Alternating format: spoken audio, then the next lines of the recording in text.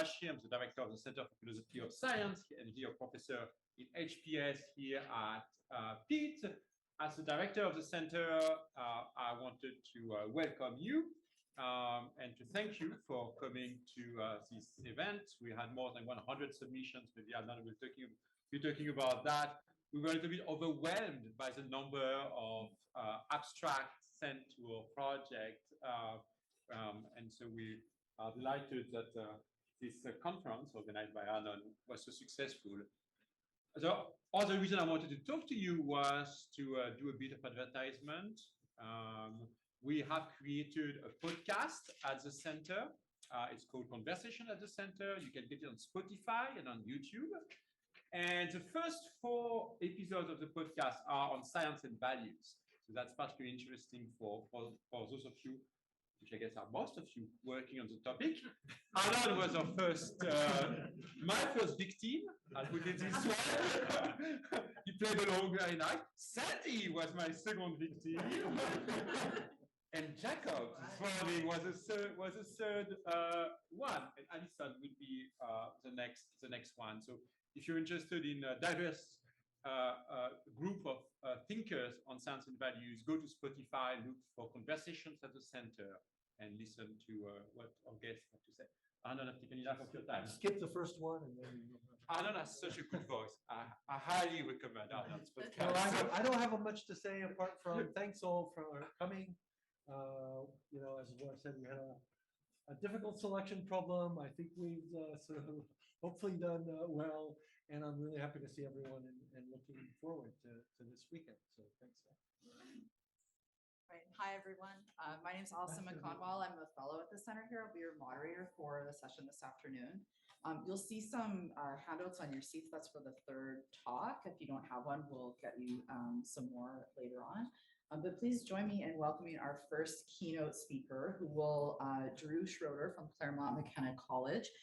Drew will talk for about 45-50 minutes, and then we'll have the rest of the time for discussion before a little bit of a break, and then we'll move to the next 2 talks. Okay, so close only counts and horseshoes, hand grenades, and democratic deliberation about science. Welcome, Drew. Thanks. Thank you very much, everybody. Let me start this so I don't screw it up. Thanks to Arnon for organizing the event, thanks to the center for hosting it, and thanks to all of you for coming, and for those of you who are speaking, submitting what look like really interesting papers. I'm super excited to hear all of them. Given the aims of the conference, I'm pretty sure I was invited here because of my work in what I think we've all decided to call the political philosophy of science, and specifically my work on democratic approaches to kind of handling or managing the value judgments that come up in the course of scientific inquiry. So in my view, the biggest challenge that literature faces is in working out the details, and in particular in working out the details in a way that makes these kinds of approaches actually feasible, actually practically implementable, because this is something that I don't think anybody has really done yet. And I don't think, I mean, until we see what these approaches would actually look like in practice, I don't think any of us are in a position to know how appealing or unappealing they actually are. And so today, my goal is going to be to try to move one step towards doing that by addressing one of the most serious practical objections that I think people have put forward against these sorts of views. But in order to explain exactly what that objection is, let me give you a little bit of background. This will be familiar to most of you, but it'll be good to get us all on the same page. Okay, so here's a sketch of an argument that a lot of people have found compelling, both philosophers, political scientists, STS folks, bioethicists, people from a whole bunch of fields. First, responsible policymaking frequently requires referring to or making use of scientific results. Scientific research involves non-epistemic values. Those non-epistemic values can meaningfully influence the results that scientists reach. And the first 3 claims jointly pose a challenge for legitimate democratic policymaking. So different philosophers fill in the details differently, but something like that argument, I think, is pretty widely accepted in this literature.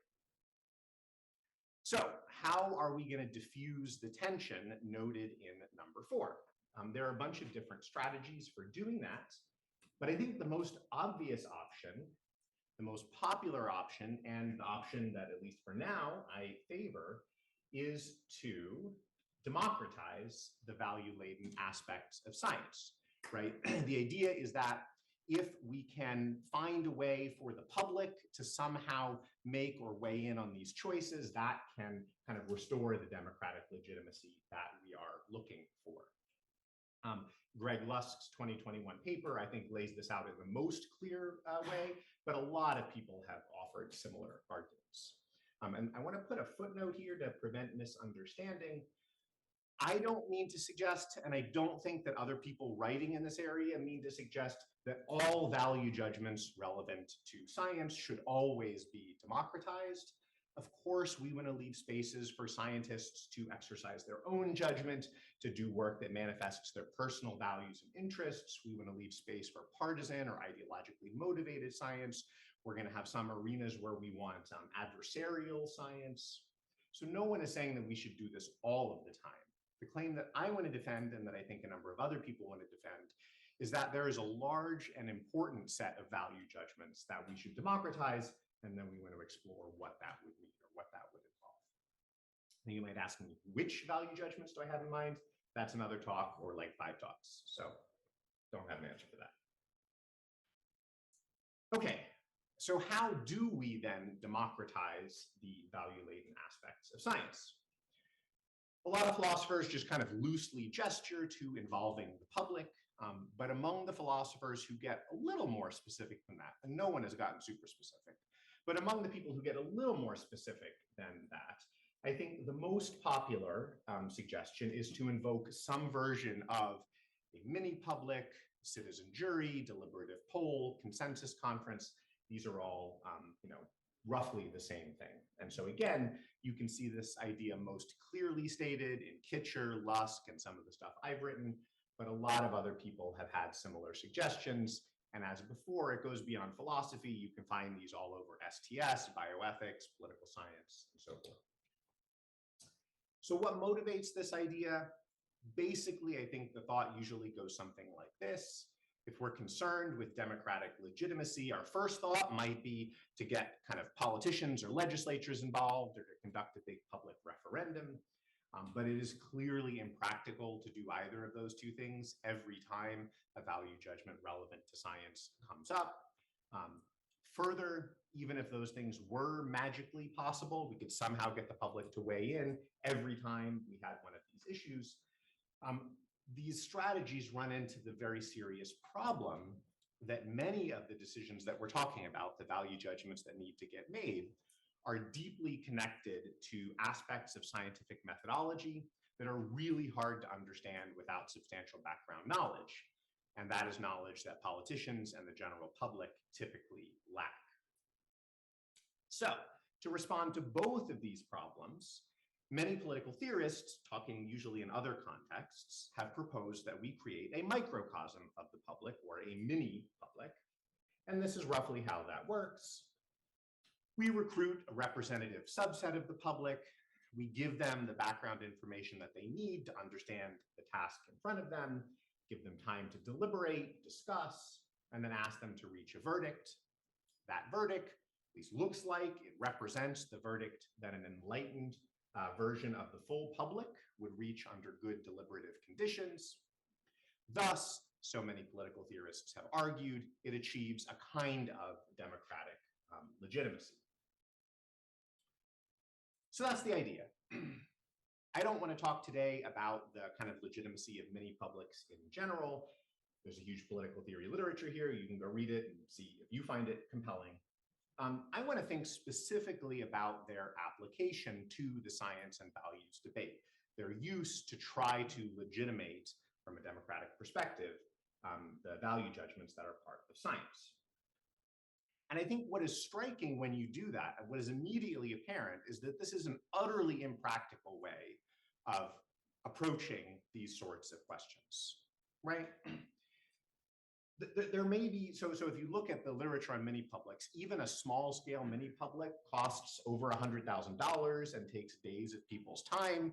A large-scale one costs millions of dollars and takes weeks or months of people's time. Completely impractical to do that here. Now, it doesn't mean that the whole literature is useless, because political theorists started proposing mini-publics for things like considering revisions to a nation's constitution, or trying to adopt a general strategy for addressing climate change. And for those purposes, a few $1 million and a few weeks of people's time is not a kind of serious problem. But when we're talking about the value judgments in science, clearly this is a non-starter. Might be possible to do this every once in a while. The American Medical Association, the American Economic Association, they could certainly fund a few mini-publics each year to weigh in on critical disciplinary issues if they wanted to, but there's just no way that we're going to be able to use this as a general strategy.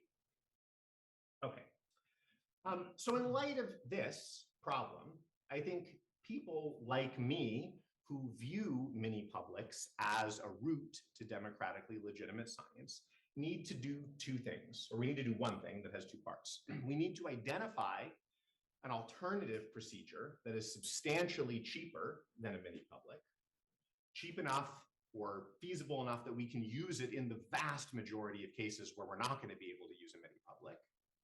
And then this alternative procedure still has to achieve political legitimacy if we're going to solve our original problem. And looks like this might be a kind of big ask, because presumably our alternative is not going to look very much like a mini-public, because if it did, it would be too expensive and we couldn't do it. Okay, so I think this is an important task that people like me need to face up to. And let me flag, I'm going to talk about mini-publics throughout, because again, I think it's the most popular strategy, but I don't think the argument is limited to that. If you look at alternatives to mini-publics that philosophers have proposed to solve this problem, like Zina science courts, stuff like that, they're also extremely resource intensive. And so people like Pamuk are going to face a parallel version of this problem. What do we do in all the cases where we can't get our science court to weigh in on some issue? Okay, so the main goal of the talk, I'm going to try to do what this says on the slide. I'm going to try to resolve this problem. Along the way, I'm going to try to make a slight theoretical advance by providing a slightly deeper foundation, or more solid foundation for this kind of democratic approach to managing value judgments that come up in the course of science. Okay, so that's the idea. So what could we do to respond to the expense or resource intensiveness of mini-publics? So one response that I want to mention, but for reasons of time, I'm not going to explore in any detail, would be to argue that this isn't actually a problem, because it doesn't really matter what scientists do in the vast majority of cases, because in the vast majority of cases, the value-laden decisions that scientists make are unlikely to influence policy. So the problem doesn't get off the ground most of the time. So as an illustration of what might lead you to think that this is an appealing idea, think about COVID vaccine trials. You know, you philosophers of science could very easily look at how those trials were conducted, and you can spot tons of places where value judgments needed to get made about the standard of proof employed, about what kinds of subjects to recruit, about what endpoints were chosen, about how long the cohorts were followed, etc. Right? But at least given the way the policy debate unfolded in the United States, it seems hard for me to see how reasonable changes in any one of those things were going to impact the policy decisions that actually got made in the end. Right? Changes there might have influenced the findings that scientists reached. They might have come up with somewhat different figures for vaccine effectiveness, so forth.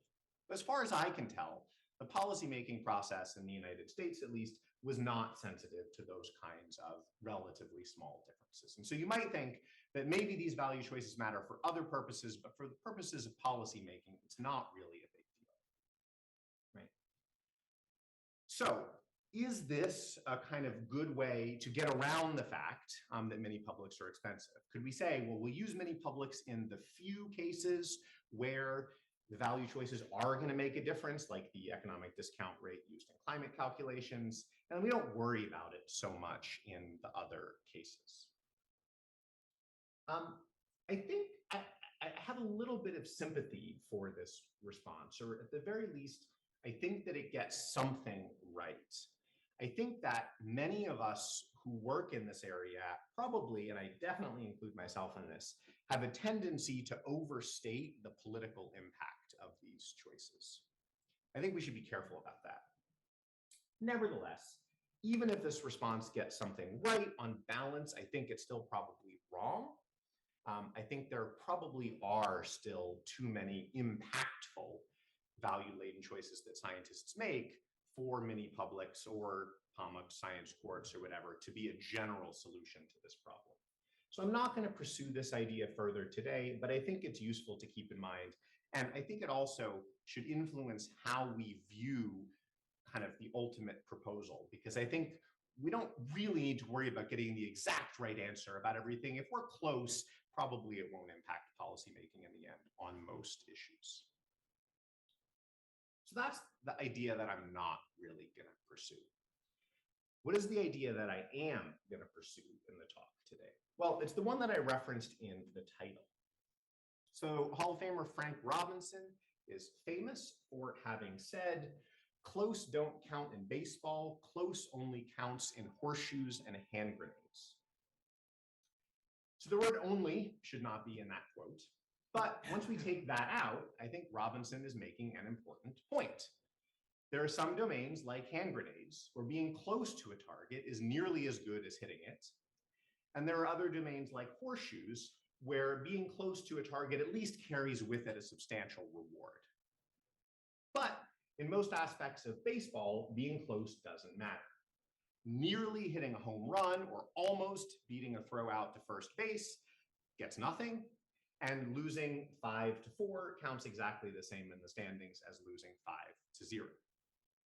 So what I'm going to argue in the next 30 to 35 minutes is that in the context of scientific value judgments, democratic legitimacy is in a certain respect more like horseshoes and hand grenades.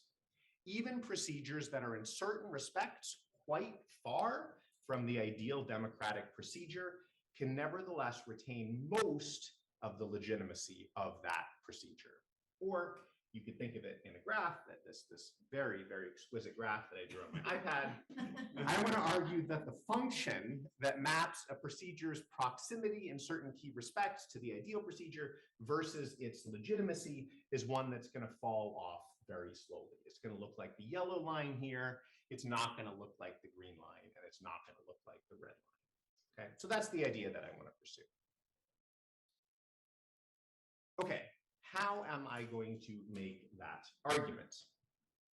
Well, I have become convinced that work on values in science can benefit from paying much closer attention to political philosophy. I gather that in our next talk, someone may express some skepticism with that, which I'm excited to hear, but I haven't heard that talk yet. So for at least the next hour, I believe that political philosophy is a useful place for philosophers of science to turn. So what I'm going to do is take a detour through political philosophy, specifically work in the liberal tradition. Why liberalism? Because just personally, I went to Harvard. I think core aspects of it plausible. And also, for better or for worse, it's been the dominant tradition for in political philosophy for a very long time. And so there's just a lot more literature to work with. So a foundational idea motivating much work in liberalism, and judging by the conference program, this is an idea we're going to hear a lot about over the next couple of days. It's been the idea that certain government laws or policies are justified or acceptable only if they can be justified to all of the people who are subject to them. You can put that negatively. A government should not impose requirements on, should not coerce citizens unless it can justify those requirements or that coercion to the citizens in question on grounds that those citizens should accept. So the most famous contemporary statement of this view is Rawls's liberal principle of legitimacy. I won't read it to you, you can do it yourself. Here's a similar statement from Nagel, who doesn't just put forward the idea, but describes this as the traditional understanding of legitimacy. I presume he means within the liberal tradition. And here is a more recent statement from Gauss. He calls it the basic principle of public justification. And again, there's nothing special about these people. You can find claims like this all over the place, and Kant is obviously in the background here. So as with many publics, I'm not going to try to offer a defense of this approach. This is the philosophy of science talk, not a political philosophy talk. But I think one way to see the appeal of this kind of idea is to think about attempts to exert power that don't live up to this standard, right? Suppose that I attempt to force you to follow some rule that you cannot be reasonably expected to endorse, or that you have no reason to internalize yourself. Right? There may be all sorts of things that can be said in favor of what I'm doing. Maybe forcing you to follow this rule will maximize utility, or maybe it'll get you to follow the objectively correct religious principles or something like that. But whatever I'm doing, I am pretty clearly not valuing your liberty. I am not respecting your autonomy. I'm not treating you as my equal. On the other hand, if I force you to follow a principle that you yourself have reason to endorse or to internalize or to accept, then it is at least arguably the case that I am respecting your liberty or your autonomy, since all I'm doing is pressing you to follow your own better judgment. Or at the very least, I'm not imposing an alien ideal on you. Thus, I hope you can see why an ideal of public justification is a kind of core commitment that makes sense in the liberal tradition. This requirement of public justification then naturally suggests restrictions on the way in which political deliberations get carried out.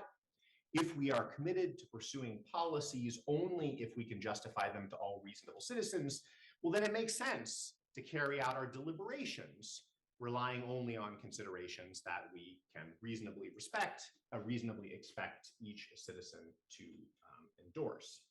This is an ideal of public reason, and it's where policy-relevant scientific claims come in, because obviously these claims constitute part of the justification for many policy decisions. So this really sketchy idea of public justification and public reason obviously needs to get fleshed out in a number of different ways. And there's a huge literature that tries to do this in political theory more generally. Now, one of the key questions in that literature, one of the, 3 or 4 most prominent questions, is what is the scope of public reason? What kinds of decisions does this requirement or this ideal apply to? Now, Rawls famously argues that it has a limited scope. It only applies to discussions or deliberations about the basic structure of government or about certain basic rights and liberties. It's not clear, but usually that's the view that Rawls seems to hold. But I think that the much more popular view among political theorists today is a much more comprehensive view that argues that we should want many more, perhaps all, coercive government actions to meet this kind of a standard. I'm not interested in adjudicating the debate here between someone like Rawls and someone like Kwong. The claim that I want to make is that however that debate gets resolved, we have special reason to want a standard of public reason to apply to at least a large part of scientific research that gets used to inform policy discussions. Indeed, I think the case for having scientific claims in policy discussions meet a public reason standard is much stronger than a lot of the other arguments that you might give in favor of a public justification requirement in non-scientific contexts. And so kind of what I want to suggest is that even if, like Rawls, you think public justification or public reason has a very limited scope, or even if you reject the whole idea of public justification of government policies altogether, you still might want scientific claims to meet a standard of public reason. Now, why would you want that? It's for 2 reasons. First, I think it's true that we already tend to treat most, or at least established, scientific claims as ones that all reasonable people should accept. And second, I think in many contexts, this is a practice that is worth preserving. So let me say a little bit about both of those two claims. Okay. So on the first claim, here are some data points that I think kind of suggest this general attitude, social attitude towards science. Policymakers frequently talk about following the science as though that's all they can do, right? Scientific claims are ones that you have no rational choice but to accept. When policymakers do make decisions that at least appear to go against or ignore scientific, well-established scientific claims, those politicians tend to go out of their way to argue that the science in question is mistaken. Think about politicians who argue that climate change is unproven, or that vaccine scientists are hiding evidence of really serious side effects. And so what that suggests to me is the lengths that these policymakers will go to explain why the science they are apparently ignoring is bad science suggests that they still accept that good science is science that ought to be followed. Third, when non-expert members of the public refuse to accept or act on kind of widely accepted scientific claims, think of someone who refuses to vaccinate a child, refuses to support action to address climate change, takes unproven COVID treatments, those people are widely perceived to be acting irrationally. And even in cases where maybe we do acknowledge that people have good reason to reject or distrust scientific claims, maybe they're members of a group that has been historically exploited by scientists, and that gives them a good reason to distrust science. A lot of people respond to that by trying to find ways to establish trust, to reestablish trust, which suggests that in the end, we still kind of think that in some sense, everybody should be accepting scientific results, even if in particular cases, we understand that somebody has a good reason not to do it. We still want to get them to that place of trust in the end. So that seems to, again, suggest this public reason idea. Okay, so I think these data points and others suggest that in general, society tends to view scientific claims as ones that we think all people have reason to endorse. Now, you might observe that this attitude towards science is in large part connected to a mistaken view of science as a value-free endeavor.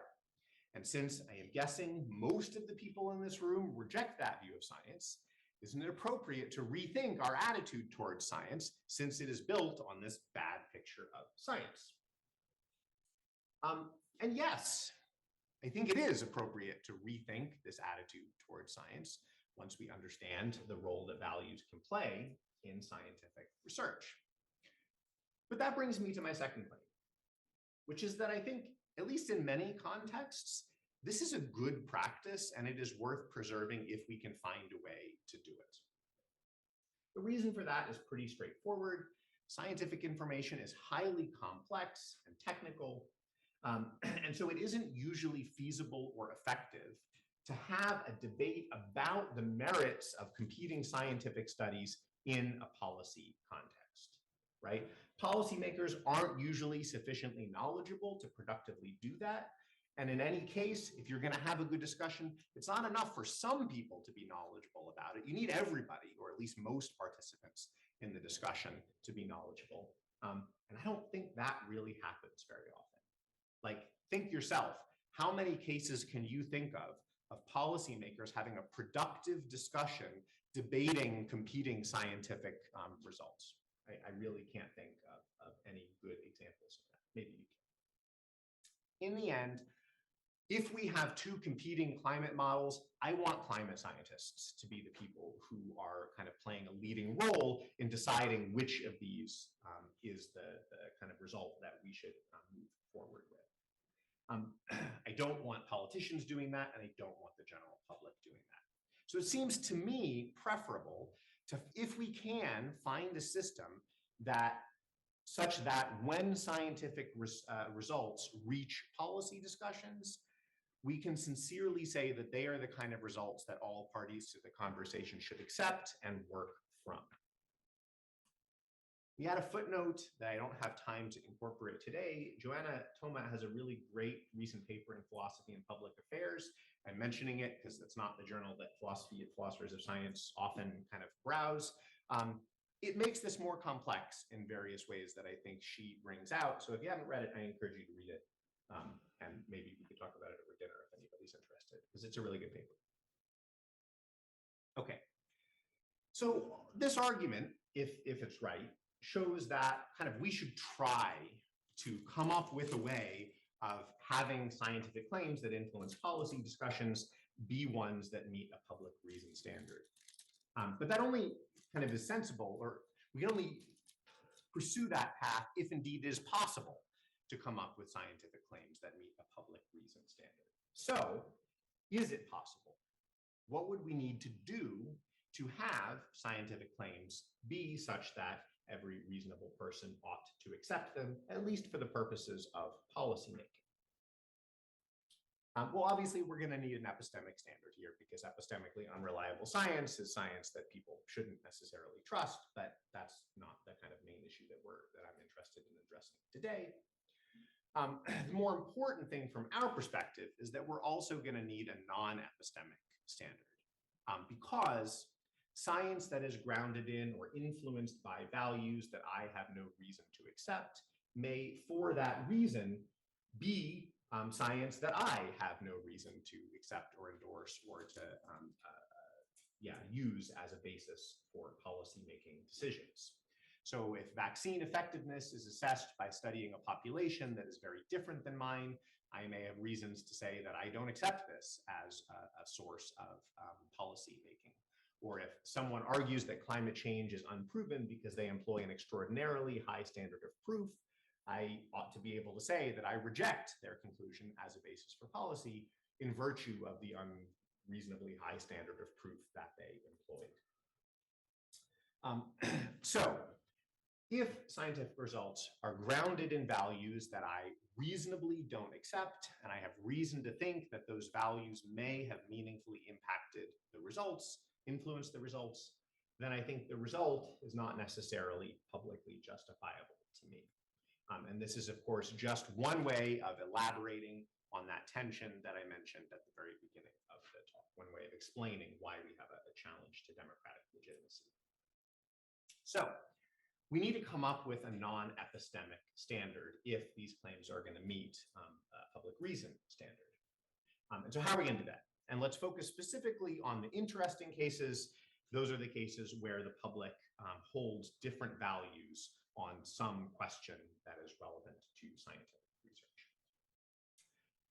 Fortunately, we have a really big political theory literature because public reason political theorists have really been interested in figuring out what does public reason tell us to do in cases where the public holds conflicting values. And so here is what that literature suggests. First thing that we do is we idealize the public. We are looking here to try to find claims that all people have reason to accept, not necessarily claims that all people do accept. The latter task would obviously be impossible. The former task maybe is not impossible. Thus, we can set aside any disagreements that are traceable to certain kinds of ignorance or a lack of deliberation. Okay, so that'll reduce the scope of disagreement a little bit. Second, most accounts of public reason have some normative guardrails. So according to some philosophers, for example, we get to assume that reasonable people are committed to some version of political equality, or maybe that they acknowledge some form of reasonable pluralism. In other words, they accept that people can disagree with them without being unreasonable. So we can use this to set aside certain kinds of disagreement that is traceable to normative views that are deemed politically out of bounds. So this is a strategy that I pursue in a philosophy of science paper, and I don't use the term public reason or public justification there, and that was probably a mistake, but you can now go back and read that in if you want. A third strategy that political theorists suggest is that we ask whether the disagreement in question actually needs to be resolved or fully resolved. In the context of science, I think what we might ask is whether we can arrive at sufficiently policy guiding conclusions that are consistent with the full range of reasonable value judgments that are held by the public. This is how Stephen John's high epistemic standards proposal works in certain cases. He's trying to find scientific claims that are ones that you should accept whatever reasonable attitude towards inductive risk you have.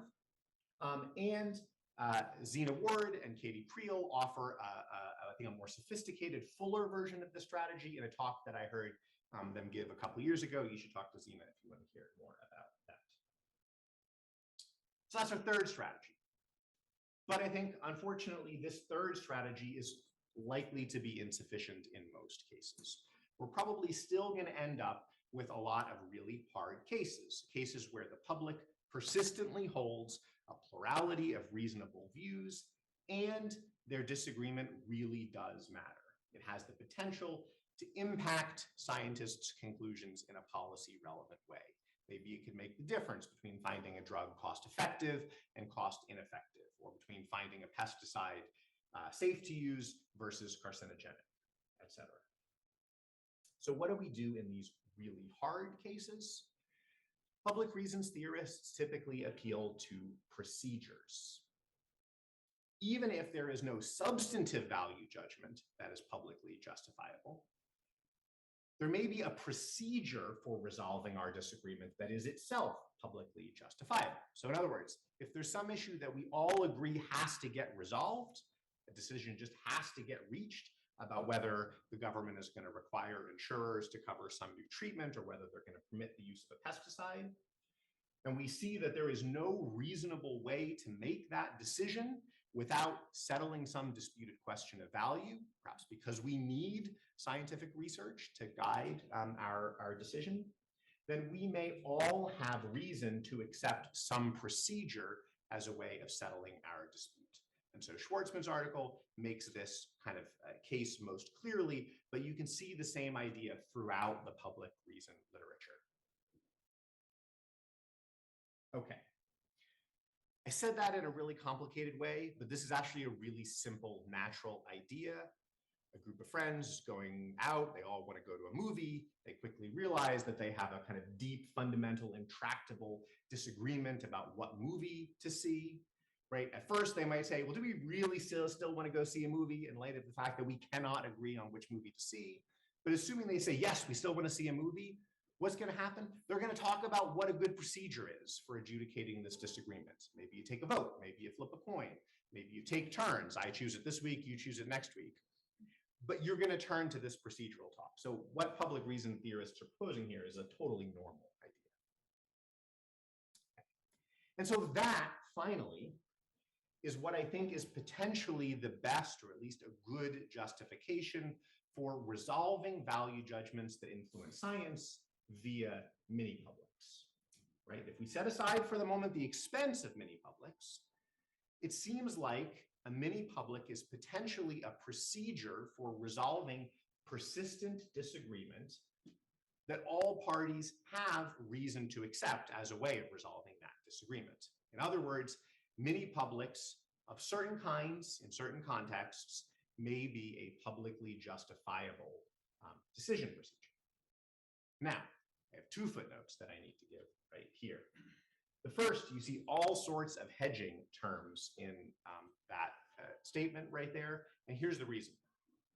I have not yet said exactly how our mini-public is supposed to work. So here's one among many key questions.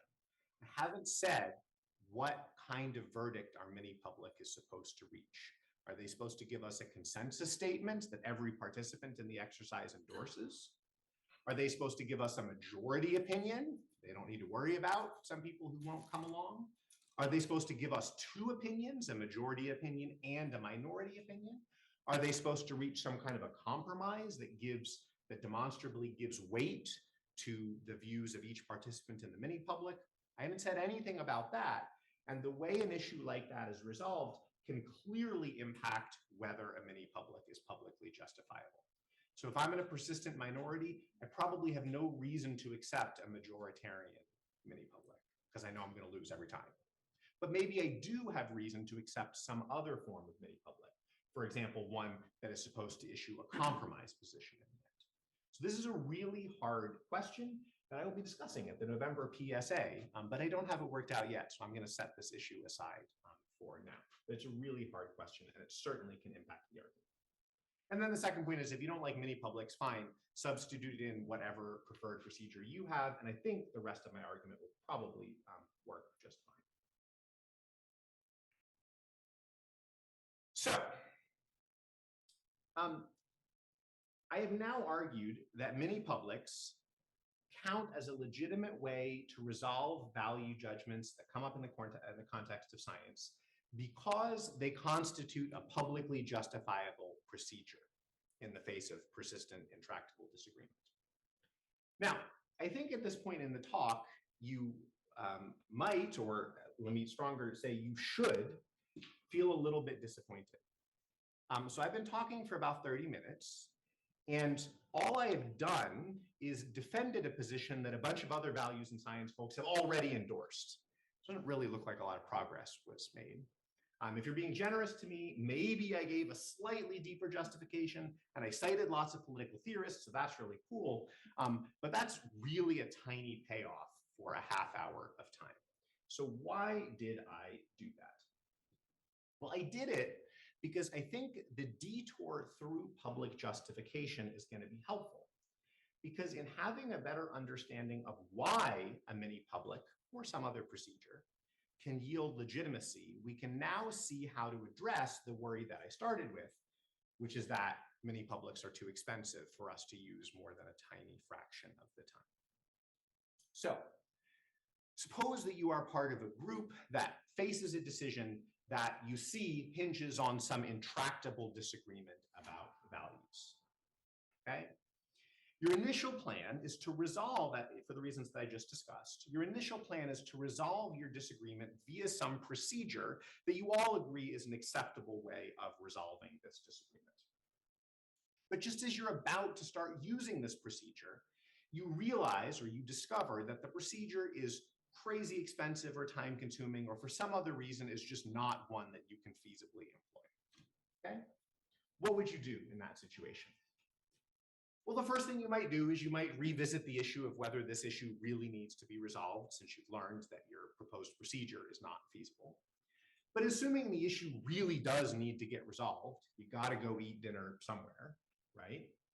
Assuming it really needs to be resolved, what you're gonna do is you're gonna look for an alternative procedure that is cheaper than your original procedure, right? Put in the language of public justification, if the issue really must be resolved, and if the ideal way of resolving the issue is not practical, then those facts give all parties sufficient reason to seek a cheaper alternative procedure.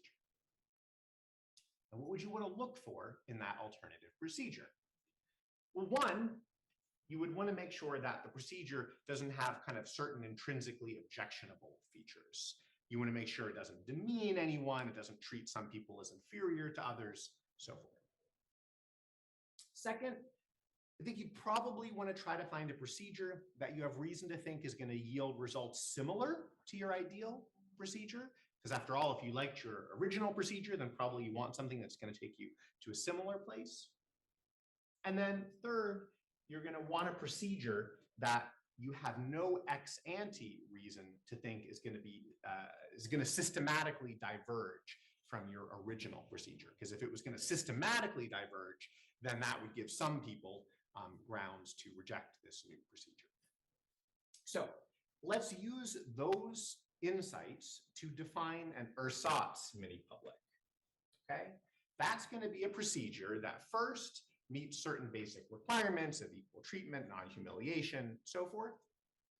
Second, that we have reason to believe will yield results similar to a mini-public, an accuracy condition, whoops. And third, that we have no ex ante reason is going to systematically diverge from a mini-public, so a no known bias condition.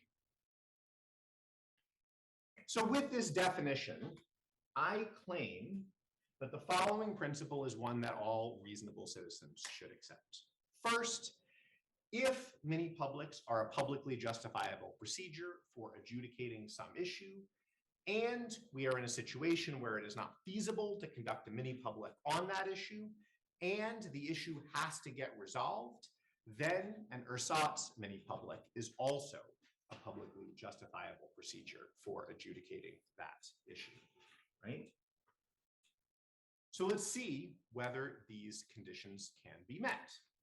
Well, he said, I'm assuming that mini-publics count as publicly justifiable just because I can only do so much in one talk.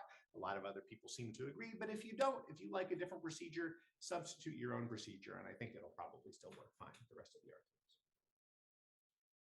The second condition is going to be tricky in certain cases, borderline cases, but most cases are not borderline cases. If you're a research group doing some study, you clearly don't have the resources to do a mini-public in almost all cases. So I think most of the time this is going to be pretty straightforward, although we'll need to do some philosophical work in the borderline cases. And then finally, we can give straightforward normative or political arguments that certain issues, for reasons connected to justice, just have to get resolved, right? We all have reason to want our government to reach decisions on climate change, drug approvals, vehicle safety, and so forth. And given the instrumental value of science to making those decisions, we all have reason to want them to be informed by scientific research. So I think we're frequently going to be able to make arguments that certain issues really do have to get resolved. And so if we do that, and the principle that I suggested is right, then we have justified an ersatz mini-public as a publicly justifiable procedure. So all we got to do now is ask whether these things exist. Are there any ersatz mini-publics? And I'd be interested in hearing what you think, but I actually don't think this is going to be really hard. I think that obviously it's going to depend on context and all sorts of details, but here are some things that could potentially count as ersatz mini-publics, right? You can read them and see what you think about them.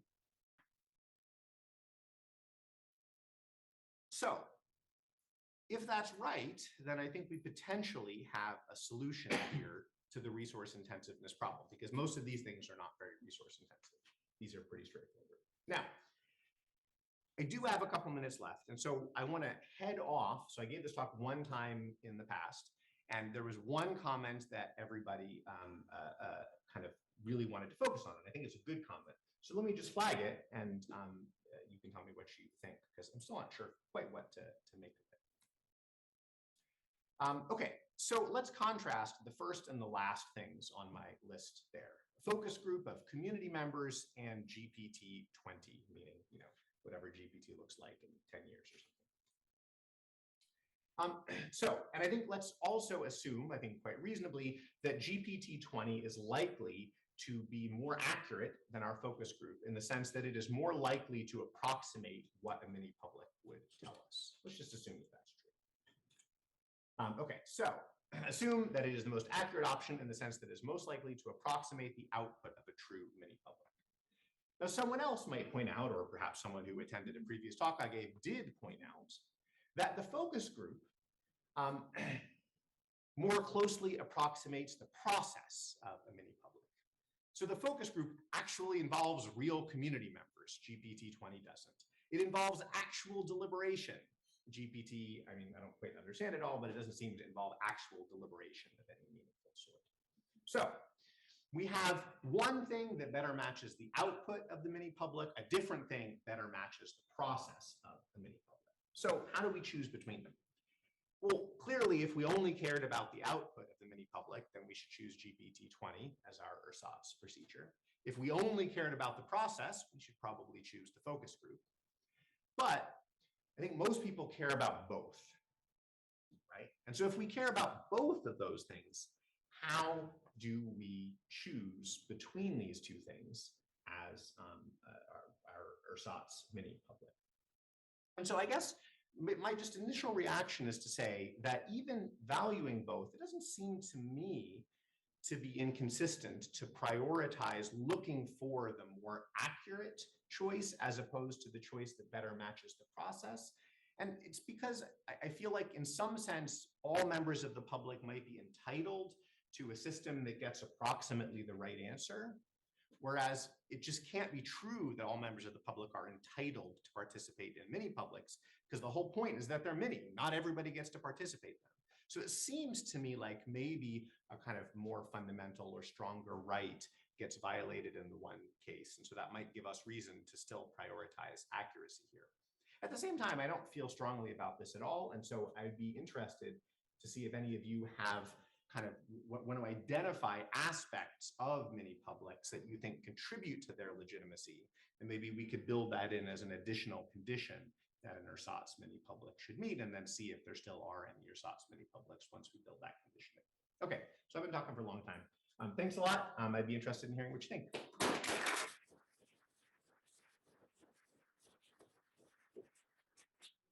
We have a great amount of time for questions. So if you want to keep your hand raised, we'll start with Carlos and then get you in the queue.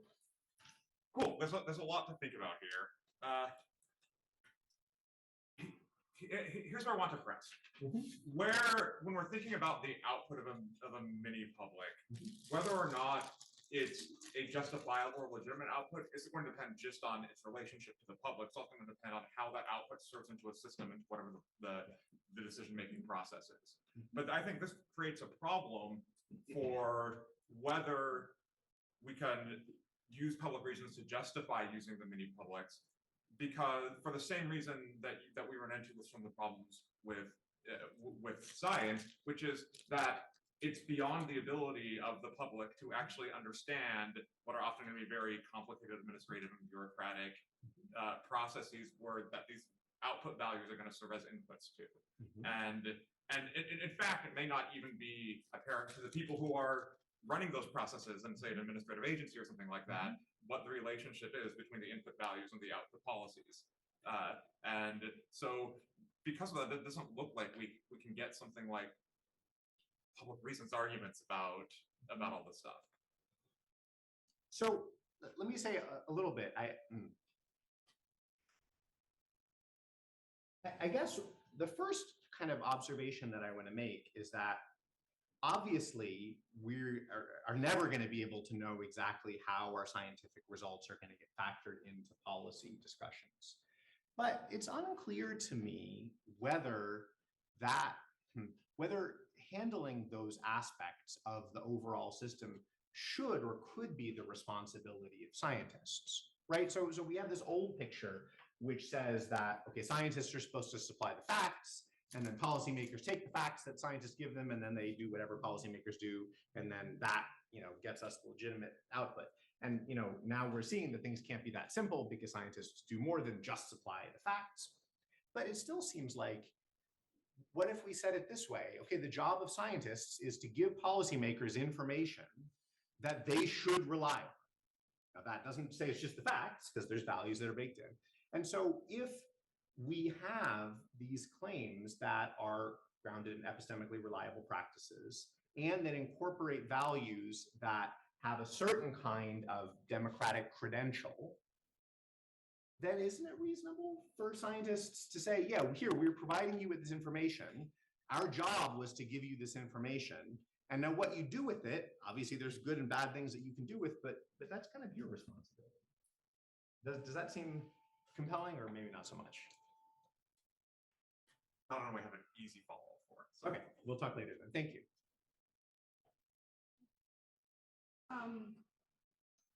So I was just wondering whether you mentioned at some point that you think that similar, following up on this, there's this notion that the scientists need to give reliable information that the policymakers then make decisions on that basis.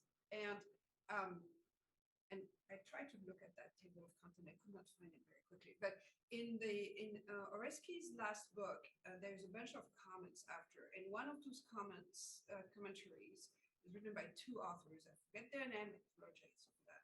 But they have this alternative view, which is to say, instead of having, so your point of view would be mini publics, decides on values, those values influence the science is given to the policymakers, right? That's, I understand that correctly. Yeah.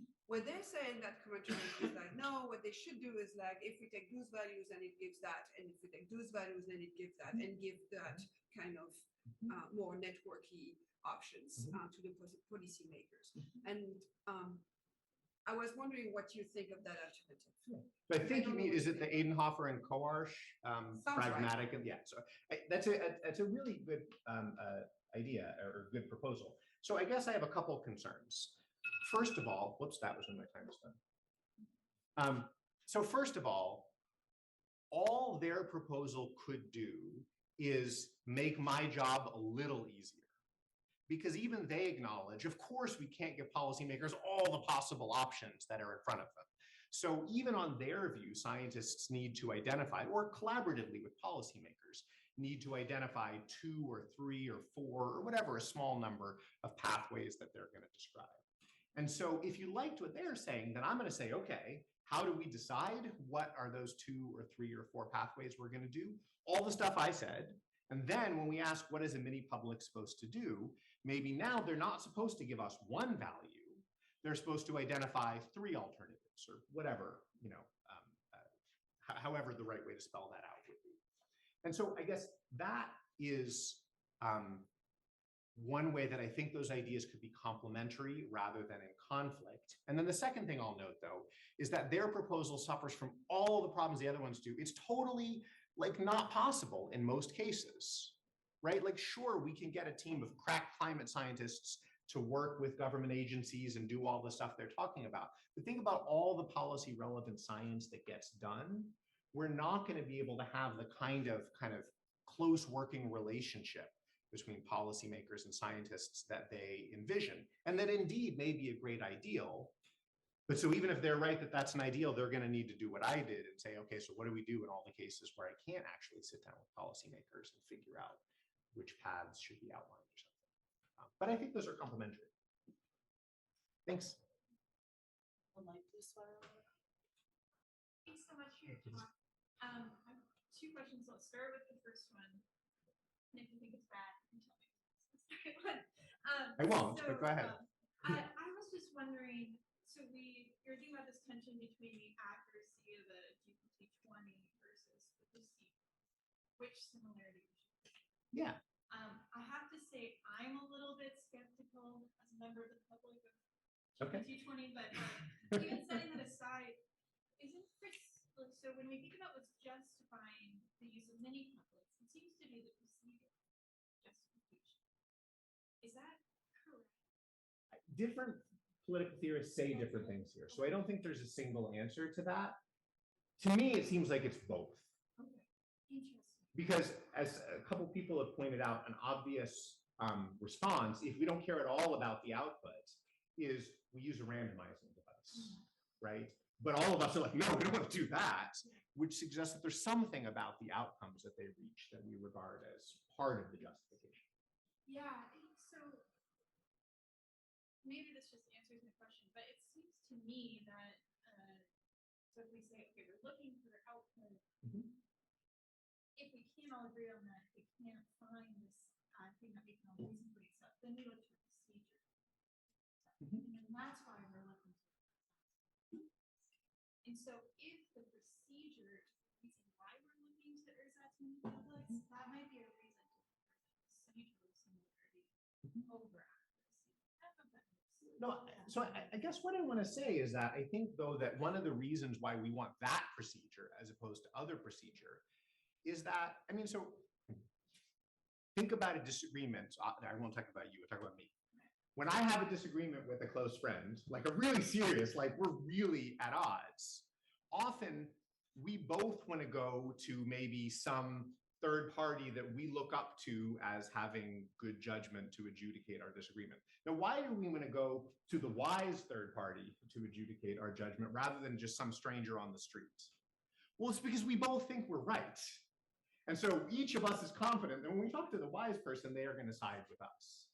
And so I think something like that is going on here. The reason that all of us may have reason to accept mini publics is the whole setup is supposed to be one that helps us avoid some of the mistakes that we all make in kind of political reasoning on an everyday basis, right? And so there's a certain sense in which if the only reason I hold a view is because I'm totally ignorant on something or I haven't thought hard enough about it, I don't want to change my view. And so a mini public is a way of trying to correct for those things. At the same time, hopefully in a way that doesn't bias things against me or anyone else. So anyway, I think that's part of it. And so that's also why there's both process and outcome going on, which I think is what makes the last issue complicated. Thanks. Thank you so much. A lot of interesting stuff. So I have a question. So it seems to me that the overall arc of the talk was, mini public is very expensive. I have a cheaper alternative, which brings about similar results. Yeah. So, but later on, it seems to me that you mentioned bringing about similar results as one of the requirements of the sites, mini public. But it seems kind of problematic to me, because if bringing about similar results is a requirement for ersatz, then it doesn't seem to be a solution to the problem, because we don't know whether the results are similar unless we think it's a kind of just empirical question that we just need to check. But if we want to check that empirically, then we need to have the mini publics and the ersatz together, but that doesn't solve the problem, because we still need to have the mini publics. So I do mean for it to be an empirical thing, right? And we have a literature not focusing on science in particular, right? But like mini publics are like a thing that happen a lot around the world. And we have research on what kinds of decisions mini publics tend to reach. And most of it, as far as I can tell, seems to be positive. So they're like less racist than you would expect general, unstructured deliberation to end up with. They tend to reach conclusions that are actually informed by evidence more often than the general public does.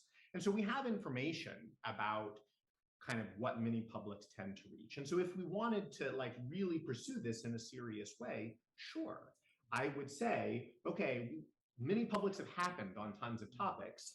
Let's try to have a focus group of community members address the same question. And if they tend to always get pretty similar answers, then that gives us good evidence that this is right. If they get wildly different answers, we'll then cross it off the list. And same with GPT-20, I share all of Rebecca's kind of concerns about it.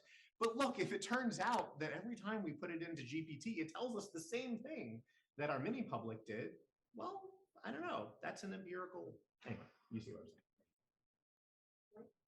Thank you. So this is coming right off on the heels of the last question. And when you got to this slide, right before the slide, you said, I think it's actually really easy to find these ersatz mini publics. And I was like, yeah. And then you gave me this list, and I was like, no. Okay, so tell me why I'm wrong. The thing about mini publics is that they involve education of the people, or education and communication between the various people in the public. And maybe extrapolating from other mini publics on related topics does that. But so far as I can see, these other options don't. At least they don't if they're going to be significantly cheaper than running a mini public. And I mean, I think partly based on my much scantier knowledge of the literature you just mentioned, think that seems like the really crucial element of the mini public. And so we should expect that these other approaches are not going to give us the same result as the mini public. Yeah, I mean, that's the thought. So look, as I said, this is an empirical question. We'll see who's right. I guess here's the thought though, right? Mini publics, again, there's different versions of them, right?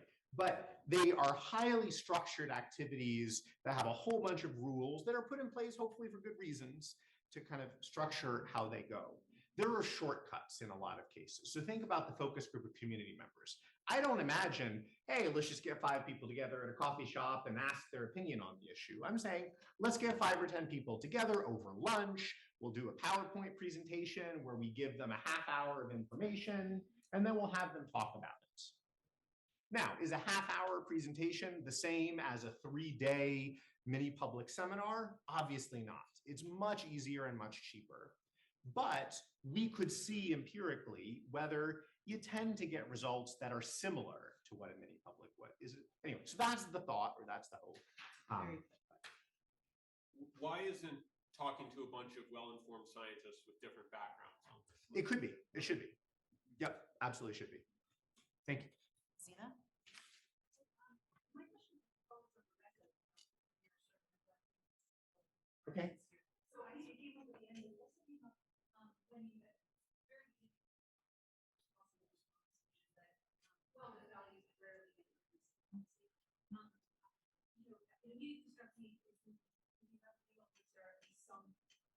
procedural requirements, then it's not necessarily the value of the not negative this policy.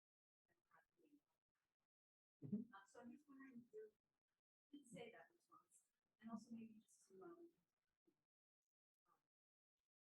ignite some controversy. Yeah. It seems to me that Jacob's view is a little different, right? Jacob's difference to inference kind of idea. Is value makes difference access to proof. Seagull's view, value judgment did not make a difference. Still being corrected in some ways from So let me go back to the point that thank you. Let me go back to the point, the earlier moment in the talk that you're referencing. So I guess this is where the fact that legitimacy comes in degrees seems important. So I'll agree with you that suppose we have a whole bunch of decisions that scientists are making that involve values in some way that are influencing the details of the conclusions they reach. So I measure vaccine effectiveness at 85%, you measure it at 89% because we follow different populations or something like that. And that one of our statistics or both of our statistics are going to be inputs into policy discussions.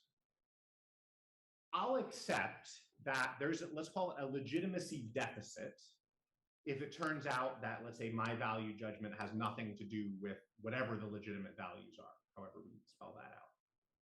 But if that legitimacy deficit is very unlikely to change what policymakers do, then it strikes me as a very minor kind of legitimacy deficit, maybe like voter fraud that is not going to overturn an election. You know, we know 10 people in Pittsburgh are going to illegally vote. Like, who cares?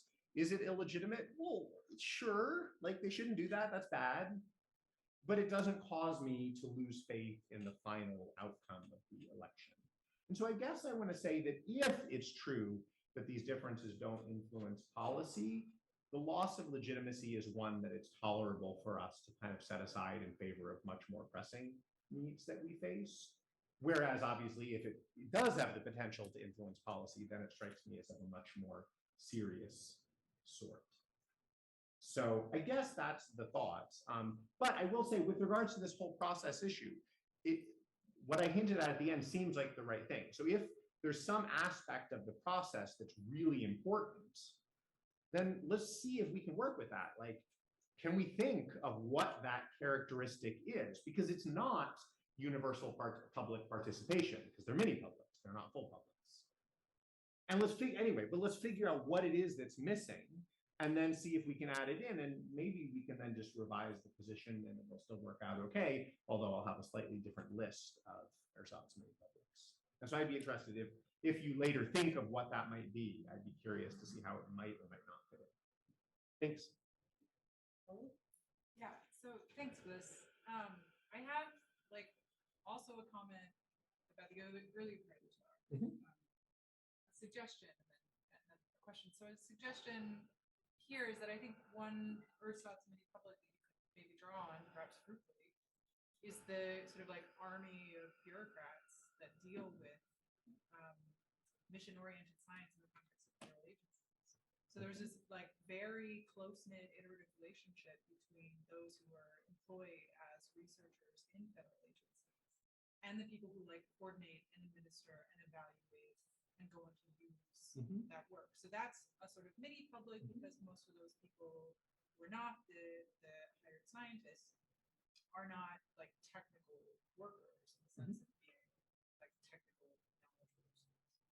But they are the ones who are tasked with doing all the other things about like evaluating this research, understanding its relationship to the existing missions and values of the organizations, and then doing something with that work that either institutionalizes it internally or in policy for other areas. So that could be an interesting.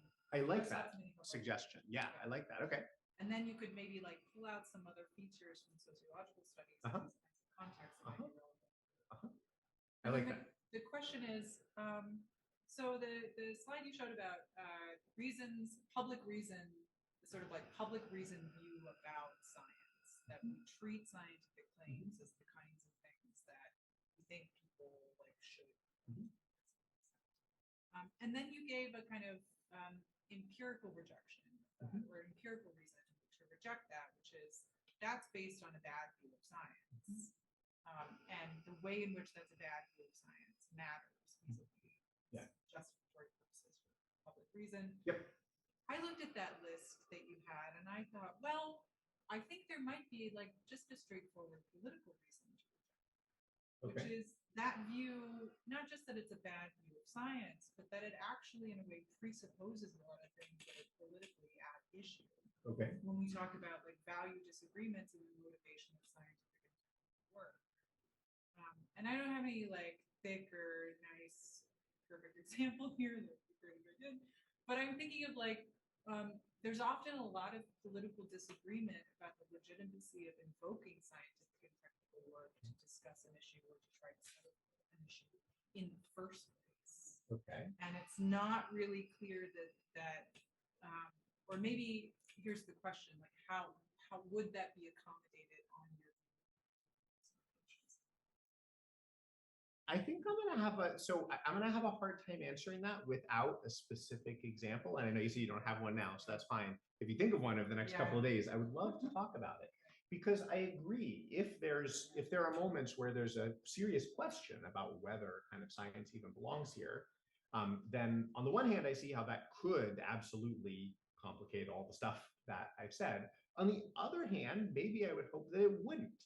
Maybe, okay, yeah, we need to have a debate about whether science is an appropriate tool for solving this problem. And then if the answer is no, then no. If the answer is yes, then we do all the things that I said. Yeah, I think it might just matter to this idea that like there are some values which might matter more. That may be true. So I guess I'd love, if you think of an example, I'd love to talk through that because I don't know what I would say about that.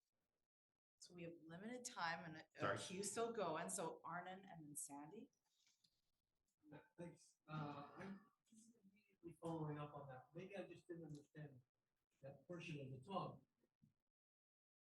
I mean, it does seem like a lot of the reasons why people invoke science in public debate, like politicians trying to defend themselves against accusations, they are closely tied to this view of science that you reject. Yep. So how are you relying on that in order to, if you were, so I don't understand, can you sort of walk me through the apparent contradiction why it's not a problem for you? Well, so look, fair point.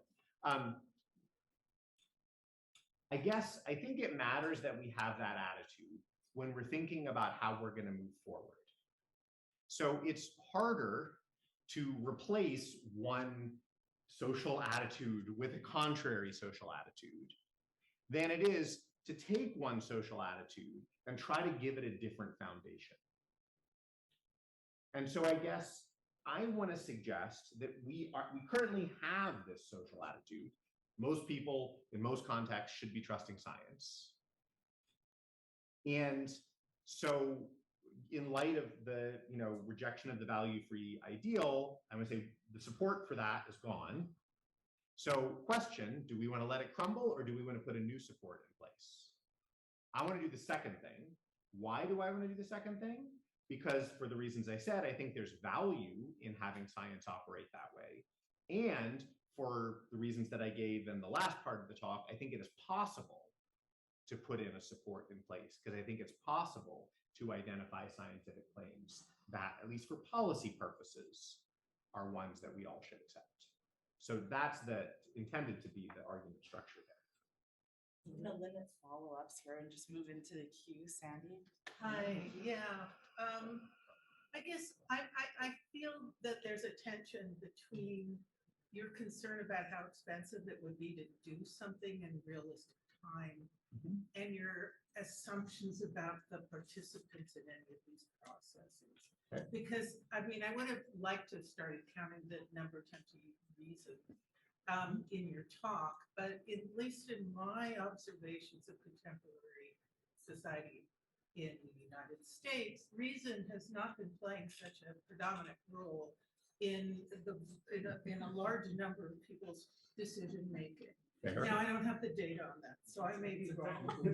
However, You're right. I think that So one of the questions I have is, if you're assuming that, and this is kind of tied to the things that if you educate people, then they, do it. But although reasoning in these contexts seem to be depending on people's self-interest, and self-interest may be cashed out in lots of different ways, and motivated reasoning becomes one of those ways. So I'm a little concerned about a kind of more fundamental foundation here, which is a kind of this kind of flattening out of domains of expertise, right? So we give up expertise in scientists to make claims about their results, even if they encode values, and we replace it with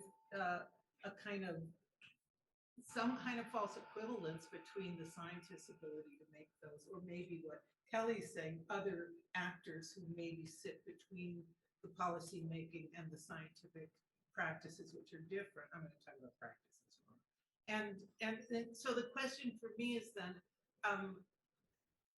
in concern for what's effective in real time, how do you reconcile that with this kind of, seems to me, idealized view of the rational citizen for making decisions outside their own particular domains of expertise? So, I mean, you're clearly right about the overall, I don't know, attitude that people have or social practices here. I guess two things that I want to say, and it's not a full answer, but maybe it gets at what the points that you're making. So I think that although I perhaps like you am depressed when I see the role that reason does or doesn't play in all sorts of important decisions that impact all of our lives, I'm optimistic that we can create spaces where reason plays a more robust, substantial, good, virtuous role. And I think the attraction of mini publics is that they're supposed to be one of those spaces. And the empirical literature that I'm familiar with, and I am far from an expert, but I've read a fair amount, suggests like they're not perfect, but they're a lot better than maybe what currently goes on in a lot of places. So they're a dramatic improvement on the phenomena that you're referencing. And so I guess, and this gets at some of the questions that people were pushing me on, with this list here. The question then becomes, can some of these, the ones that are spaces, be spaces that also cultivate that kind of reasoned discourse? And I guess we'll have to see, but from talking to some people who do community-based research and things like that, it does seem possible to create spaces where that kind of reasoned discourse happens around science. And so I guess I want to propose that we should try to do that if we can. And again, it remains to be seen whether that idea is possible. And then I guess the other thing is that part of what motivates me here is I try to not give in to a kind of despondency about this. So this is a related issue. I was talking to a bunch of bioethicists who had written lots of kind of policy white papers connected to COVID, like offering guidance to governments about how they should be deciding on lockdowns and vaccine policies and mandates and stuff like that. And they were then working with social scientists to explore the policymaking process and to see what impact all of the things the bioethicists had written had on decision making. And you will not be surprised that the answer is 0. Like, they could find no evidence that anything any bioethicist wrote made any difference to, like, it was sad. And despite that, I still want to write those papers because I guess, I don't know, maybe it's unjustifiable, but I guess I still feel like we ought to try in some ways. So I don't know, that's kind of a partial gesture and an answer. Thank you. Drew was kind enough to concede 2 of your discussion minutes so we can stretch our legs before the next talk. So if we didn't get to your question, my apologies, but let's thank Drew.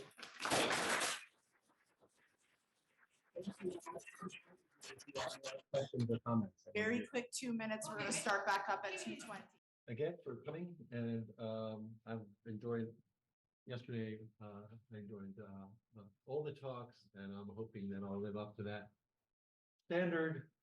I think most people, especially in this room, won't doubt that questions about what science should study are very important.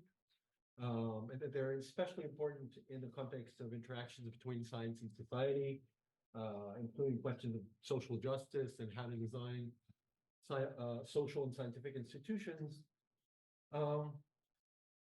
Because I guess the sort of the question of what science studies go, what science should study go a long way towards determining, the kind of ideas, information, and ultimately technology that is available to policymakers, to the public, to ordinary citizens, to public debate, and so on. So it's kind of surprising that there's very little discussion of this in philosophy.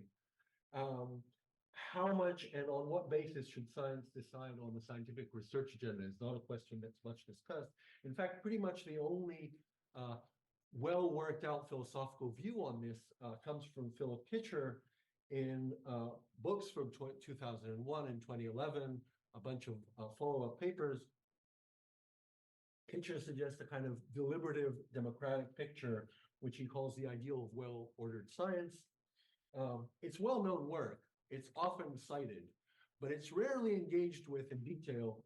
And as a result, I think Kitcher's is the kind of only picture we have on this topic, picture of what you might call science governance, and in particular, the sort of society's control over the research agenda for science. Sorry, society's control over the research agenda for science. So I think I admire Kitcher's work. I think it's very important. And I especially admire his insistence that there is a kind of big set of philosophical topics here that should be addressed. But I also think that in a sense, his project sets off on the wrong foot. And that's because it sort of models the setting of the scientific research agenda through an idealized public funding body. And to think of it this way ignores some basic facts of how science is and should be organized. And as a result, it neglects questions about the extent to which science is and should be under democratic control in the first place, and the degree to which social needs should be addressed through science relative to other possible ways of sort of ways that don't require new knowledge. Put it that. So the first sort of goal, the first goal I have in this talk is to kind of flesh out this criticism of Kitcher, where the idea isn't sort of to take down Kitcher, but more to sort of try to open up a different space for a kind, sort of try to say a little bit about the kind of view I think we can try to have here. And then in the second part of the talk, I'll try to sketch a very partial and in many ways tentative picture that sort of for one important issue here, and that's the fact that so much science, and especially as I'll discuss biomedical science, is done in the private sector.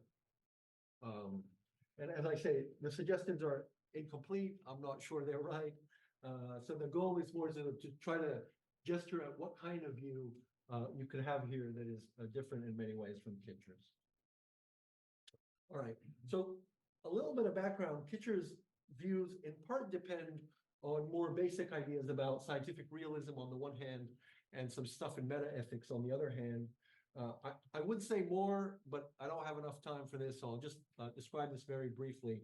On the first sort of point, Kitcher holds that while science aims and sometimes gets truths, there isn't any sort of objective criterion for which truths science should discover or seek.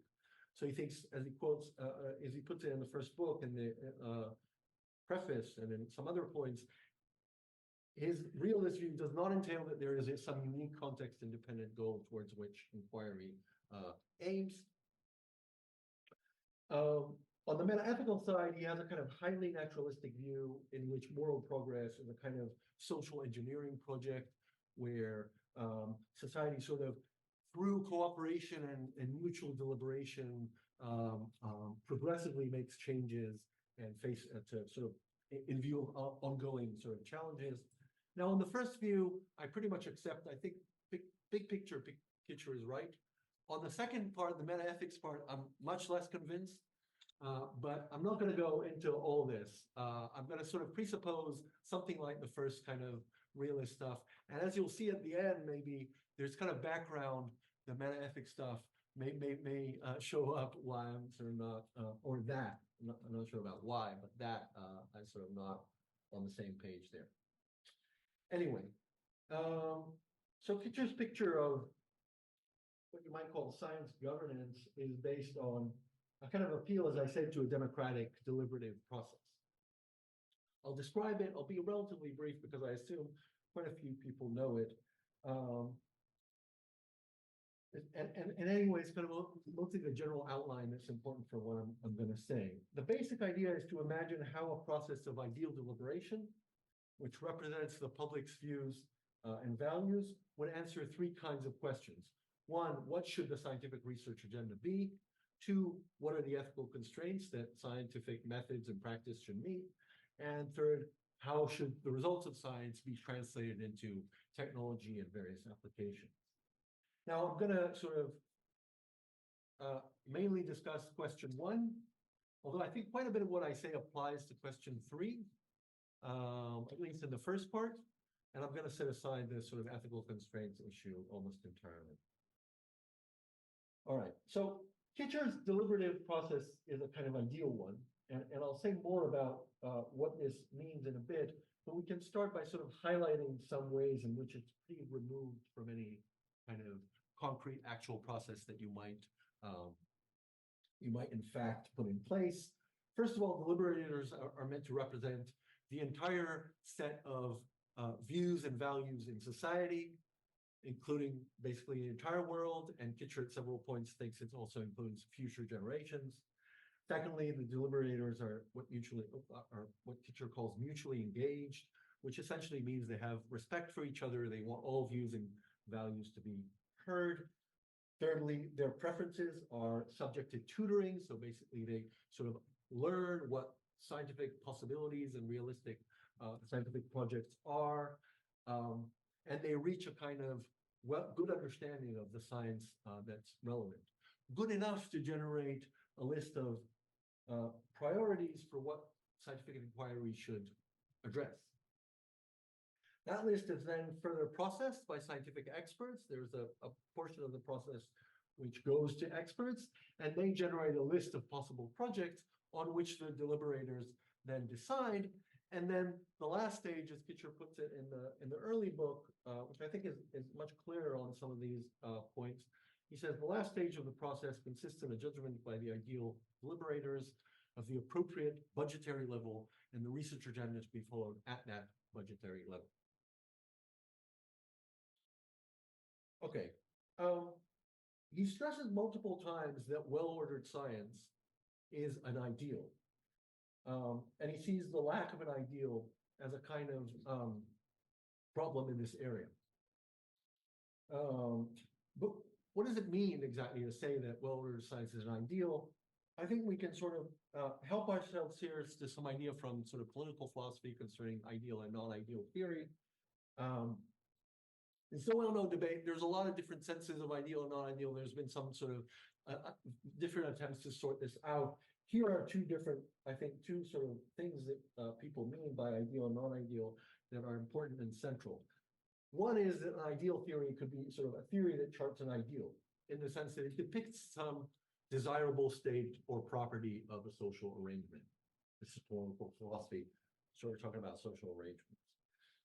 And I think that's what meant when we say something like, well, ideally, science should be free from fraud and misconduct, right? We're describing a kind of desirable state. But ideal theory also denotes something that philosophers of science will be familiar with, a kind of process of modeling, essentially, I think. So it's a process, by that I just mean a process that involves making a bunch of simplifying assumptions.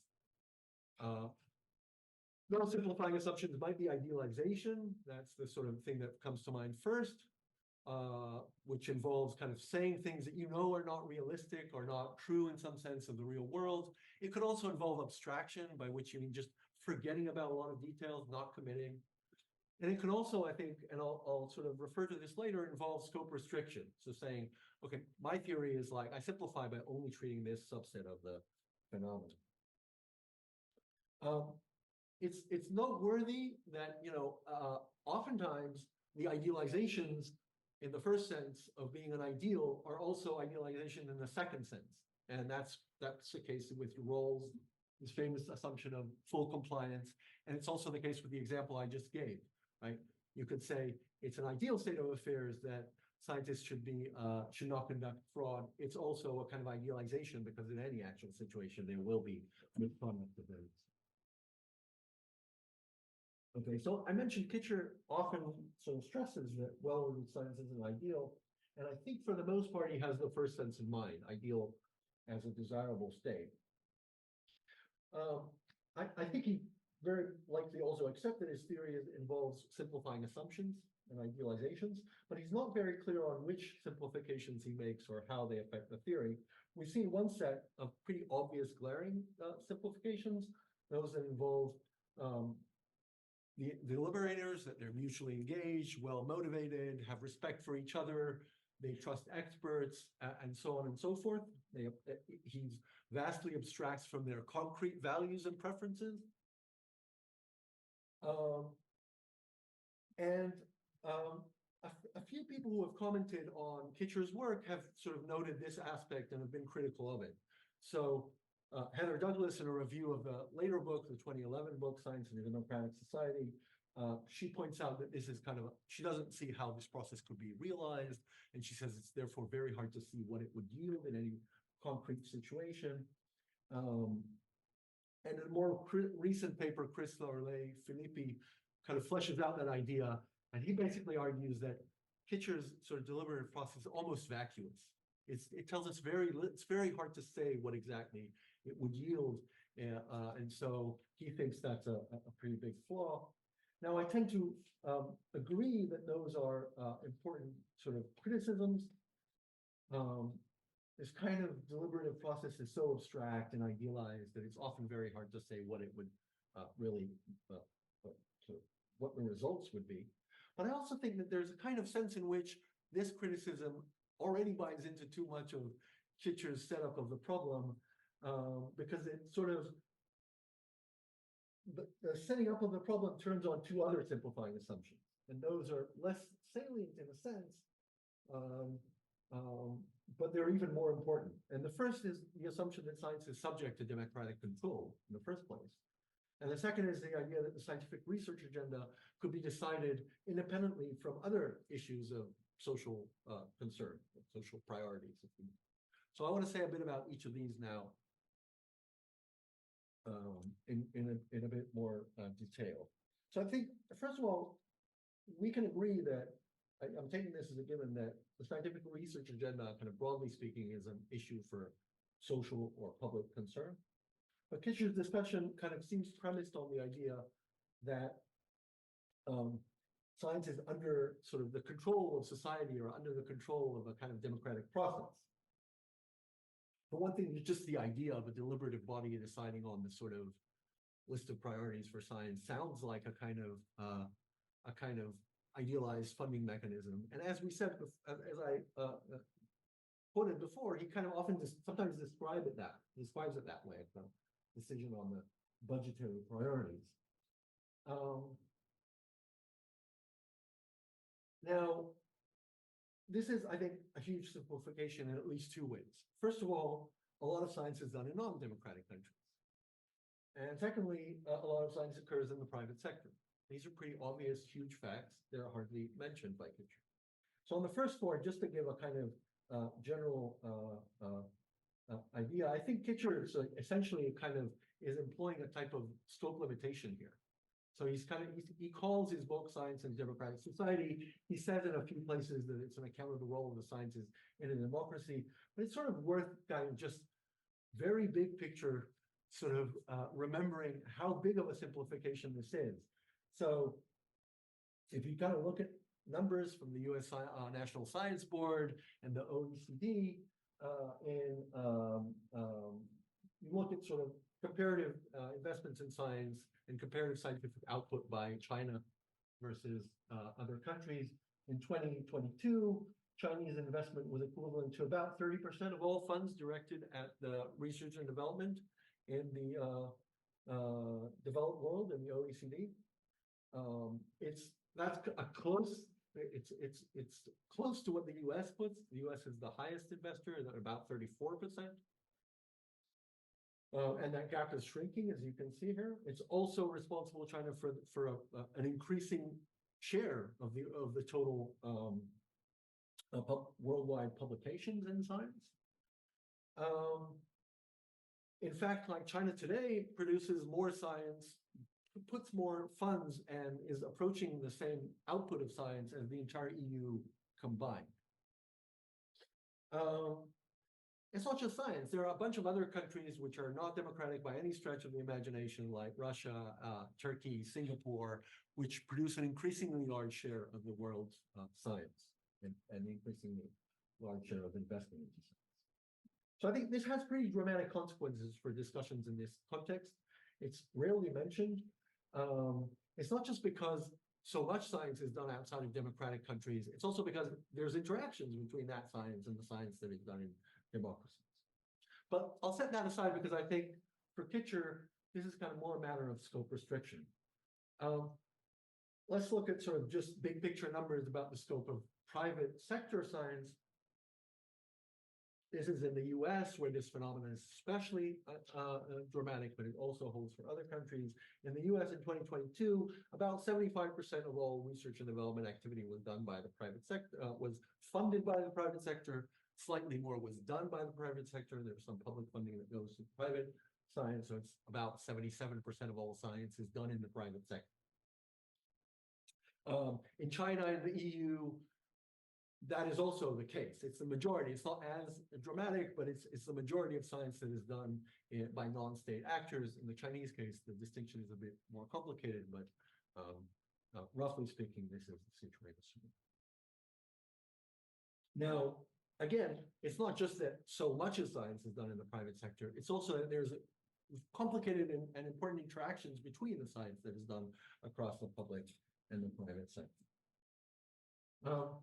All right. Now, one or two people that have noticed this about Kitcher and have commented about this. So Helen Longino in a review of I just noticed that if you think this phenomenon wasn't a big deal when Kitcher wrote his books, it was, right? This has been the case for decades, definitely was the case for 20 or 30 years before Kitcher wrote his initial work on this, as you can see here. Now, Helen Longino, in a brief review of Kitcher's early book, sort of briefly sort of questions whether his view is even sort of informative with respect to non-public science. And she says, like, what does it tell us about all this science that goes on in the private sector? And Kitcher, in a quick response to that, says, well, if one's firmly committed to well-ordered science as an ideal, then the privatization of research looks like a trend that we should resist strenuously. But it's unclear why he says this. He sort of very quickly, like in one sentence, says, this would not align with the preferences of my ideal deliberators. But first of all, it's not clear why it would not align. Maybe it wouldn't, but we don't know why. And secondly, the deliberation isn't about that.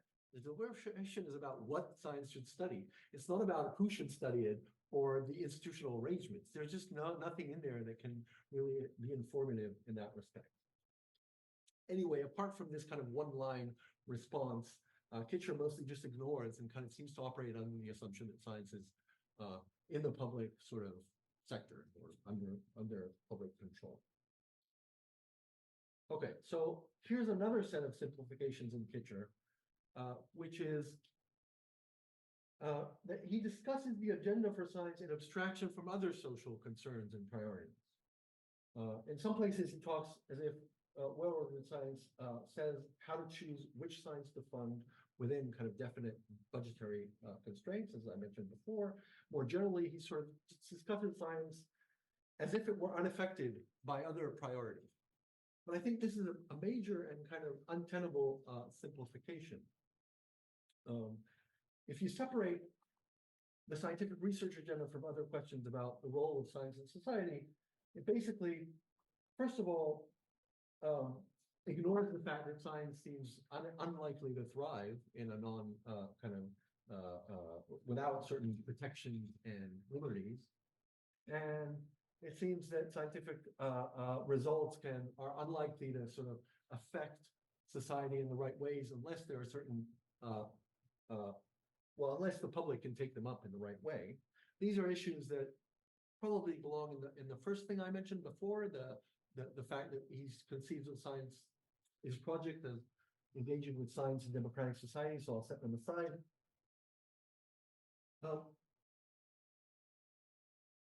But there's also the issue that, how can you discuss the priorities for scientific research without thinking about the priorities for society overall? And Kitcher often it's surprising, but Kitcher often complains that there's a kind of problem with there not being a big picture in this area. He says the obvious difficulty in attempting to think more broadly about the role of the sciences within society is the lack of any clear conception of what the wider task for inquiry might be. But it's very odd to think that there would be a task for inquiry independently of other sort of social policy issues.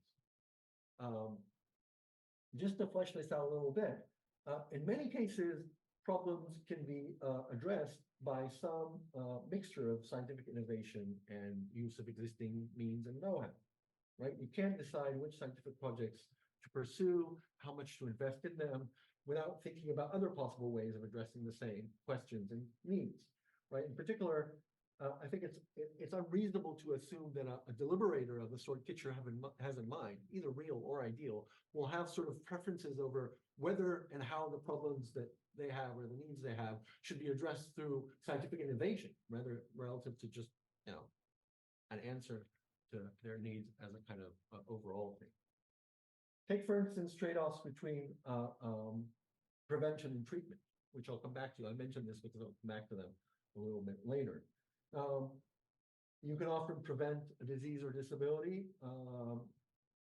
by using means that don't involve scientific innovation in any dramatic way. You need infrastructure, education, you need public health measures, monitoring health in the community, and so on. And these can be very expensive. They can be very hard to implement. Sometimes it's easier to try to develop a new drug or medical technology, but the trade-off just has to be assessed. There's just no way of saying how much we should invest in new knowledge relative to it. And this I think, generalizes in two ways. I mean, first of all, trade-offs between something like treatment and prevention occur all over the place, right? We can sort of try to avoid the effects of climate change, or we could try to adapt to it. We can try to avoid pollution, or we can try to sort of extract pollution from the environment. This kind of trade-off is all over the place. It's essential for a lot of public policy and sort of questions about justice. I also think this issue is not specific to the deliberative picture that Kitcher has in mind. The trade-off is just part of problems of social policy and justice, and it's not a problem about the fact that he has deliberators that sort of he construes them in a particular way. It's kind of a very general issue that if you just ignore and think we should just think about how to set the scientific research agenda independently, you're just going to miss out on.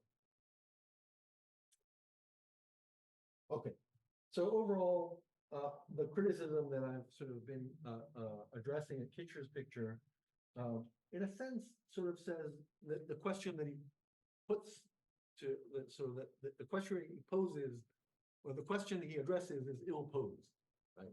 You can't delineate the task of an inquiry without thinking about its broader goals, and you shouldn't, I think of the scientific research agenda as a whole through this kind of ideal funding body mechanism in the way that he has in mind. We could, of course, do a philosophy of funding, and that's, I think, an interesting, and there's some writing on that, but that would be to do it in a much more concrete and context-sensitive fashion that looks at particular mechanisms and so on. I think to do the kind of project that Kitcher has in mind, and the thing that he complains about there not being one, you need to do a sort of more general sort of thinking and operate with sort of more robust and general moral and political assumptions. And I think, like I said, this is not specific to the well-ordered science pictures so much as to the question as it's posed in this project, to what the ideal is trying to sort of be an ideal for. That's the essential issue. Okay, so far this has been critical, and maybe I'll try to be a bit more positive now. I can't make a lot of progress on the sort of positive picture here, partly because I just don't know yet what my positive views are. I'm sort of working through a lot of this, but I'll try to make some sort of rough and preliminary claims, and I'll appeal to some ideas from what's called the capabilities approach in political philosophy. So you might think of it as a kind of a sketch of the direction. In particular, I want to sort of look at one relatively concrete issue, which is the fact that a lot of biomedical research is done in the private sector, and the question of like, what, if anything, grounds the idea that I think Kitcher has, and I'll mention that a little bit as well, that the state ought to exert control over this research agenda. Interestingly, there's a large literature on health justice in political philosophy, but maybe you guys know, and I'd be interested to hear it. So far as I've been able to locate, almost nothing is said about research. It's almost all about healthcare, the provision of healthcare. Those are hugely important issues. I'm not trying to suggest otherwise, but there's very little on research and development in the medical context. In philosophy of science, there's a small, but I hope growing body of work on industry-sponsored biomedical research. It mostly looks, as you'd expect, at epistemic issues. It looks at potential biases that stem from the fact that industry sort of sponsors and directs research. So there's some cool papers by Justin Biddle on this, where he looks at potential biases and makes certain suggestions. There's also some work at a more social epistemology level, for instance, like some modeling work by Holman and Brunner, and some more a very recent paper by Fernandez Pinto. There's also an interesting some recent work on whether the fact that the private sector controls the research agenda has effects for trust in science. So Sana Chokula, for instance, has an interesting paper on this. But what I want to say is sort of more on the sort of moral political side of things. It's less on the epistemic side. And the question I want to ask, sort of following what I've said about Kitcher, is whether it's acceptable to begin with that the scientific research agenda, in the biomedical context at least, is dominated by private interests. And as I mentioned before, Kitcher briefly says that the privatization of science is something he resists, or he thinks we should resist. He also has some papers on biomedical research, but in those papers, I think he's very sort of coy about like what the sort of more basic issues are. He's making some concrete sort of policy proposals, which are interesting, but he's very coy about the underlying sort of philosophical sort of basis there. The only person that I know of that has given its sustained attention in the sort of science and values context is Brown, Robert James Brown, not Matt Brown, several Browns. This is Robert James Brown. And he argues for a pretty radical view. On his view, biomedical research, BMR is biomedical research, should be fully socialized. All intellectual property laws basically should be abolished, patents and all intellectual property should be abolished, and all of the research should be done top to bottom by the state. And Kitcher in one of his papers on this sort of briefly sort of comments that he thinks that's not a realistic proposal. Obviously it isn't. But the question I sort of want to ask here is like, okay, but why should we think that the state has any claim on the control of the research agenda, and on what sort of basis should we think about this? So I'll just mention a few of Brown's arguments because I think they do highlight important issues, but they don't really say a lot about what the basis was. So one thing that he argues is that at present, biomedical research prioritizes prioritizes patentable solutions, mainly drugs and other technologies, over lifestyle changes like diet, exercise, and stuff like that. There's a lot of research into drugs, very little into these prevention measures. Another argument he makes is that the private biomedical research industry, and big pharma in particular, are not very innovative. So he mentions the so-called Me Too drugs, which are small variants on existing compounds without significant health gains. This is discussed, by the way, in this book by Marcia Angel. If you haven't read it, it's dated, but it's still sadly very, very relevant. She was head of the New England. She was the only woman who has ever served as the chief editor of the New England Journal of Medicine. And after she retired from that, she wrote a scathing book and very interesting book on the pharma industry. I have it here, I think, on the slide. Yeah, this one over there. You can see from the title of the book that it's scathing. Yeah, so you can add to that like a point that's discussed quite extensively by economist Mariana Mazzucato, who argues that a lot of the innovation that the pharma industry relies on is in fact due to the private sector. So that's also a kind of additional argument here. A third point Brown makes is that private companies spend a lot of their revenue on marketing instead of on research, and that this marketing has a range of distorting effects, he thinks, on public health and on other issues. That's also a topic that Angel discusses quite extensively. And finally, I think a point that is maybe the most important here, but that Brown makes kind of only in passing, is that it seems that the sort of way in which biomedical research goes is very relevant to health inequalities, right? And in particular, a large proportion of its research is directed at diseases and health conditions that afflict people, rich people.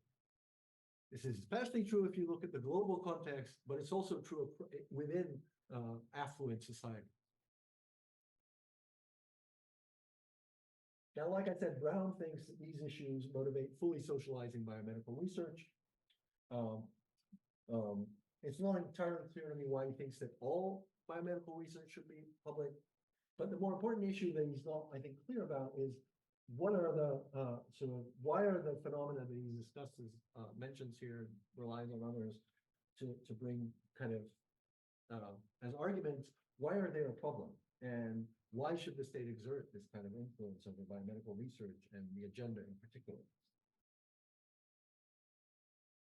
So I think it's pretty clear. And I should say, Brown calls his view, I think, did I mention this? Brown calls his view socialism. Although it's very unclear what he means by that. Even if he says the word, doesn't really say what that means. I think it's pretty clear that even if you sort of make a generic commitment to a liberal egalitarian viewpoint here, you can make some initial progress here, because it seems like the biomedical research agenda as currently exists is just so poorly aligned with the health needs of so much of the population that, it's suspect from that kind of point of view. But to say anything, I think, more sort of significant, we need to sort of bring in some more substantive, I think, specific commitments in political philosophy.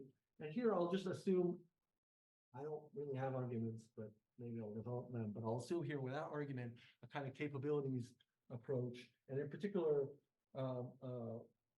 what's called the sufficientarian capabilities approach, in particular with respect to health. So I'll just say a little bit, I won't argue for it, but I'll say a little bit more about what that means. The notion of capabilities has been very influential in development economics, especially due to the work of Amartya Sen over many decades. There's also some sort of philosophical development of it, especially by Martha Nussbaum, to an extent by Elizabeth Anderson as well. The basic idea of a capability is that well-being should be understood in terms of a kind of objective metric of what people can be and do, beings and doings. In Sen's lingo, he often talks about real freedoms, by which he means people should have the means and the opportunity, the actual opportunity to do certain things and live a certain way.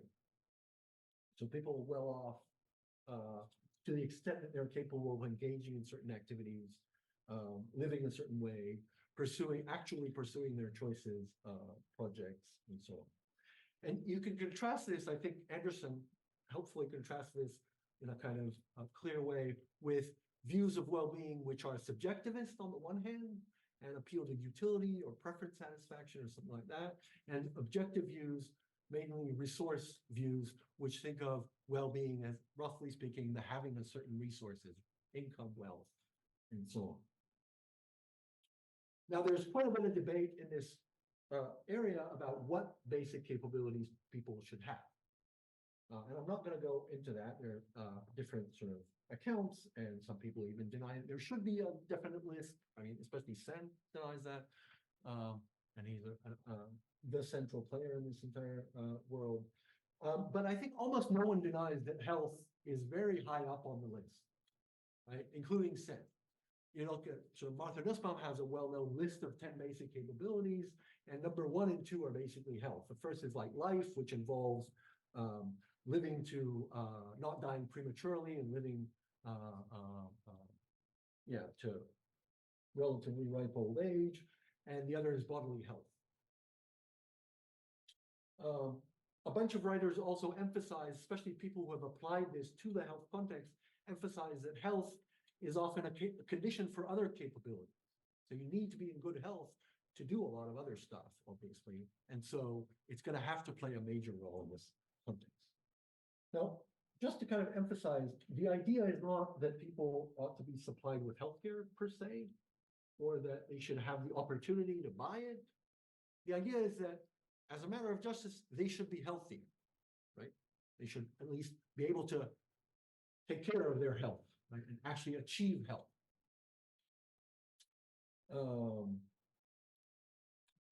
Yeah. Oh, I mentioned this. Okay, so yeah, I should also mention that just to kind of see how central this is, maybe the best known sort of embodiment in a kind of concrete context of this capabilities approach is the Human Development Index by the UN.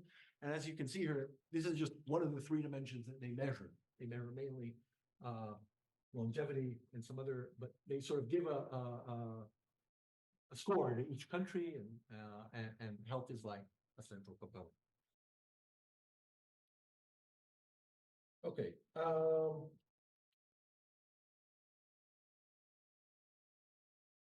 right. So to get, I think, anything that resembles a theory of justice here, a view about justice, you can't just settle for the well-being part, the capabilities part. You have to say something about the distribution of well-being. And here, I'll again assume without argument, although I do think there are sort of clear arguments there, what's called a sufficientarian view, which says, roughly speaking, that as a matter of justice, people should have some basic capability, basic health capability. As Anderson puts it, citizens have a claim to a capability set sufficient to enable them to function as equals in society. And there's quite a bit of discussion about this, specifically within the capabilities approach. Okay, so the idea is that there's a kind of egalitarian view in which there's a kind of minimum health capability that everyone should be able to enjoy. Okay, so if we take this framework, especially in the context of health, it gives us, I think, a much clearer justification for why biomedical research, and the research agenda in particular, should be under greater state control, right? And the most sort of basic point here is that it generates claims on the part of citizens, not just for healthcare, given existing needs, but for research into new medical technology to the extent that it's needed to guarantee them with capabilities. I kind of tend to think that there must be some discussion of this, but the only mention of this idea that I found is in who has like a really cool book on this, but he sort of has like a paragraph where he says basically what I just said now. The idea being that if someone has a disability or a disease and that prevents them from working or moving freely or engaging in social activities, then as a matter of justice under this kind of capabilities approach, they have a claim to have these problems sort of or issues addressed. And if the capabilities can't be restored given existing medical knowledge, then they have a claim to on the state to generate this new medical knowledge. I think that if this is right, then it's a pretty big deal, right, in this context, right? Because it gives us, from a kind of science governance point of view, a sort of basic rationale for why society has an obligation to generate innovative drugs and medical technology and so forth. And just because it's necessary to ensure everyone basic health capabilities. So if research prioritizes Me Too drugs, which are by definition ones that contribute relatively little to these kinds of health capabilities, then that's a problem from this kind of view. More generally, I think medical innovation should be geared towards what really enhances health capabilities, contra marketing and various other shenanigans by the pharma industry.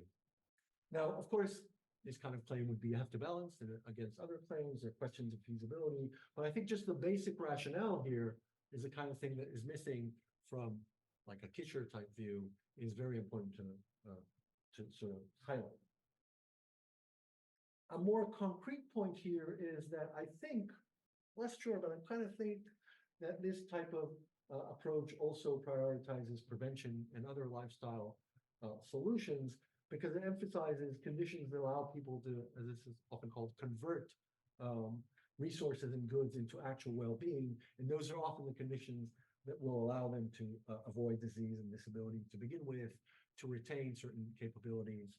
This is also connected to an issue that Jennifer Ruger, who's on the border between economics and health policy and philosophy at Penn, discusses an idea of health agency, which is sort of people's ability to manage their health, which is often enhanced by these sort of preventative measures, the ability to sort of control what health outcomes we have. Another, I think, additional point, it's less, I think, tied to another, it's on here on this slide. Another sort of point is that because of this kind of sufficientarian aspect, this is less tied to the capabilities aspect, more to the sort of idea of basic threshold, is I think that this kind of view puts pretty significant or stringent efficiency constraints on biomedical research. And so if you think, as for instance, Marcia Angel has argued and other people, that the health industry as it currently operates is very inefficient, then very inefficient in terms of public health, the public's actual health, not in terms of its metrics, whatever exactly they are, then this view would also lead to a kind of critique of that aspect. So I think overall, if you sort of adopt this kind of idea of justice that involves guaranteeing an equal basic set of health capabilities, you get a kind of justification for a big directional change in the agenda of biomedical research. And in particular, it generates claims for new knowledge. It suggests that research should align with the claims of people to be able to live healthy lives.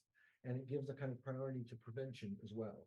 So overall, it kind of, I think, for these reasons, justifies a much stronger control by the state of biomedical research. Now, does this mean that biomedical research should be socialized? Nothing that I've said, I think, implies this, right? Partly because of what I've said has been very kind of abstract and quick, but also because, of course, I mean, there could be a range of reforms to the existing situation in terms of regulation, in terms of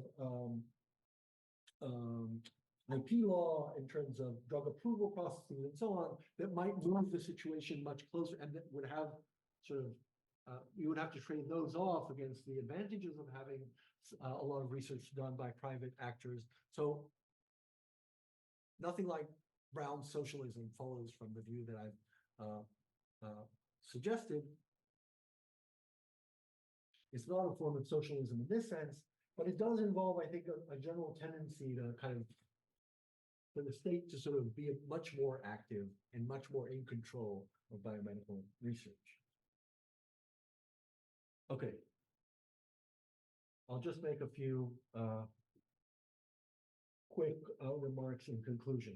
The first part of the talk argued that Kitcher's view goes wrong by thinking of the relationship between science and society through the lens of a kind of ideal funding body. I think we can and should worry about the scientific research agenda, but we need to start from questions about overall justice and social policy and about the degree to which the state exerts control over science and its agenda. I don't think, in other words, that we can have a deliberative democracy picture just of science. That's kind of a way of summarizing what I've said. Of course, you could make a more ambitious and general appeal to ideas that motivate the deliberative democracy picture, I think, of the sort that Kitcher has, something along the lines of a public reasons approach, and we heard some of that yesterday. For my own part, I wouldn't go in that direction, but nothing that I've said here, I think, addresses that. I've not made any arguments in that respect. Kitcher also, interestingly, doesn't do that, right? He has this deliberative picture of the scientific research agenda, and it's not based on as far as I can tell, my reading of it, not based on any kind of general public reason view.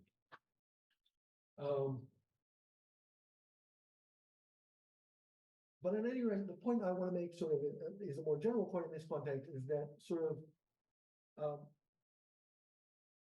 if you went in a public reason view, that is in one sense, I think, a step in the right direction, in that it sort of grounds questions about science in this more general picture of justice, social policy, and so on. I also criticize Kitcher's picture for setting sort of discussing the scientific research agenda as in a way that makes it seem isolated from other social issues.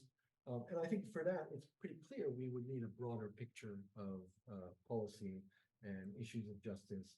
I would be inclined to go in the direction that I described before, this kind of sufficientarian capabilities approach.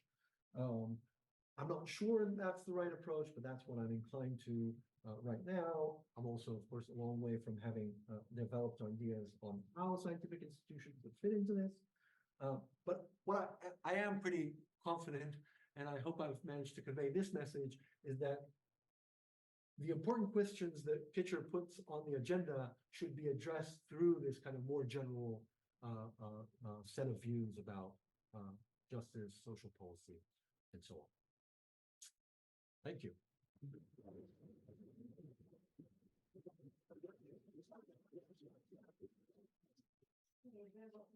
Questions? We'll start with Corey and just keep going. Thank you, Arnon. This was really, really interesting. I think it's a clarification question. So Steve Chapin in The Invisible Science says something along the lines of like, there's more science done in McDonald's than there is in any university in the world, or something like that.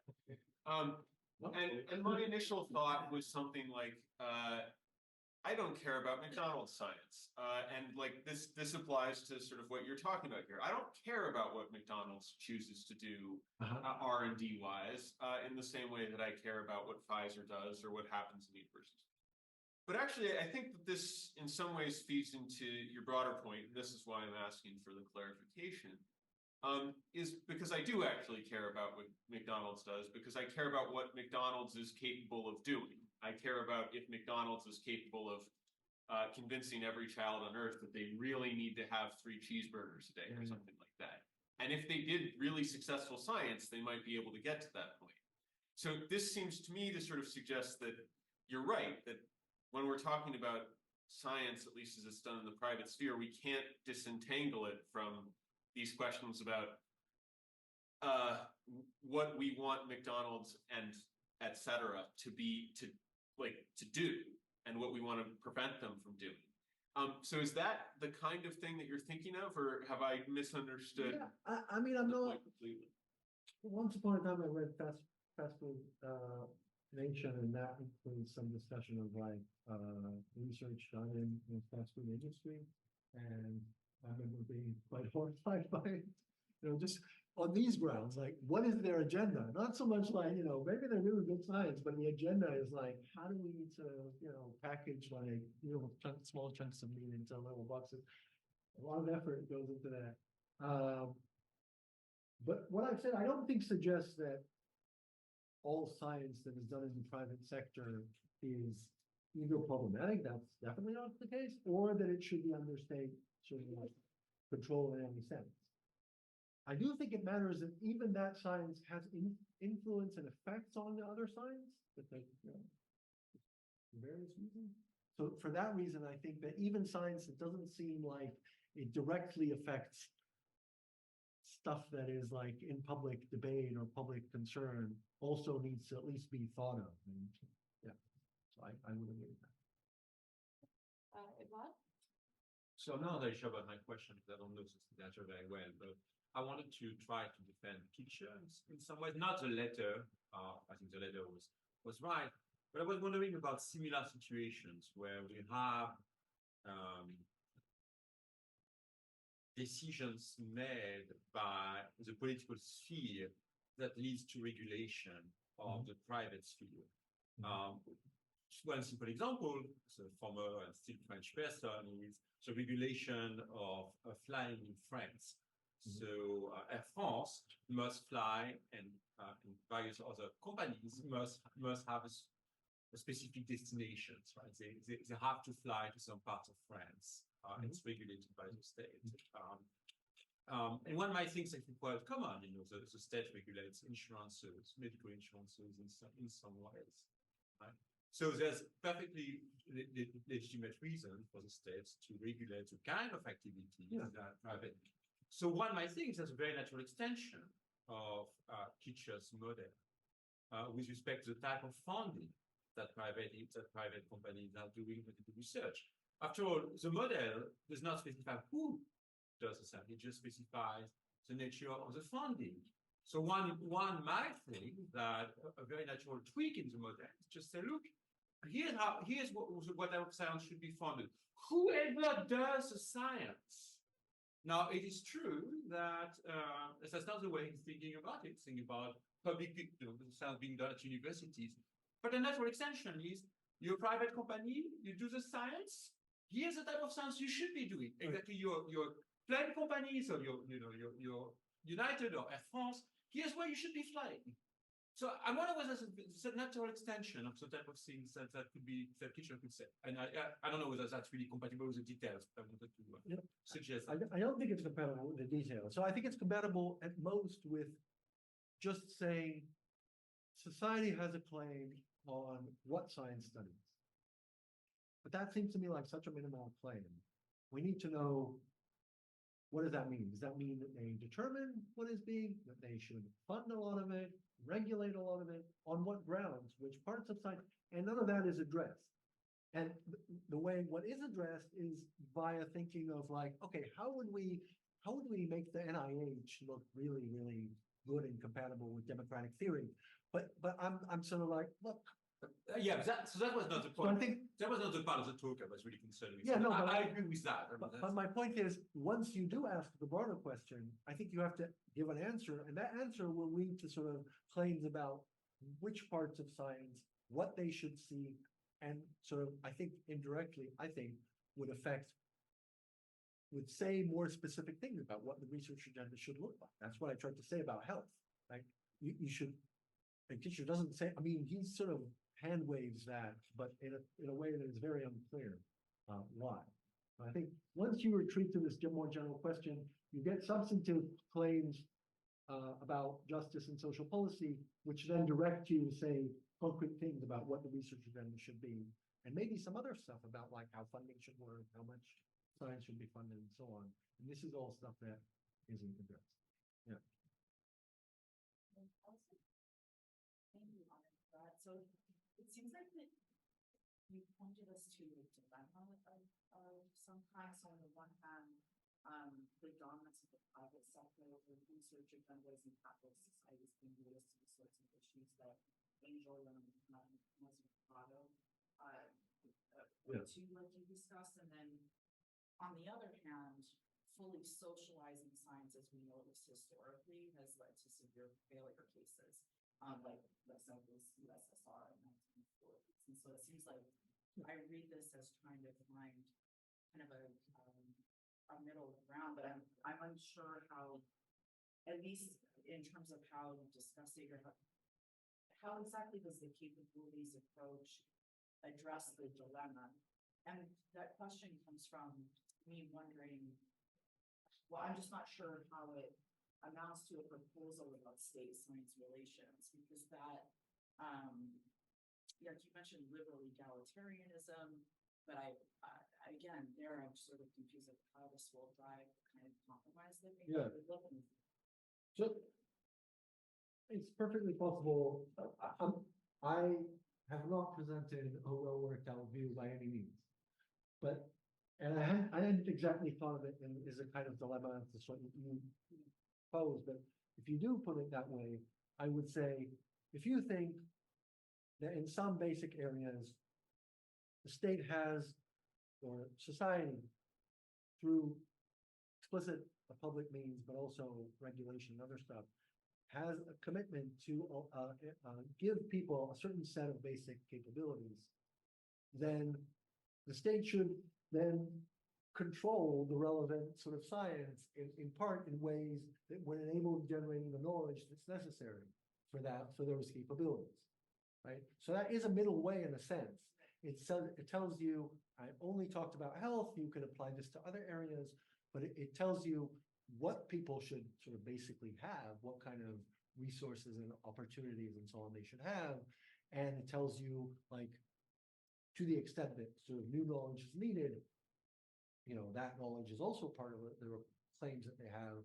And so I think that is a kind of middle ground in that sense, right? Because there's going to be a lot of science that isn't going to fall under this, and that the state maybe has no commitment towards, or has commitments on other grounds. I don't know.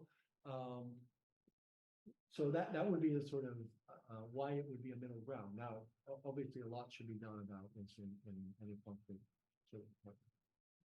Okay, I think that the pointing to the biomedical biotech context is promising in terms of trying to completely identify two levels that science should be regulated and under social control versus like a free after, and that's really, having some sort of base level of regulations. Yeah. Is what you're after, so the biotech context is timely, right, in terms of property. There's also, I mean, once you get into details, I didn't get into any details. The biomedical research involves several aspects and phases, and you might, for instance, a suggestion that Angel makes is that, well, biomedical companies should be allowed to develop drugs, but they should not be allowed to test them.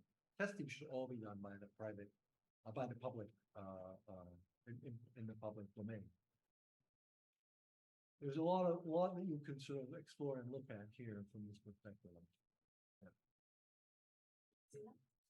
This maybe follows on from the end of that, I'd just like you to say a bit more about biomedical research in the broader context of the many kinds of research, and how you should think about the agenda setting of both biomedical research and biomedical research is one among many sorts of research we care about. I mean, you might think that, I guess the critical, someone might say that the capabilities approach doesn't tell us much about agenda setting outside of biomedical research, right? Or maybe it would tell us to deprioritize anything not biomedical if health is so high on our list of capabilities. Yeah, I don't think so. I don't have a worked out view here, and it's complicated because you need to trade off capabilities sometimes, and there's stuff like that. But I would think that definitely there's quite a bit of environmental policy from this perspective. You could definitely see how certain environmental conditions are part of people's, well-being in this sense. And so there's going to be a large sort of, environmental science would be a big thing. You could definitely see how IT would be a big component of this, to the extent you think so. Anderson, for instance, usually stresses the stuff that has to do with allowing people equal access to public domain and public debate. That involves other types of science, right? So surely there's gonna be stuff that is gonna be left out of this. Like And I- basic science. So that's an interesting, yeah, so I've wondered about that. Is that an interesting sort of, the distinction isn't basic and applied, I don't think. The distinction is like stuff that relates to people's well-being and doesn't. The basic applied doesn't, I think, map onto that at all. What maps onto that is like a lot of research that's done in universities has very indirect, at best, connection. Some of it has indirect connections to people's actual well-being, and maybe from this point of view, it should be less sort of regulated. That would be an implication. It's not the basic applied distinction, though. Thanks, Arnon. I just had Edward said a lot of what I was going to say of it. So let me just take that one step further. A different diagnosis of one of the mistakes identified others. One of the mistakes that Kitcher makes is to link agenda setting and funding so closely, right? Right. So there's I don't see any concern with saying, okay, we have a body that sets an agenda, but to say that an agenda is set is not to say how we should pursue, or even if the government should take steps to pursue that agenda, right? So maybe we have a body that sets the agenda, then we decide whether we're going to regulate private entities or not, and then maybe we use funding to fill in whatever gaps we were unable to legitimately achieve through regulation or something like that. And so that would be a different diagnosis of the error. And I think it's also going to be connected to the positive proposal that you put forward, because we can agree with the capabilities approach and depending on the version we like. But then there's still the question, even if we establish that this is what justice requires, what are the right paths to it? And it may or may not involve greater control. Yes, so I think you're right that in some places at least, Kitcher talks as if that is his project. It's very unclear, I think, and whenever it's described in more detail, it sounds like the funding question. The problem though with that is the second thing I said about Kitcher, which is now you're divorcing research from other priorities, but it's often just not going to be it's just an intractable question. How am I going to decide how much money or how much priority, not even mentioning money, just how much priority should be put on developing new drugs, irrespective of thinking about, basic public health infrastructure, for which we don't need much science, a little bit, but not much. We have the knowledge, we just need to sort of make it into, so I think for that reason, it's going to be very hard to pursue that project in a way that would yield any kind of good conclusion. Yeah.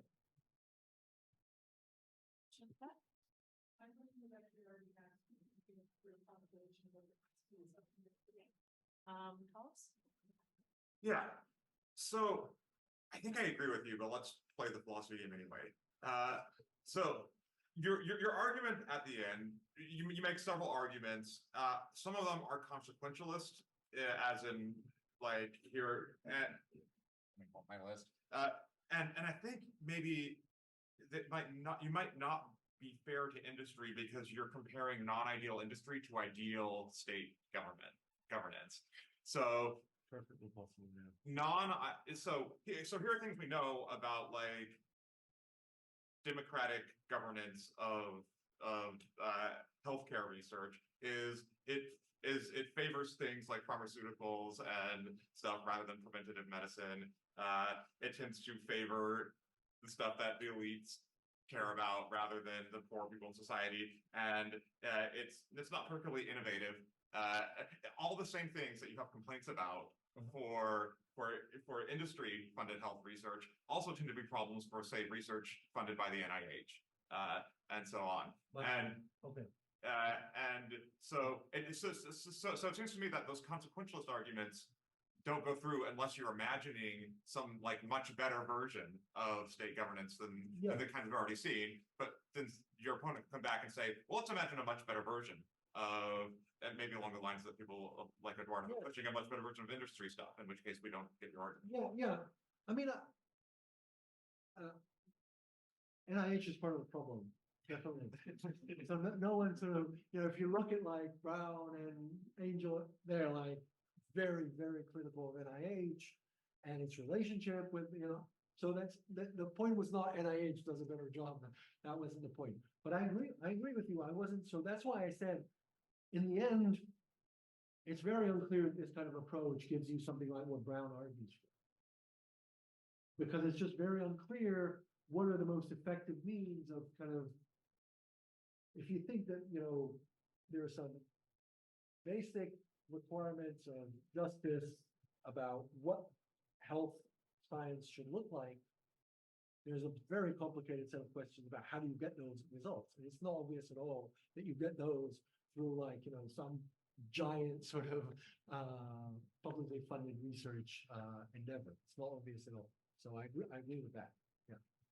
I'm just saying, in a way, I was saying, he sort of leans on those problems, not explaining why they are problems, and then sort of says, well, they're all private, so we should go public. But my sort of take is like, well, why are they, let's look at why are those problems before we sort of, yeah, suggest it's kind of massive. Thanks. This was really great. I really like the sort of fresh approach to this question, offering a dose of reality to Brown picture. I have a question that follows this Edward Andrew line of questioning. I wonder if Picture might say something like, yes, Arnon, I'm on board with everything you've said. This is a friendly amendment to my overall view. When our deliberators are deliberating, and it turns out that the way research funds are distributed looks completely skewed, we might have to think about changing features of society that are external to science. So we might have to pull some social levers that gets the state more involved with research and so on. But we're going to end up with exactly the same view that you said we should end up at. So how much do you think that the kind of Arnon thesis is indeed a competitor to the Kidron thesis, or is this a kind of amendment? I'm not sure. I mean, I see it as sort of a competitor, not to the thesis, but to the questions being asked. Right. And I just don't think he has much of a thesis about the questions that I asked. He's sort of operating with relatively minimal assumptions about what democratic societies are. And that's about it with respect to any question outside of how should science be run. The rest is just kind of set aside. And my point is, you just can't do that. You know, maybe that makes the project much harder, but that's just, there's just no answers to the questions, I think, as he poses them. As I said, I mean, you could do something which is a much less sort of non-ideal theory project, which some people have started doing, which is how should funding, given the way funding is more or less structured now, how should it work? Should we include a random element? Should we, I don't know, you know, should we fund, as I said, clinical trials, right? Should we do sort of socialized clinical trials, but not the rest? Those are good questions, I think. And they're far less sort of ideal in the sort of political science and political philosophy sense, because they're sort of, okay, given how things are more or less structured, what kind of reforms are viable? Again, that's not Pitcher's project, as far as I understand it. Yeah.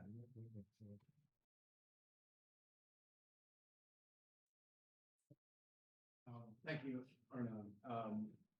Like Carlos, I agree with probably most of your argument, with the exception of the public reason. But I'm going to take off my hopefully semi-popular public reason hat, and I'm going to put on my much less popular private reason capitalist hat, and ask if there could be some type of market-based solution to the problems that you're discussing in the real world. If I'm concerned about the government taking over biomedical healthcare and just turning into this massive bureaucracy, but I'm also concerned with the way things are right now, which is that very purely capitalist. Is there a solution, do you think, perhaps in the middle, where instead of socialized biomedical research, you get this type of nationalized biomedical research where the government basically can come in and not abolish patents, but say, we're going to buy you out. Because this, and therefore creating an incentive. So you're still tapping into the creative and hopefully innovative forces of the market, while also those forces knowing that there's this really big, wealthy buyer that's going to overpay for things that might benefit society or increase capabilities. I mean, it's perfectly possible that you could have some kind of solution like that, where you get like, you know, I mean, I assume what you're saying in a somewhat more general sense is government should really try to control what biomedical research, private biomedical research companies, what products they basically bring to market, right? It should all stay, in a sense, in private hands, but there should be a lot more control about what the products that they select are, and, you know, maybe some other features. Possible that's definitely part of the solution. I mean, yeah, this is super complicated. I don't know, because it also, of course, interacts with this question about like intellectual property rights. What exactly, you know, who holds the property rights? It's complicated. I don't pretend to have answers. And like I said, there's a lot of middle ground here. So the socialized biomedical research that Brown suggests, I think, is way too extreme, and just kind of the motivation is not really clear. You know, I mean, Julian Rees, for instance, argues he's changed his views on this a number of times. His recent, the most recent thing that I've seen from him says, basically goes sort of complete laissez-faire. Abolish IP rights, abolish the FDA, and just like let everything sort of have a completely sort of free market here, like, you know, you have with, you know, some of them stuff.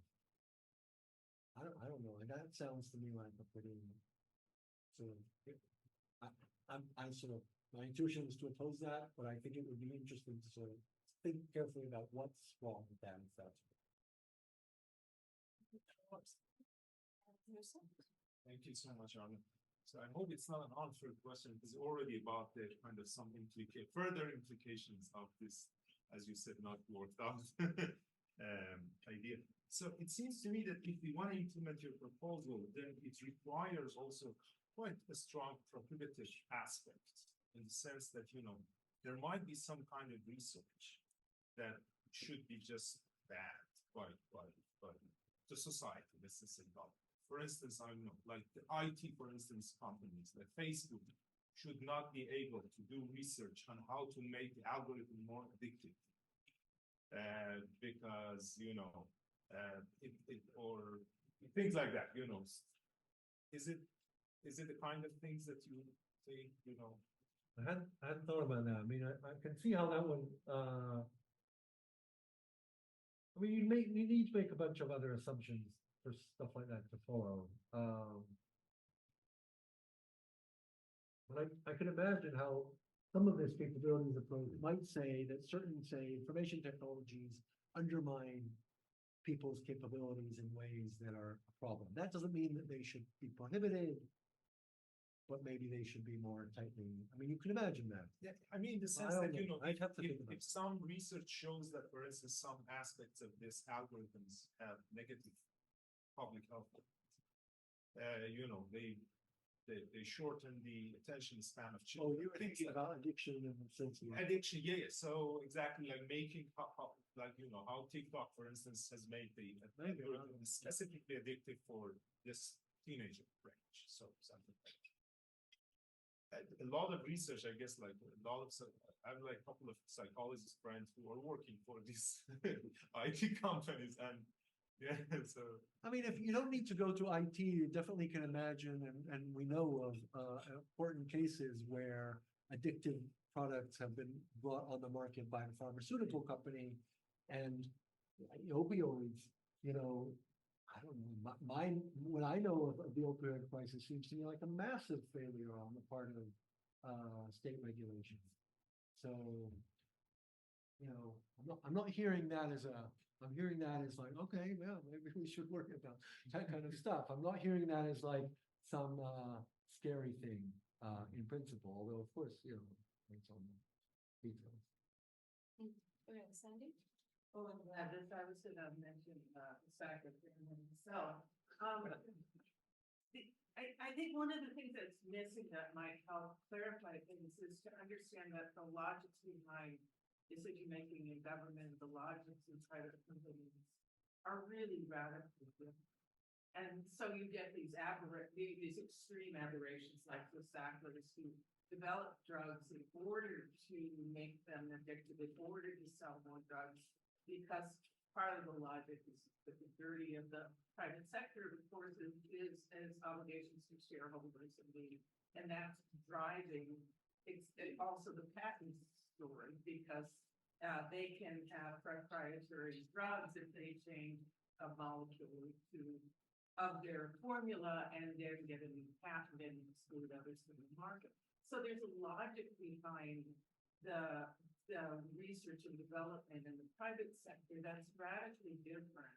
That's different. So it's not just about more efficiency in delivering whatever it is you're producing, but the kinds of motivations and structures for generating the research driven towards different goals. Yes. And so I think once you introduce that kind of level of analysis into this, you can see that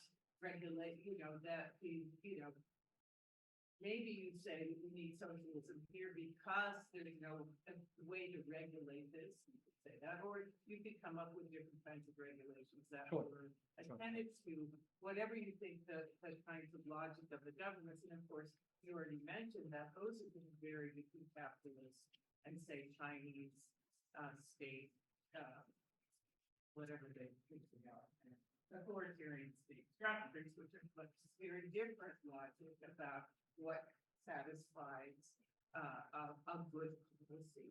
And so I think, so if you want to step back and not, on the one hand, you need to get down into the details to understand this because they're going to vary across all these kinds of changes. But if you want to look at a more global claim about the relationship between private sector and public sector funding, I think that's an ingredient that needs to be 100%. So I think this is a friendly I mean, extension. the first point is just if you have an opportunity to read Empire of Pain by Patrick Radden Keefe, it's a fantastic. There's I think a Netflix series. Is it Netflix? It's based on the book. I think the series is not nearly as good as the book. The book is a fantastic book. It's called Empire of Pain, and it charts the Sacklers family. And the reason I mention this, apart from just I think it's a fantastic book, is that he looks back 3 generations and he shows how Sacklers were part of the invention of drug marketing. Arthur Sackler was one of the main people who basically invented this whole thing. And that's interesting because it relates to partly to what you just said. So the question of like how tightly is the marketing of a product related? And so Sackler was a doctor, a medical researcher, and the biggest advertisement executive in the country, basically. And so the tight connections between those things are part of the logic that, and if you look at the Angel book that I mentioned a few times, she says at the beginning, she has like a final chapter that sort of lists recommendations. And she said, if I had to make one recommendation, it would be that clinical trials should be done by the state because that really affects, Yeah, she says that, but because that would really affect, for instance, the fact that drugs are tested against existing drugs and not placebos. So again, this is like an aspect that sort of translates into sort of the logic of research and how which new knowledge is sought and how exactly. So I'm like 100% on board with it. Oh, yeah, thank you so much. It's really, really this project. This might be a little bit out of the way for the question, but I was wondering, you mentioned both Ruger and stuff around. I was wondering if you had a preference on the differences in the ways that they define health. They're quite different. Right. That's a big deal here. Yeah. Yeah. So like Ruger's is more. I want to pull this up so I'm making sure I get it right. Ruger's is more like just the general capability to avoid premature death and deviations from good functioning in an Aristotelian sense. And then Revitalizing is more of full satisfaction, and I think that one would be potentially better for your account because, from my understanding, his understanding of health involves not just the body, but like the body's interaction with the world in order to achieve goals. And so that would then like directly make social determinants of health a necessary part of being healthy. Yeah, so I mean, one thing that I've thought about a little bit, but haven't like trying to bring in ideas from like partly philosophy and science about what health is into this debate. I agree with you that the general direction in which he goes is more congenial to what I've said, but I think his picture in the end is way too expansive. Like on his view, basically health claims are all over the place, like, and it's just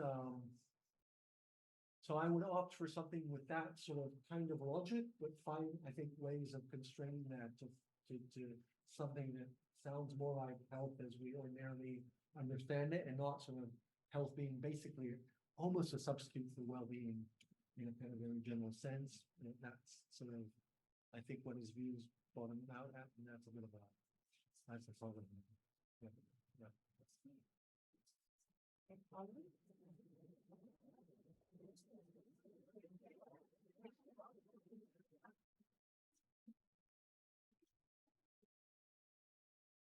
Our final talk for today. It is our final talk for today. And it's going to be given by Zina Ward from Florida State, who will be talking, answering the question, or maybe just asking it. When are scientific claims admissible in public justification? Thanks. I hope answering it. Yeah. Thank you so much to Arnon and Edouard and Chantal for their organizational legwork. I've been really looking forward to this conference, and it's been really fun so far. So a lot of what I'm talking about today is drawing on some joint work I've done with my friend Katie Krill in this paper that I hope it will be coming out very, very soon. And so a lot of probably the stupid things are mine, but a lot of what I say is joint with Katie. So I'm going to start the talk with a tension that's come up a number of times, a lot yesterday, and then in Swazik's talk this morning. And this is the tension that animates a lot of discussions about values in science, which is a conflict between the use of non-epistemic values in science and democratic governance. So the thought being, sorry, we've talked about this, right? But for the people who maybe didn't attend all those talks, there's this thought that if scientists make non-epistemic value judgments in the course of their work, and their work is policy relevant, then they're going to end up exerting this sort of democratically illegitimate influence on the outcomes of policy decisions. And I think a lot of people have written about this tension. A couple of recent statements of it that I particularly like are Zeynep Pamuk's recent book, and then Greg Lusk's paper that Jesse talked a lot about yesterday. And people have responded to the tension in different ways. So some have argued, like Betts, that we should preserve the value-free ideal because of this tension. Others, like Drew, have argued we should use democratically endorsed values, and we heard a lot about that sort of approach in a couple of talks, right? In Swazik's talk this morning, and in Monty and Adam's talks yesterday. And then finally, others have argued that we should navigate this tension, diffuse this tension by promoting stakeholder involvement in science. I don't want to adjudicate between these three responses to the tension today. Instead, I want to actually sort of suggest that we should rethink the tension itself. And the reason I think reframing our thinking about this would be valuable is that this conflict is really just one of a number of concerns that have been raised about the relationship between science and democracy.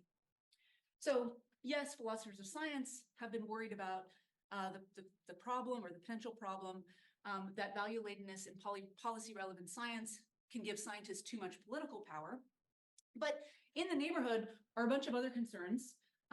So one of them is that the use of science in policymaking is undemocratic because most citizens don't understand it. I think Monty's talk sort of gestured at this, the expertise problem in Swazik's talk gestured at this. This is just a recent citation of some political philosophers who worry about this. There's also this concern in the political philosophy literature that requiring deference to science fails to treat citizens with appropriate epistemic respect. So Reed argues that asking citizens to defer entirely to science requires citizens to forego their epistemic authority in an objectionable way. And finally, of course, there's this concern that industry-funded science can distort democratic deliberation, for example, through cases of manufactured doubt. And I've added some sort of recent citations here, but of course, a lot of these concerns go back many decades, right? So I want to note that these latter three worries don't necessarily concern the role of values in science, right? Some of them apply regardless of whether science is value-laden or not. And my suggestion is that it's sort of not the best strategy to focus narrowly on the first concern when it's really part of this broader family of concerns about science and democracy. And I think we can make progress by tackling these issues kind of all at once, rather than focusing our attention only on the potential problems associated with value-ladenness. So the aim of my talk today is to try to formulate a general principle to answer the titular question about the proper place of science in democracies that I think will address a lot of these sorts of worries at once. So to provide a kind of unified account of expertise in democratic decision-making. All right, so instead of the question, how can non-epistemic values be managed so that scientists don't wield disproportionate political power, I'm asking the broader question, how can use of science in politics and policymaking be reconciled with democratic ideals? And to give this more, to give the question substance, I think we do have to adopt a particular ideal or ideals. And so I'm going to be going with the ideal of public justification. Contain your groans. This will be another talk about public justification, but I'm hopefully going to sort of flag some places where I think my approach differs from the approach of the speakers yesterday. One of the things that I found really exciting yesterday afternoon was that it turns out there are a bunch of ways you can apply the notion of public reason to science. And so I hope by sort of pulling these threads apart to start a conversation about how should we think about public science or public reason in relation to science. All right, so here's the plan. I will very quickly go over theories of public justification since that has come up already. And I'm going to argue that the question, or a question, that falls out if we adopt this sort of framework is when are scientific claims admissible in public justification? So that's my central question. And I'm going to consider three potential answers in the talk today. The first, drawing on consensus, the second on stakeholder input, and the third on a sort of technical notion of accessibility that I'm going to take from the political theory literature. All right, so starting with the background. I'm not going to argue for this framework. I think a lot of very legitimate concerns were raised in the questions yesterday about public reason liberalism in general, but you can sort of see my talk as a conditional. You know, if you think public justification is a useful notion, this is what I think you should say about it in relation to science. So a big question in political philosophy is when is it okay, when is it politically legitimate for the state to exercise coercive power over people's behavior? And within this tradition of public reason liberalism, many theorists have argued that the exercise of coercive power is legitimate when it's in some sense justifiable to everybody. So the thought is, in order to treat people as equals, political power shouldn't be exercised in a way that privileges some conceptions of the good or the right over others. And so there has to be a rationale for coercive policies that would, in some sense, be acceptable to everybody. And as has been mentioned already, a number of sort of diverse theorists adopt this framework of public justification, including Rawls, Habermas, Scanlon, who I apologize, I really messed up the Photoshop there, and Gauss as well. So Rawls's notion of public justification in his ideal of public reason is probably the most well-known of these accounts. So just to briefly go through it, and it's mostly developed in political liberalism. So in that 2005 book, Rawls writes that decisions about the fundamental political structure of society should be justifiable by appeal to values that others can reasonably be expected to endorse. So he grants, right, that citizens and lawmakers come to form their opinions on the basis of comprehensive doctrines. So these are personal, religious, moral, and metaphysical commitments. But he thinks that when citizens and lawmakers are voting on or discussing fundamental matters, they should appeal only to public reasons, where public reasons are reasons that all other members of the justificatory constituency could accept as valid. So again, this is a particular version of an ideal of public justification. And actually, in the paper version of this, Katie and I critique Rawls's particular version of the ideal of public reason. So I'm not a Rawlsian. This is just meant to kind of illustrate the general approach. What I really just want to take on board for the talk is the general notion of public justification. And in particular, the notion of public justification as a rationale for exercising state power or control. I want to note, like a lot of public justification theorists, including Valier, but not like Habermas, I'm thinking of public justification as a rationale and not necessarily as a process of exchanging reasons. So, right, it's a justification for coercive state policy. And the ideal of public justification says that these sorts of rationales should only appeal to public reasons, so reasons that could be shared by all. The classic example of a non-public reason in this sense is a religious commitment. So, you know, enacting a policy that can only be justified by religious commitments violates the ideal of public justification because that policy won't be justifiable to believers and non-believers alike. An example of a public reason, this comes from Rawls, is the belief that human life ought to be respected. So he thinks that this is a reason that could be shared by lots of people with lots of different comprehensive doctrines.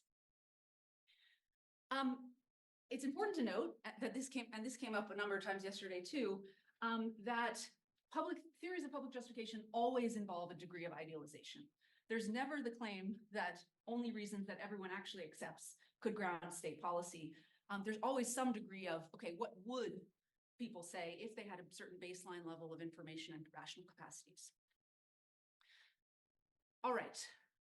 So I wanted just to flag that there are, I mean, public theories of public justification are diverse, right? There are a lot of debates within public reason liberalism about how we should think about public justification. And Jesse touched on a number of them yesterday. I'm mostly going to skip over these complexities, although I will come back to sort of one central issue about how we conceive of public justification later. But I want to just say, if you want to talk about these sorts of subtleties in theories of public justification, we can definitely talk about that in the Q&A. All right, so as I said, I think a big question that falls out if we adopt this ideal of public justification and we're interested in how science fits in is when are scientific claims admissible in public justification? So in other words, when can scientific claims legitimately justify coercive state action? And according to liberal theorists, since the reasons that are legitimate bases of state action are called public reasons, another way of putting the question is, which scientific claims qualify as public reasons? Okay, so here are some examples. That's kind of abstract, right? So here are some examples, some scientific claims whose status as public reasons I think is a little bit uncertain. I think it's not at least immediately obvious whether these claims could permissively justify coercive state policy or not. First, a claim about the dangers of climate change rooted in scientists' own non-epistemic weighing of the dangers of false positives and false negatives. This is a kind of classic inductive risk example, right? So could you make climate policy on the basis of this kind of claim? Or a claim about the benefits of a new drug based on research funded by the pharma company that owns the patent for the drug. Or a claim about child development that's supported by novel research, but that research program remains controversial within the scientific community. So I think we want, right, or the general question is it okay from a political philosophy perspective for any of these claims to ground coercive state action? So could a state policy legitimately be adopted in a democratic context on the basis of these sorts of scientific claims? And I think it would be ideal to have a sort of general answer to this question, a general principle that helps us sort between scientific claims that can justify coercive state action and claims that can't. And again, I wanted to just flag that not all these cases involve non-epistemic values, right? The first one definitely does, not as clear whether non-epistemic values are the source of the problem in the second two. So I think that's why it's wise to search for this sort of unified account. All right, so that's my question. As I mentioned, I found really interesting, what I found interesting yesterday is that some of the speakers deployed this concept of public reason in ways that I hadn't even really considered. So I just want to sort of mention how my question differs from theirs, or at least how I understand my question differing from theirs. So Drew asked, one of the questions he asked was, what non-epistemic standard do scientific claims have to meet to qualify as public reasons? And his answer appealed to mini-publics, right, or approximations of mini-publics. And I think this is different from our approach in at least one way, for reasons that I hope will come out sort of toward the end of the talk. Katie and I think that we should treat epistemic and non-epistemic disagreements similarly. So Drew wants to kind of separate the epistemic and non-epistemic standards, and we sort of want to treat them together. In Jesse's talk, one question he asked was, does science fall within the scope of the ideal of public reason? And he argued that it does, right? He argued that the ideal applies to scientific funding decisions and decisions in publicly funded research. Again, I think this is a little bit of a different approach. So Jesse is thinking about subjecting science to the ideal of public reason, whereas we're interested in whether or when science can be an input to public reason, an input to public justification. And as I sort of suggested in my comment to Jesse, I think his project is more ambitious than ours in the sense that saying that scientific reasoning and discussion internal to science should be subject to this ideal is a stronger claim than what we're going to be arguing for, which is that only certain scientific claims can enter the sphere of public justification. And then finally, Adam asked which, again, one of several questions in the talk, but which non-epistemic values fall under feminist public reason? And he argued that the feminist conception of public reason allows us to exclude certain problematic values, answering some questions that have been raised, problems that have been raised for democratic views. So again, this is a bit of a different frame from ours because Adam was thinking of values as being included or excluded in public reason. Whereas we're going to think of scientific claims as being admissible or not in public justification.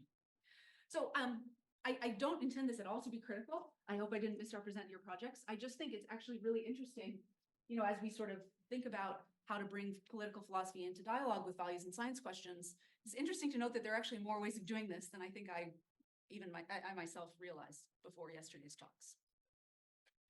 All right, but this is my question. And in the rest of the talk, I'm gonna consider three possible answers. So first, one thing you might say is that scientific claims are admissible in public justification when they're subject to consensus, when scientists all agree on.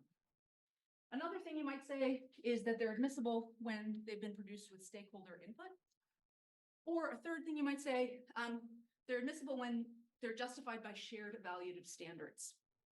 Basically, what I'm going to argue is that I think we should reject these first two answers and we should favor the third. So that's the rest of the talk. So we'll start with the consensus proposal. So here's a principle that might have occurred to you. Maybe we should adopt consensus science as public reason, which says that all and only scientific claims that are the object of consensus among scientists can be appealed to in public justification. So a claim belongs in public justification. It can ground coercive state policy only if and only if, right, it's the subject of scientific consensus. I think this idea can be seen in Rawls. So this is a sort of by now famous or infamous passage. Rawls writes that those engaged in public justification can appeal to generally accepted beliefs, common sense, and the methods and conclusions of science when these are not controversial. So a lot of people, a lot of contemporary Rawlsians have taken Rawls in this passage and in a couple of other places to be suggesting something like consensus science is public reason, this principle. My concern, the worries I want to raise, are related to, I think, to the observation. I think scientific consensus is a good heuristic for identifying the claims that are eligible in public justification, but in fact, it's only a symptom of what really matters. It actually doesn't guarantee admissibility, and it also doesn't guarantee, nor is it, it's not necessary nor sufficient, right, for eligibility for inclusion in public justification. So I'm going to tackle each of those halves of the claim separately. Starting with the necessity claim, which is, again, only scientific claims about which there is consensus can feature in public justification. You may have already thought of some counterexamples to this. I think there are plenty that we can draw from. One comes from a recent paper by Dahlquist and Kugelberg, who are writing about COVID-19 as an illustration of the problems that arise in science-based policymaking under conditions of emergency. So they argue that, especially early in the pandemic, there was a lack of scientific consensus about the effectiveness of non-pharmaceutical interventions in stopping the spread of COVID-19. So these are things like mask wearing, environmental disinfection, school closures, stuff like that. So early on, scientists didn't agree about whether these sorts of interventions would work. And yet they think, I think reasonably, that at least in some cases, it was appropriate for governments to enact NPIs early in the pandemic. So it was appropriate for them to take coercive state action on the basis of scientific claims about mask wearing, say, that weren't yet the subject of scientific consensus. Second example, classic cases of manufactured doubt. So it's well known that researchers were paid by the tobacco industry in the mid-20th century to muddy the waters about the relationship between smoking and lung cancer. There wasn't consensus about the health risks of smoking, and yet at a certain point, it was appropriate for governments to enact anti-smoking health measures. So there's more to be said about these cases. There's certainly a lot more to be said about the pandemic response cases, but I think they're enough to show that scientific consensus isn't necessary to legitimize policymaking on the basis of a scientific claim. A scientific claim could be admissible in public justification, even if there isn't complete agreement about it within the scientific community. All right, that was the necessity claim. Now let's tackle the sufficiency claim. All scientific claims about which there is consensus can enter into public justification. So the worry here, which you can probably imagine, is that scientists can sometimes come to agreement prematurely, right? Maybe because of perverse incentives from funders. So Holman and Elliott, for example, write that even in scientific communities, a broad consensus can at times come about due to factors other than those harbored in the burdens of judgment, political influence, prejudice, systemic bias, or unwarranted orthodoxy, influence of industrial partners, and so forth. And likewise, I mean, they're partly talking about this, but McElroy, Young et al. Have argued sort of in mirror image to these cases of manufactured doubt that there are also cases of manufactured consensus in science. And so the worry, right, is that because of these sorts of cases, consensus, again, isn't sufficient for a scientific claim to qualify as a public reason, precisely because of the possibility of premature agreement. All right, that was answer one. So now let's turn to a second possibility. This possibility is inspired by work in values in science that responds to that tension mentioned at the beginning by advocating for stakeholder involvement in science. So this is, of course, a very small sampling of the people who have proposed stakeholder or public involvement in science. And of course, their thought is articulated a little bit, I think, by Drew yesterday, that through things like mini publics, the non-epistemic values shaping science can be legitimized, democratically legitimized, and then that diffuses this threat of technocracy. So I think we can adapt this line of thinking for our present purposes by formulating a new principle, stakeholder science as public reason, which says that all and only scientific claims that have been produced through a process that involves stakeholder input can be invoked in public justification. So for a claim to be admissible, for a claim to justify coercive state action, it has to have been produced with the input of stakeholders. Again, I'm going to take the privilege here of sort of trying to connect this to the talk yesterday. I think this is not what Drew is talking about.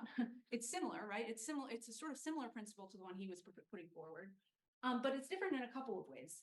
One is that for this principle is talking about stakeholders, and I take it Drew is talking about the public at large.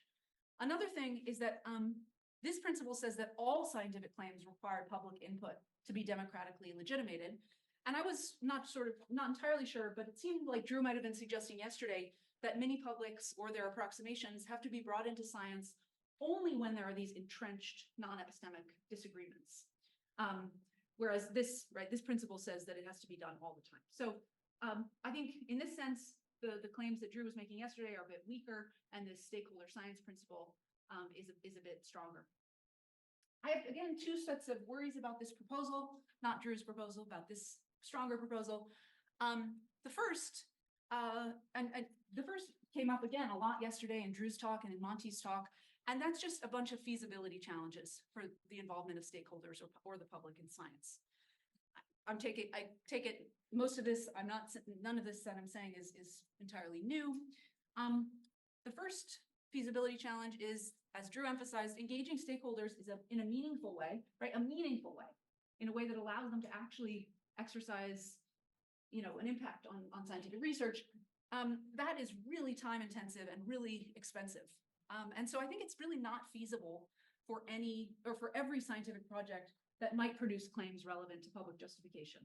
Given the expense and the difficulty, I think it's not plausible to suggest that stakeholder involvement is achievable in every area of science that's potentially policy relevant. There's also qualitative research on mini publics and citizen panels showing that these kinds of efforts to promote public participation have a lot of difficulty ensuring that participants have equal voice in the deliberations, right? There's a question of who comes to the mini panel at 9 a.m. on a Saturday, right? Answer like retired PhDs. And then there's also the question of once they're at the table, who gets to speak, right? Who's listened to, all of these sorts of concerns. And then finally, and maybe this is, I don't know, maybe this shouldn't be said out loud, but I think that it's at least not obvious that non-experts can provide, again, meaningful input on all scientific projects. I think there's at least a question about whether there are limits on how much non-experts can contribute to certain scientific projects, maybe those that are highly complex. So I want to also say, in raising these challenges, I think like Monty, I'm not saying that public participation in science is a bad idea. I think in the literature, you have a lot of epistemic, good political, and good moral reasons to involve stakeholders in knowledge production. I just think we have to be realistic about how it's really not feasible to meaningfully involve stakeholders in a huge variety and number of scientific projects that are producing claims that we might want to be included to be admissible in public justification. All right, the second worry I have is about whether stakeholder engaged science will really produce public reasons. As mentioned, stakeholders are not representative of what political theorists call the justificatory constituency. And so there's the worry that stakeholders, or really the people who take the trouble to participate in public participation exercises, are really not a representative sample of the citizenry or the population. So Lusk writes about this. He says, in many public participation projects, a small group of citizens with special interests have an undue influence on politically relevant scientific information that steers decisions for all members of the polity.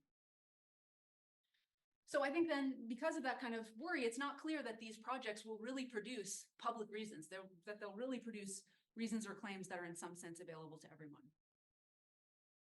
All right, so those are the reasons I'm skeptical of this second answer. So now let's turn to the positive view. To introduce the positive view, I have to introduce a little bit more of the sort of conceptual distinction from the literature and political philosophy.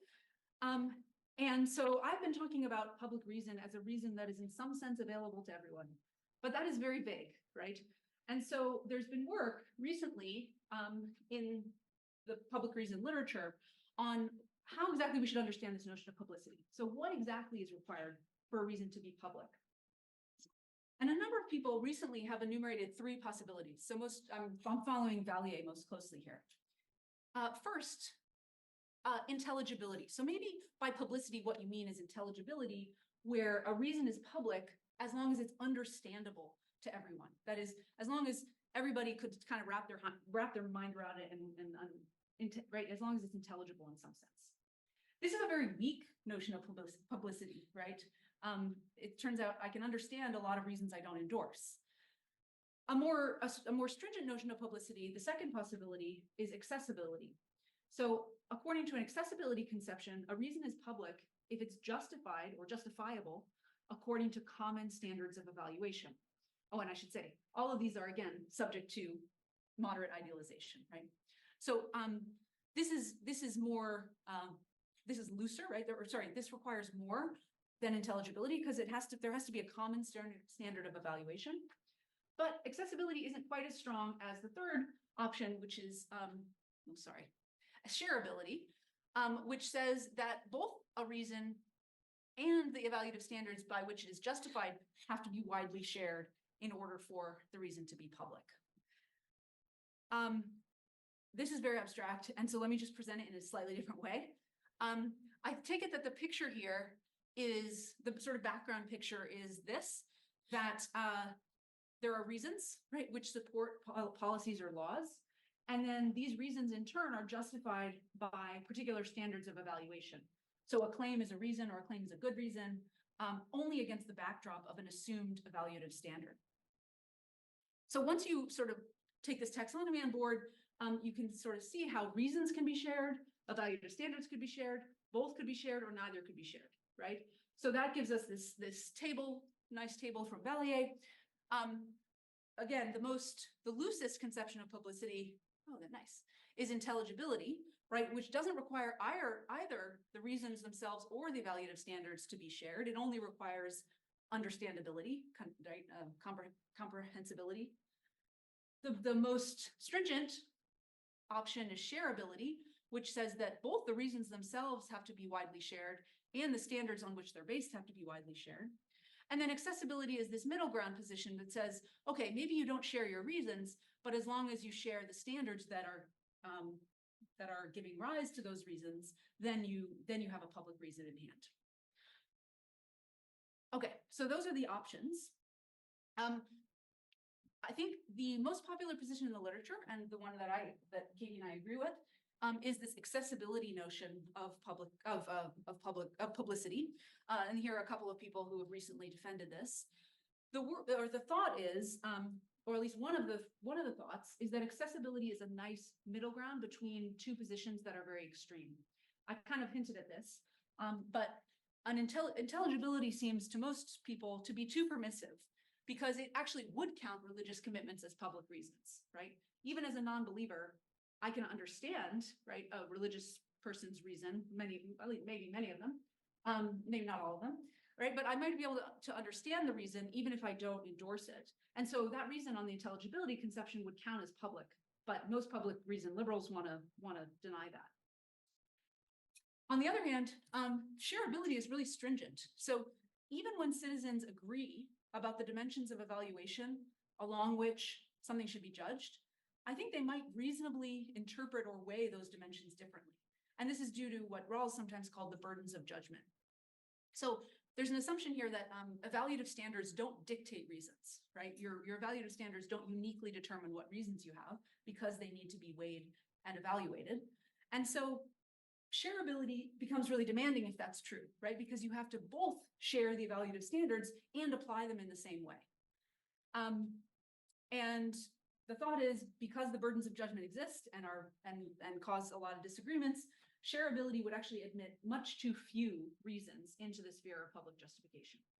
So accessibility is a kind of nice middle ground, right? It says that a reason can count as public, can enter public justification, even if it's not widely shared, so long as it's backed up by some kind of common evaluative standard. And I think, so that's the sort of, right, argument by elimination for accessibility. I also think more constructively that accessibility fits with the motivation for public justification, which is, again, partly rooted in equality. So you might think that there's a kind of disrespect in offering someone a reason that you know carries no weight for them because that reason is rooted in an evaluative standard they don't accept and are not unreasonable and rejected, right? So for political discussion to be fruitful, for political reconciliation to be possible, the reasons that we're offering one another should at least be rooted in criteria that we all agree are important, right? So you should be prepared for people to apply those criteria or those standards of evaluation in different ways, but you should also try, right, to justify things on terms that others would accept. That's the thought. All right, so if we accept accessibility, then the ideal of public justification says that public justification can only appeal to accessible reasons, where this means that state actions should be justified by appeal to reasons which are themselves grounded in shared standards of evaluation, or at least that would be shared, right, under idealized conditions. So if this is the way we're going, that suggests this new principle, third and final principle, accessible public reason, APR, a scientific claim is admissible in public justification if and only if it's justified by appeal to common standards of evaluation or standards of evaluation that would be shared under moderately idealized conditions. So this is the principle I want to advocate for. It's actually a bit similar to some ideas that have been put forward recently by Gabriele Badano and Matteo Bonatti, who do endorse this accessibility standard for public reason. And they argue that scientific claims are accessible and hence public. And they suggest that the standards, the evaluative standards that are at work here are Kuhn's theoretical virtues. So this list that is familiar, I'm sure, to everybody here. So for them, scientific claims are accessible and public because they're justified by appeal to Kuhn's virtues.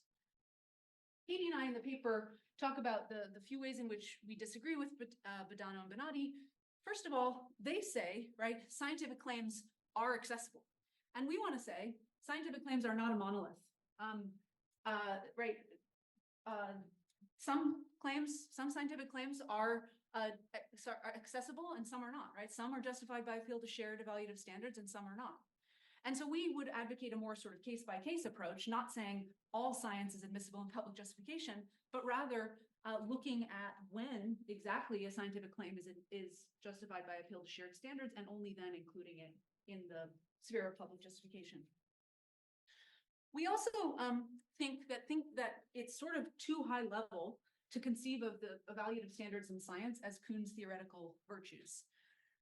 It's more fruitful, in our view, to think of evaluative standards operative in science as sort of mid-level principles, beliefs, and rules that govern the assessment of scientific claims. So these principles and rules guide scientists, but they still require a certain kind of interpretation and balancing. And as we're thinking about it, these rules include, principles of experimental design, methodological guidelines, and so forth. So here's an example of the kind of mid-level principle we have in mind. A widely endorsed methodological prescription, right, is that inferences about a population should be drawn by examining a random sample of that population when possible. So note that this is mid-level, right? It's not the kind of stratospheric Kuhn accuracy value, but it's also it also still requires some interpretation and balancing against other things, right? There might be disagreements, for example, about what would constitute a random sample in a particular case, right? Or disagreements about when it's possible to get a truly random sample or not. So this is how we understand APR as a claim that accessibility is what determines whether a scientific claim is admissible in public justification, and accessibility should be understood by these sort of appeal to mid-level principles. All right, note that this standard, this APR standard that we're advocating, better captures the judgments that the consensus view failed to capture. So returning to COVID, the claim that the scientific claims about non-pharmaceutical interventions that were not supported by consensus in the scientific community, nevertheless, arguably, many of them could be justified by reference to shared evaluative standards, right? And if they were justified by reference to shared evaluative standards, then even though there was lingering scientific disagreement, they would be permissible in public justification. So it sort of rationalizes or explains why it was legitimate for the state to enact these policies. Then we have the opposite sort of case, right? Cases that were included by CSPR, but our account is able to exclude. So in cases of manufactured consensus, right, maybe, to give an example, right, maybe industry-funded research wrongly suggests that some environmental toxin is not dangerous to humans. CSPR is going to focus just on the higher order consent, or just on the first order consensus, right? They're just going to say, look, if the scientists agree, it's admissible in public justification. Whereas our view implies that if the claim was based on non-shared evaluative standards, if it was based, say, on standards that prioritize industry profit over consumer protection, then it's not admissible in public justification. So that's where I think the comparison with CSPR favors the third view. I also want to come back to the examples that we started with, and because I think APR helps us to deliver a verdict on each of these cases. First of all, remember we had the claim about the dangers of climate change rooted in a scientist's non-epistemic judgments about the cost of error. I think here, what APR suggests is that this would be admissible in public justification only if it's done in accordance with a standard for weighing that is widely shared. I said it the opposite of on the slide, right? But it wouldn't be admissible if it's done in accordance with standards that are not widely shared, right? Second claim, this was a claim about the benefits of a new drug based on pharmaceutical industry-funded research. Again, I think here APR says that if the research is conducted and assessed in accordance with shared standards, then it is admissible, right? And this connects, I think, to some of the discussion we had yesterday about the difficulty of distinguishing public and private science, and maybe the question of whether we should be dismissing private science as quickly as we often do. I think it's an advantage of our view that the provenance of a scientific claim, whether it is funded by industry or not, isn't fundamentally what matters, right? What matters is whether the industry-funded science accords with shared standards. And this allows us to acknowledge that a lot of industry science is good science, and it doesn't require us to make this sharp distinction between the public and the private. I also think it comports with Drew's comment in the Q&A yesterday about how research conducted by pharmaceutical companies is permitted in public justification. It's allowed to shape our regulatory policy as long as it satisfies certain FDA standards, right? Certain FDA methodological principles. I think that's exactly the sort of practice that our view would endorse, right? That what matters isn't the source of funding, it's whether common standards of evaluation are met. And then finally, we had the claim about child development supported by a novel research program that remains controversial. So, right, you may have followed recently, there's a lot of debate about how kids learn to read, and it turns out a lot of what we thought is probably very wrong and bad. So if we had this new claim on the block about reading, about the science of learning to read, but that claim, that research program still is controversial, could it be a basis for state policy, right? That's the kind of question we're interested in. And again, I think here APR suggests a little bit of nuance. So if the scientific controversy concerns the evaluative standards at issue, then it might not be appropriate for that claim to justify coercive state policy. Whereas if the controversy is just about how those shared standards are applied, then it would be admissible in public justification. So we would need to sort of look at the details of the case, try to understand why the research program is controversial, and make a judgment based on what we find. All right, so coming back now to the tension with which we started, so values in science folks have asked, when is the use of non-epistemic values in science with democratic ideals? I think the answer that our account suggests is that it's in conflict with democratic ideals when the use of values in science generates scientific claims that are not justifiable by appeal to shared standards of evaluation, and hence are not public reasons. And if such claims are used to justify state policy, that would be a violation of the ideal of public justification. But note that that's not always the case, right? You might think some uses of non-epistemic values in science don't cause us to violate this ideal. And also, it's not just value-laden science that might violate the ideal, right? Scientific claims can fail to qualify as public reasons because of other factors as well. So, right, it sort of, I think this account decenters that question in a way. Okay, just to wrap up with a couple of concluding thoughts. First, one thing that I think is cool about the view is that it has a number of implications.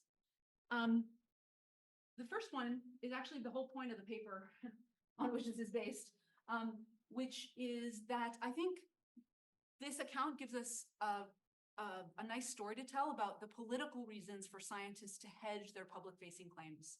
Namely, it says that hedging can allow them to make claims accessible for public justification. So here we're taking the term hedging from Betts. I imagine most of you have probably read that paper. Hedging basically is the set of devices for qualifying and weakening scientific claims. So our argument in the paper is that hedging can make scientific claims justifiable by appeal to standards of evaluation that are more widely shared.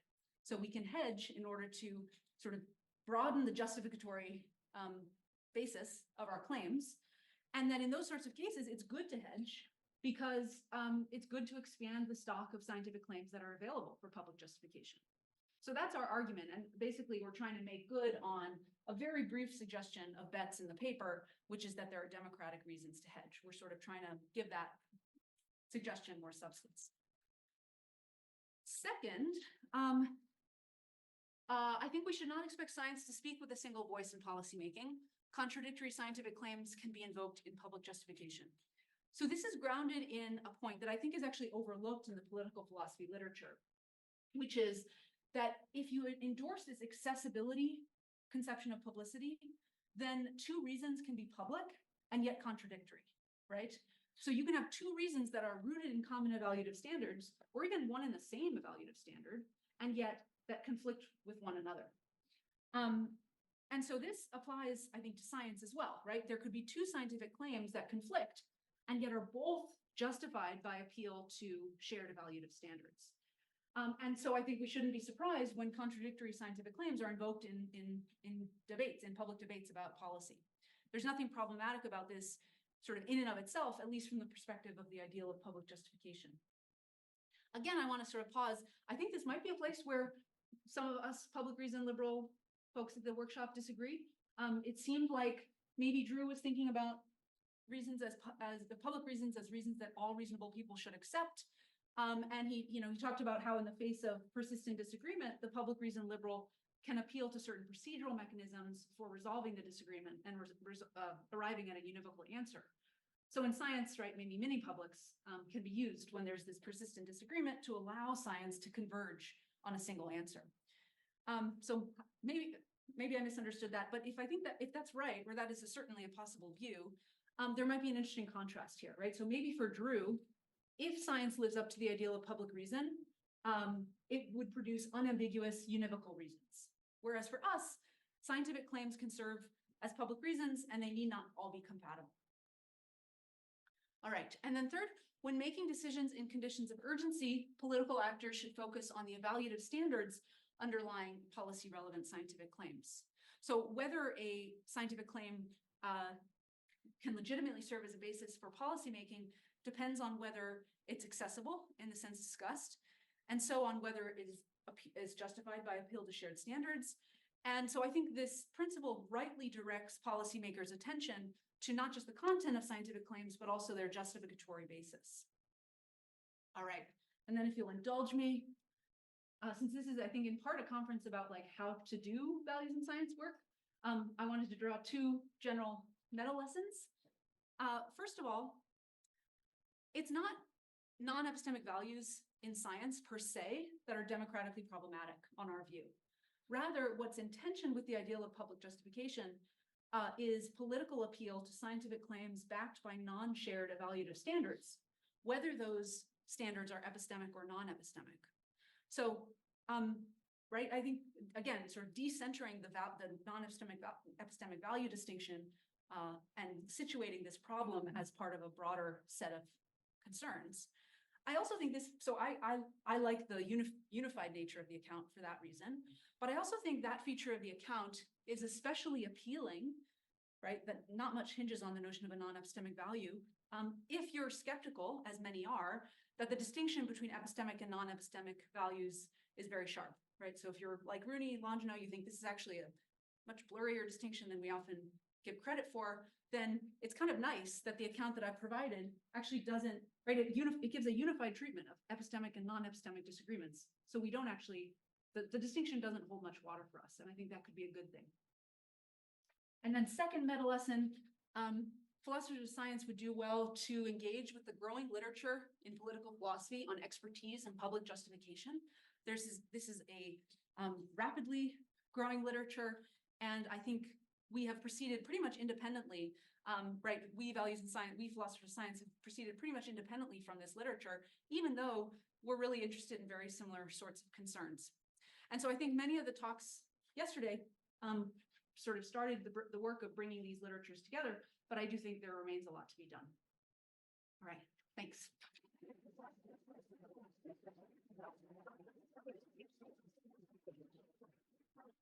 All right, since it's quite late in the day, let's take a few-minute break and then reconvene for Q&A. Okay, 5 minutes. Thank you.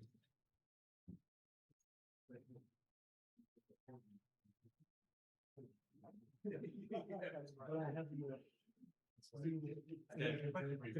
which I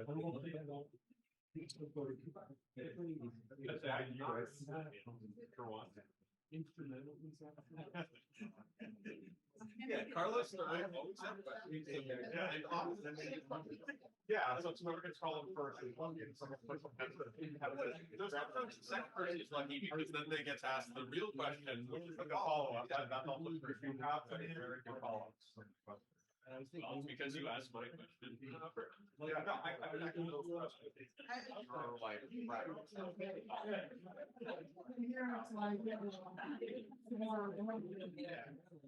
That's the first thing that he's talking about. Mineralogy, ecology, and early. Yeah, all those like hiring practices and database practices, all those different places. Yeah, but I think that's like a useful thing to have in your talk. So I'm sorry. I'm learning this about you as you're working. And I've been saying this to various people. Not all philosophers.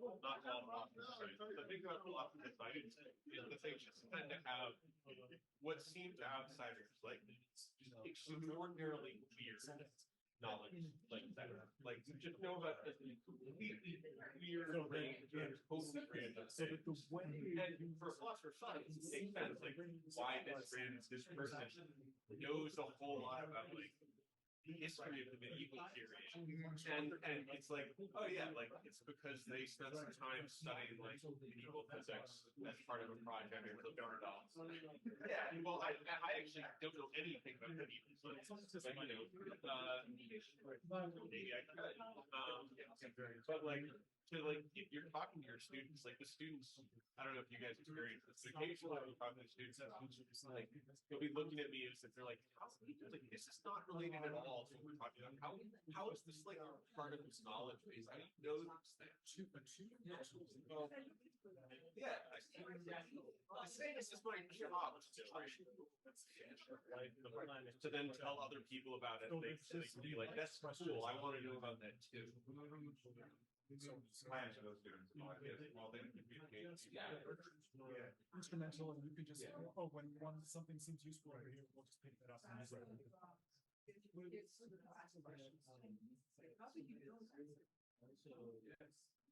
Comfortable reconceptualizing science part of the communication science, you recognize science.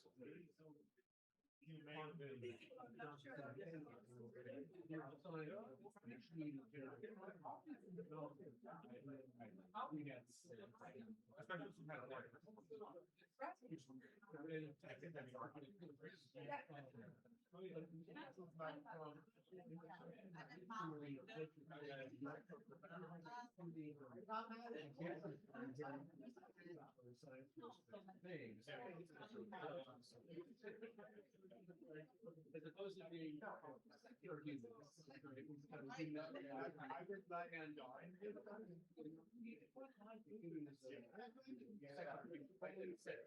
Those are very tall. So here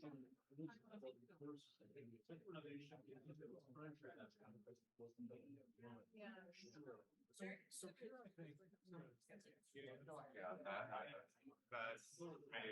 that's just the cheap run. All that.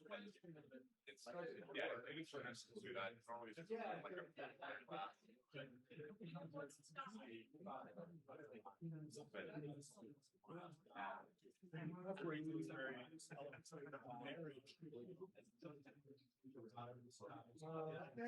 Number two. Commitment to various companies. I think, where's, God. Right here, it's no. you could discuss the paper without you, but last so far. We're just big. We'll apply share standards. Just,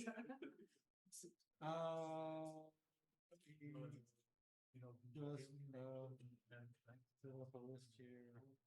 I do have, All in the name of that. Those kinds of critiques. War was first. Okay, just keep your hands up, so.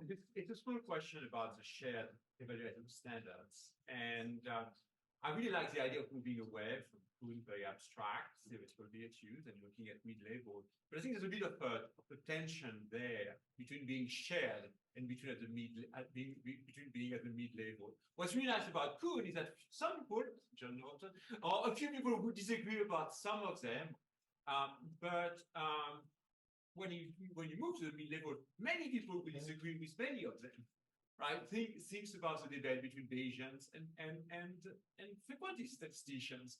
Well, Bayesians think much of frequentist statistics is terrible, and many frequentist statisticians think that Bayesian statistics is totally useless, and so on and so forth. So I do worry that as soon as you move from the very abstract, maybe not extremely helpful standards, the sharedness, the commonality will actually be threatened. Not necessarily lost, you might be able to recover some, but I think it's far from clear there will be many of them that are going to be that shared, that really that can be shared. Yeah.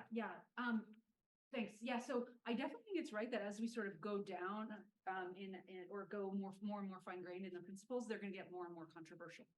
So I guess the question is, can we stop, right, at a point that's where they're not so fine-grained, but there's still a lot of agreement about it. So yeah, I mean, there's also this problem. I know that this is only a related problem, but there's also this problem that actually Arnon and Venati discussed, which is you also don't want your evaluative standards to get so fine-grained that they dictate the reason, right? If mid-level principles become algorithmic in Kuhn's sense, right, in the sense of dictating choice, then you lose the distinction between shareability and accessibility that they want. So yeah, I mean, the reviewers in this paper have been pushing us to be more and more specific about these mid-level principles, the kinds of principles we have in mind.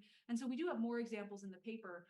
And I hope they're examples like the random sampling example that would in some sense be acknowledged by everyone, even though right, how you implement that principle is a matter of debate, and it ought to be so, right? But yes, I think that's a fair concern. You sure I was really after other people? Sure. What's on my list? I'm not sure. Hi, I thank you for the talk. That was really interesting. I really like the decentering of the question. If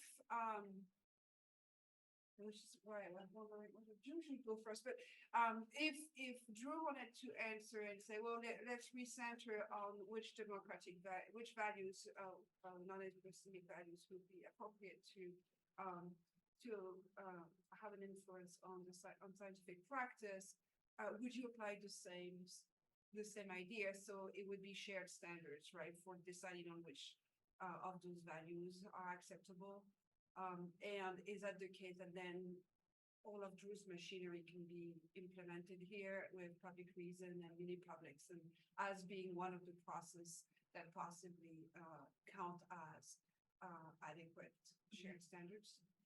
I think so. Another reason I kind of am sympathetic to the idea that we should move away from value talk is that I'm actually not sure where values should be located in here in this. Sorry, that's what I'm trying to figure out. Yeah, I didn't. Did I? Anyway, okay, it's gonna be hard enough. But the reasons, the sort of 3-level picture.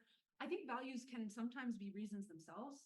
I think sometimes values do serve as evaluative standards. So, right. So there are some cases of value laden science where I think the value is acting as a reason, not as an evaluative standard. So there's actually, I think, not going to be a neat mapping between the kinds of cases that the values and science folks are interested in and the kinds of cases we're interested in, because values and standards are not always the same. Yeah, that's a quick answer, but maybe we can talk more. Yeah, Rita. I'm a bit confused about the consensus thing and the shared conduct thing, how that kind of connects. So you said it's not necessary, it's not sufficient, but it seems like there are cases, so this is not for all, but there exist cases where something that is consensus based looks like something that we might want to have or might use in public decision making or maybe even person case. So, okay, so let's put that in, right? There is, to some extent, literature out there that there's epistemic benefit from consensus, right? Okay, so is this a shared evaluative standard? And if it is not, so if it is, then there is a problem because in consensus thing, you might have some research in there that might not be absolute standards. How does that relate then to the accepting the consensus-based thing? That's one question. And if you say it's not part of the evaluative standards, then because there is some benefit, potentially, maybe even more part of it. So the consensus view focuses on consensus at the level of reasons, right? At the level of scientific conclusions, not at the level of standards. So consensus in that sense, I mean, the consensus, right? Yeah, go ahead. No, just go ahead. Yeah, so like, right, Rawls says we can use the claims of science when those are subject to consensus in the scientific community. Actually, he doesn't say scientific community, which is an area of debate among Rawlsians, right? But it's interpreted in that way. So they're interested in the reasons themselves, the conclusions delivered by science at the end of the process, whereas our focus is on a more sort of intermediate step, which is the evaluative standards being used. And our claim is that you could have consensus of reasons without evaluative standards being shared, or you could have failure of consensus of reasons despite evaluative standards being shared, right? So we think those two things come apart, and that's why we have the sort of that's why there are cases that satisfy the consensus standard but not ours, and also cases that satisfy ours but not the consensus standard. Okay. I don't think I answered every part of your question, so let's chat later. We're not that pressed for time if you want to, finish. Whatever. Okay. If you feel. Yeah. Were there other parts that I didn't answer? Yeah. Adam. Thank you for the talk. Really enjoyed it. I guess I have a similar question to Swansea. Maybe it's starting different right now. But when wanting to know what the non-epistemic, if we can even distinguish those, evaluative standards would be, it would have to be, maybe it have to be, but would it have to be some sort of like high-level general account of, well, there need to be these kinds of values, whatever that is, or just, does that make sense? Or like what sort of thing would you have in mind? So I definitely don't want to say they all have to be values. Some of them might be. So the political philosophers here who we're following have said that mid-level or evaluative standards can be principles, beliefs, commitments, right? They're sort of ontologically diverse potentially. And so many different things can be, right? Many different kinds of things can be standards by which claims or reasons are judged. So some of them, again, some of them might be values, some of them might not be. And I think Edward's question points to the importance of specifying those standards, whether they're beliefs, values, reasons, beliefs, values, commitments, principles, whatever, prescriptions. Specifying those at the right level is really crucial for the view. But I think honing in on what they are in a more narrow sense is probably not. I think we want to sort of admit many possible things as evaluative standards. Micah? Next time I've seen that, I feel like I'm adjusting my brain as I listen, as you speak. I'm wondering, I have like a clarification question and a content question, and they're connected. I know when you're speaking about shared standards, it seems like you're drawing that from the political literature. When I hear shared standards, I think watching, because I want to see watching. And so I'm wondering if you think that this is related at all, or if you think it's something they're different. And then my content question is, so my understanding is that launching shared standards come from these norms and shared goals of science. And I'm wondering if that is also true of the public, or if not, where these shared standards would come from. And I apologize about this stuff. Oh yeah, so much to say. I've been thinking about this connection a lot too. I'm gonna punt on the second part before I don't know where they come from. Yeah. I think one interesting parallel between the notion of a shared standard that we're using from political philosophy and Longino's notion, right? One of the reasons that she thinks shared standards are so important for transformative criticism is because she thinks you can't have a meaningful dialogue unless you agree on some ground rules, right? If you and I just completely disagree about what makes a theory true, or sorry, what makes a theory good, right? Desiderata for theories. Like if I have theory A and you have theory B, we can't even talk to one another, right? Because we have different criteria. So if I say theory A meets my criteria, you'd say, yeah, but I don't think that is important at all, right? And so I take it a Longino insight that like in order to have transformative criticism, we need to have common yardsticks. And I think that's exactly the motivation for shared standards in the political case too. Because in order to have fruitful political dialogue, we have to have common criteria to appeal to. If we all had just entirely different criteria for what makes a policy good or justifiable, we again would not have a fruitful political discussion. So I think there's a really, I think there's a deep similarity between the motivations for common standards in both cases. The reason I've been thinking about this is because I think there's a bit of a tricky issue here too, which is what happens, right? I mean, so another problem I think with the consensus view is that there's a lack of appreciation for the importance of epistemic diversity in science. So social epistemology and a lot of other people have argued that certain kinds of variation are really important, variability are really important. And so I think that's a sort of developing a view that recognizes the internal importance of diversity to science with pairing it with this view on which agreement of a certain kind is important in the political realm. I think that's a kind of reconciliation that has to happen.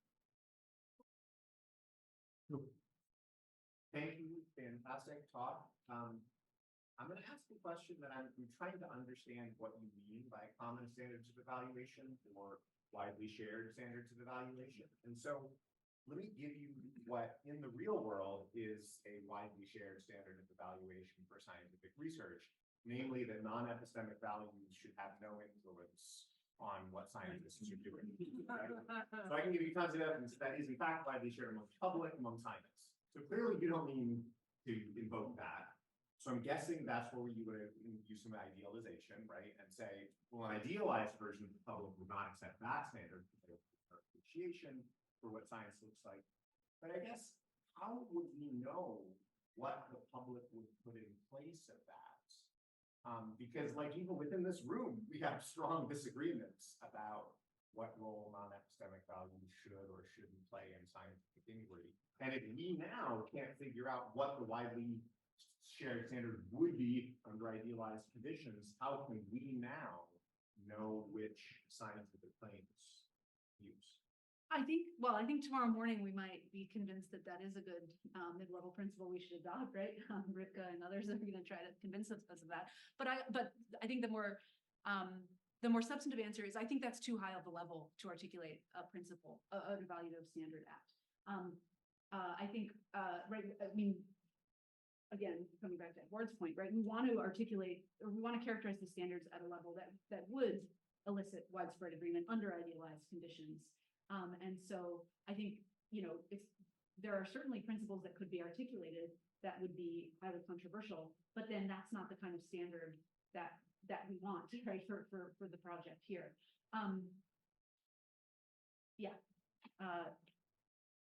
I guess then down the road, I'd be interested in seeing what you think we can do. So like, what about the standard non-epistemic values can influence inductive risk assessments or classification or causal attribution or something like that? Like, I don't know what the answer to those would be. And is that the level though that you're thinking would then be focusing on? So if others have ideas for examples, I totally agree. Especially I'd be interested in examples of, right, I said evaluative standards can be epistemic or non-epistemic. I'd be interested in example. I think it's important to find examples of, or at least for the purposes of showing that our project gives different answers than some other projects. It would be important to find some non-evaluative or non-epistemic evaluative standards that nevertheless are widely shared among an idealized justificatory constituency. Yeah. If anyone has ideas, please come talk to me. Wendy.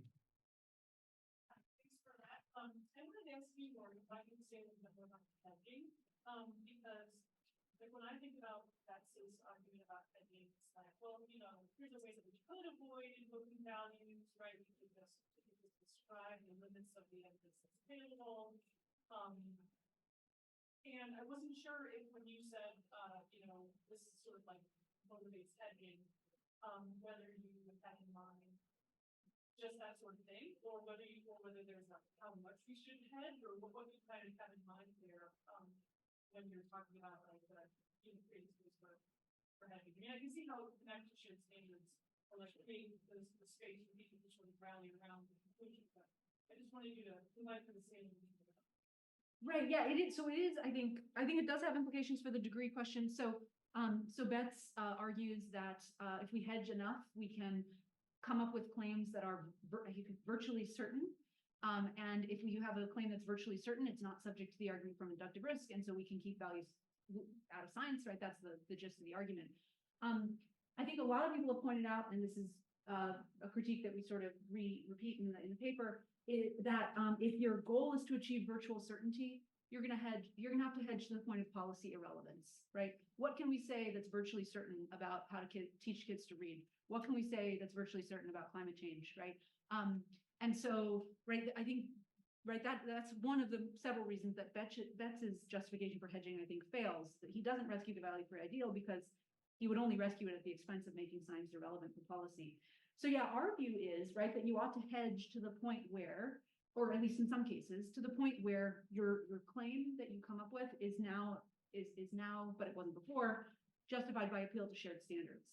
So we think that, if you come up with a claim that's that rests on a, say, controversial methodological principle, there are ways of hedging it, right? You could conditionalize on that method, right? You could say, if you adopt this method, then you get this conclusion. Or you could expand your confidence interval, right? Or you could change the modality of the claim from it is, we know that to it is likely that, right?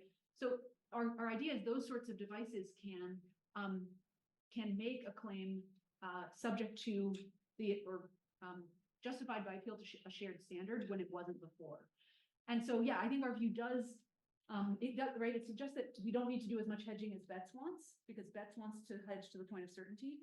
For us, what you need to do is hedge to the point where your claim can be justified by shared standards.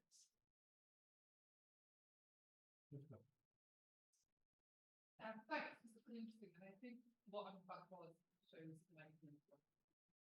And so, might be particularly right. But so, one thing you said, not to take the stuff there is that science, policy advisors need to be assessing science for standard evaluation, right? So I think that happens in the UK already. I think in the UK, and this is just like, a regional definition. In the UK, we have a civil service where they ask people who are policy advisors who are trained as scientists, they'll go into work in the Department of Science, Department of Health, whatever it would be. You then have all these like policy committees that are with the politicians who are democratically elected. And so you have like people who are assessing science, which is to good science, that fill some kind of standard. And they're under the control of people who are democratically elected. And so in that model, and this is where I think it's just like really, really question. It's like, doesn't the democratic legitimacy come from the fact that there are democratically elected people working with the people doing the evaluation, and the democratically elected thing is just enough democratic legitimacy and things like that. And so the standard evaluation thing is just, it's like someone who knows science doing science. I don't know. I don't know how to say. Okay, so is this a fourth alternative principle that like democratic legitimacy is achieved when science advisors are picked by elected officials? Sure. I think so. Right. I think one reason to wheel in shared standards and not just go with that kind of view is that we want to be able to say what's gone wrong when policymakers are relying on scientists that are adopting some idiosyncratic research program, right? I mean, I think we want to be able to say if, the politicians have appointed a set of science advisors who are giving them a very skewed version of what science is telling us, that there is still something going wrong. I mean, maybe we differ in our intuitions about that case. So I guess the test case would be, what do we say about the case where the politicians choose the scientists are a really bizarre subset that say stuff that is not at all responsive to common epistemic standards? Would we want to say that that's politically legitimate or not? But there's a middle person in between, which is the scientist, policy advisor, who knows the scientist but isn't scientist, knows the science and the scientist but isn't scientist, and then right? There's that middle ground kind of alleviates some of those worries because it doesn't checks and balances. But the democratic legitimacy still comes from the fact that they're selected by. And so is the idea that the middle person prevents the extreme idiosyncrasy of the scientists? Yeah.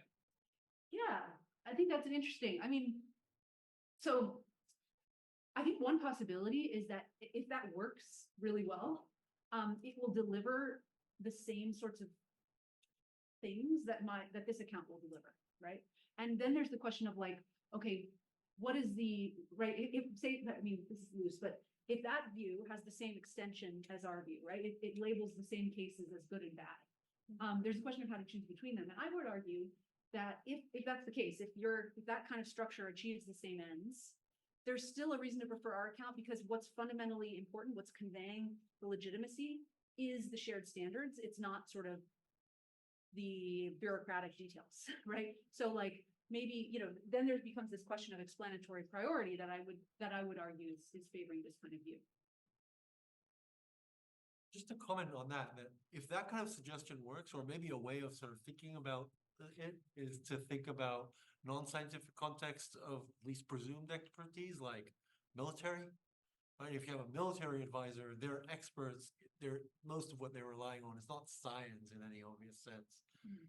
Whether that model works or not, whether the problems that might arise are because of shared standards relative to who selects the military advisor. So it's just a way of thinking about it. Because I take it your account is not supposed to be specialist science. That's part of the point. Yeah. Well, is that an objection? Is that a bad thing? No, it's just like it would be a way of kind of sort of thinking about what sort of, because that kind of stuff should work for the military kind of case on your account. Maybe it should on the other view, or maybe not, but it would be a different situation. Okay, I really like your view, and I want it to be helpful to me. But as Arnon reminded us, not only do we live in society, we live in a world. And a lot of the places where we want science-informed policy are things that are not contained by borders, things like diseases and climate and economics and so on. And many of the countries that are participating in international conventions on these things that involve science advising are not democracies, are not interested in becoming democracies. The values of the people in those countries may or may not actually be democratic. And it feels to me it feels to me like not only am I skeptical that something that's an argument that's based in a sort of democratic liberalism might not apply, that might even be wrong to try and apply it to to constituencies that's not their politics or their values. So either, I guess you can tell me, and I'll just be sad if you tell me this, that your view actually doesn't apply, because when I'm thinking about international conventions on climate and biodiversity or stuff like that, or convince me why I should care about a view grounded in theories of democratic liberalism, even in those contexts. Well, I don't want to disappoint you, but I do think to a certain extent. So, okay, let me take the case of let me postpone the case of say intergovernmental agency or international agency designed to synthesize say climate science for policymakers. Put aside that for a second. I do think it's right that this account does not. So it's an account of public justification, which is an ideal that holds for democratic, right, liberal democracies. So in that sense, there is a scope restriction, like what scientific claims are admissible in policymaking in authoritarian countries, like that. Like if the ideal of public justification doesn't apply in a particular jurisdiction, it's true. We don't have anything to say about what sorts of science should inform policymaking in those contexts. But I think the case, so the case of we're working together internationally, we all come from different kinds of political regimes, and we're working together to come up with the science advising. That's a really interesting case, because at least in theory, we do want the outputs of that kind of international effort to be public reasons, right? If we're in that kind of, the outputs would hopefully inform policy in many societies, some of which will be democracies and some of which won't. So one thing I like about the view, as I sort of said a little bit, is that it applies public reason at the sort of end stage, right? At the stage of okay, here are the scientific claims, these are admissible and these aren't. It doesn't actually say sort of internal to science what claims are allowed and what aren't. And so I think in those sorts of efforts, right, there are all these complex politics that go into which evidence are we going to include, how are we going to phrase the sentence, and so forth. It actually doesn't matter on our view, right, whether all of those internal workings comply with the ideal of public reason. What matters is at the end, if the claims that are produced comply with it, or are justified by appeal to shared standards. You might think, how could an effort that involves people from such different political contexts could satisfy that standard? But I guess I'm not convinced that we should be totally pessimistic. Even if even if very different sorts of people are coming together to try to summarize the scientific evidence on a particular question, I think it's possible that at the end we do end up with something that's justifiable by appeal to shared standards, even if there's a lot of that messy politics that goes into creating it. But maybe I'm too optimistic. Maybe that's naive. Just be quick, because we have a bunch of people. Yeah, I'll talk later. Fine. Jacob. Thanks. Really great talk. I think I want to follow up on Edward's question. So there's a range of grains of description of evaluative standards that range from the fine grain to the coarse grains that creates worry, because we can have evaluative standards that are shared on coarser grain on a finer grain description. In your answers to a few later questions, you appeal to things like getting the grain of description right. But there's no right grain of description, because grains of description of anything are just relative. Another thing you said was getting the grain of description such that we have widely widely shared value to the standard.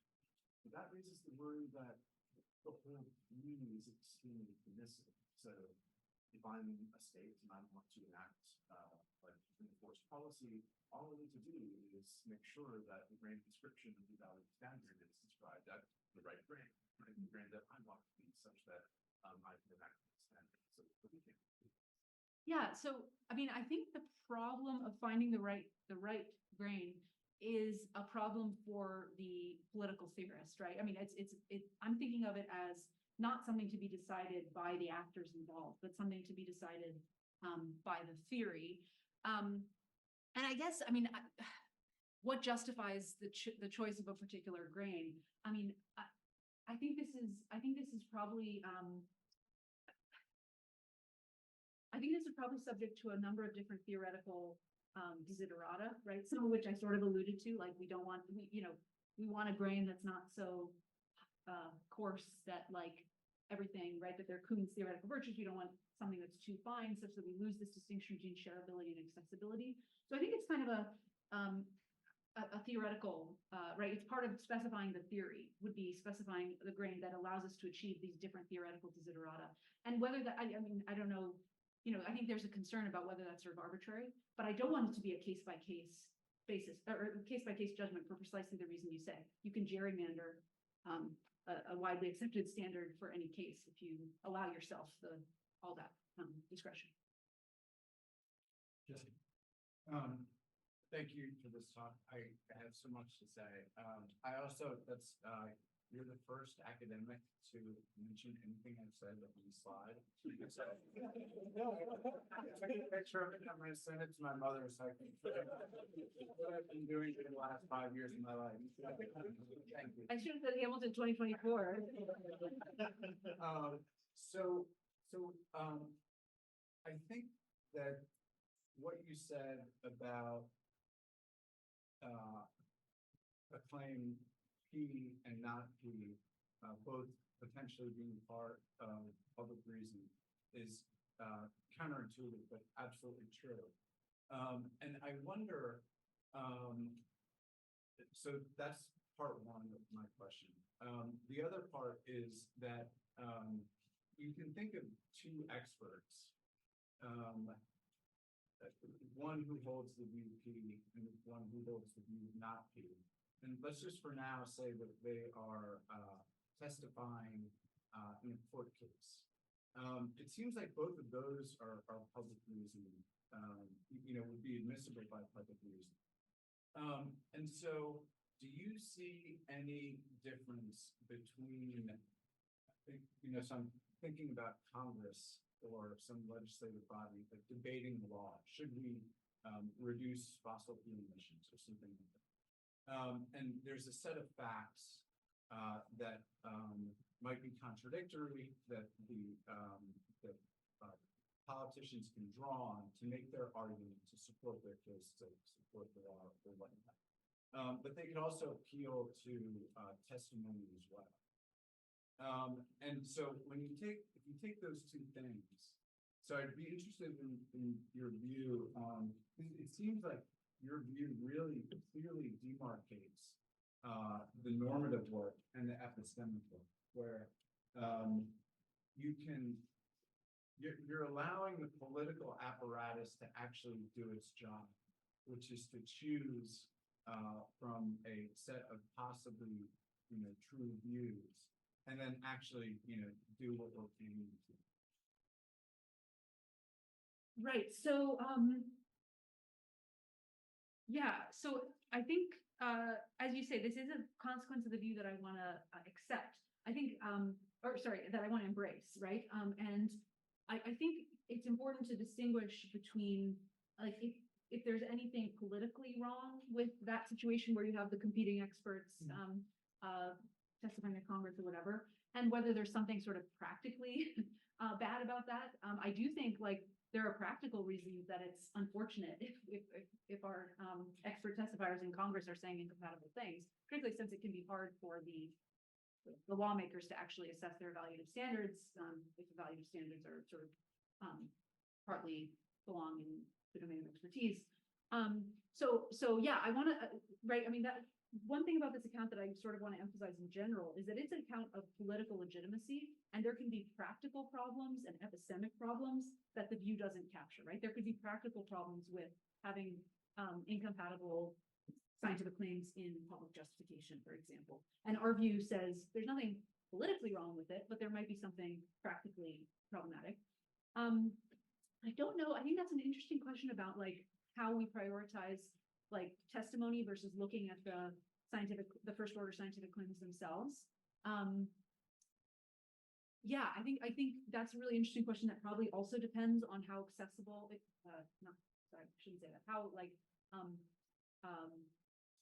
how much the evaluative standards in that particular case do require expertise to understand, right? You might, whether they do or not, might depend on whether a policymaker has to rely on an expert testifier or could look at the evidence themselves. But that's an interesting choice point that I haven't thought. We have time for one last question from Mark. Okay, I'll try not to make it too hard. Thank you. This is really interesting stuff. I really like the position a lot. This is overlapping with Drew's question, but I want to take it in a metaphysical direction. And if it's too late in the afternoon for metaphysics, that's fine. But I'm wondering about the social ontology of a shared standard. You know, what sort of thing are we looking at? We think about what they are and when they exist and when they don't. Is it like commonalities in our psychology of our reasoning? That doesn't seem very plausible to me. I just throw it out there. Maybe they're kind of platitudes and rules of thumb that show up in science textbooks, or is it something that we have? You mentioned theory a second ago, and I was wondering maybe it's something that we as theorists have to suss out by ethnography and social science and kind of interpret what people are doing in the sciences. So just something in that space. An invitation to unpack the idea of what a shared standard might be. Right. So I mean. So whatever answer I give you, it has to be compatible with the idealization component, right? It can't be, Can't be just straight empirical. Yeah. I mean, there's an epistemic, there's a question about what they are, and then there's a question how we get it. And maybe the empirical stuff you're suggesting, looking at textbooks, doing thorough ethnographies to suss out the implicit norms, maybe those would be good ways of trying to epistemically access the shared standards. But the shared standard, the standards themselves have to be sort of more abstract than that, because we have to be able to think about what standards would exist under idealized conditions, which might come apart from the actual. Yeah, that's as much metaphysics as I have to say right now. But if you have other thoughts, let's talk later. All right, thank you very much. And I can't med. Anyway. Yeah, well, this is why I get scared sometimes when I have to stop and really want to I agree. I try not to speak if I stop.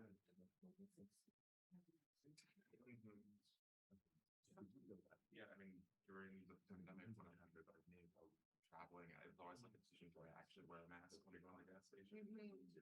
Yeah. It's going to be dangerous. At the very least, I'd like to keep your thoughts on something. Cool.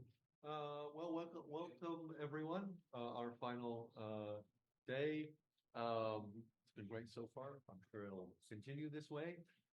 Before we start, just a slight error in the program. The final talk today is like an hour and 20 minutes, so it ends. The start time is correct, but the finishing time is 4:45 instead of 4:15. In case that affects any finish. All right, well, welcome from me as well. I'll be your chair this morning. My name is Katerina. I'm from farther away. All right, let's do the disadvantages. All right, I'll just get right to it. We don't want to eat up time. This is our first speaker. And Jacob Stegenga will, together with Claremont in absence, talk about Sisyphean science, why your freedom is worth pursuing. Thanks very much. And yeah, I'd like to start by thanking Arnon for organizing this really great conference. I've learned so much and met so many nice people, heard so many great talks. Thanks, Arnon. Thanks to the center, Edward, and Chantal for organizing. So one thing that was really inspiring to me about this workshop and the way Arnon put it together was, if you read the CFP, there is a kind of hint, at least, of encouraging work that pushes back against what looks like the status quo in the discipline. And well, maybe that's why he invited me. But that's what Tarun and I are trying to do in this talk. We're trying to push back against what we take to be a pretty well-established status quo, or I would go so far as to say dogma in the literature. The work that we're going to present today is based on a couple of articles that are already out there, and one paper that's like maybe will become an article, but that depends on if we can actually get around to doing the work. But I'll focus on the article Sisyphean Science today, and I'll touch on the difference to inference paper, and if I have time, I'll talk about the agency usurpation challenge. Okay. So I'm going to start somewhere completely different, though. I'm going to start with nirvana. There's a philosophical religious tradition that comes out of India and China that characterizes the ultimate good for people in ways that look dour. So here, for example, is a passage from one of Buddha's sermons. So this is describing the ideal end state. Buddha says, the ideal end state is one in which birth is exhausted, the holy life has been lived out, what can be done is done, of this there is no more beyond.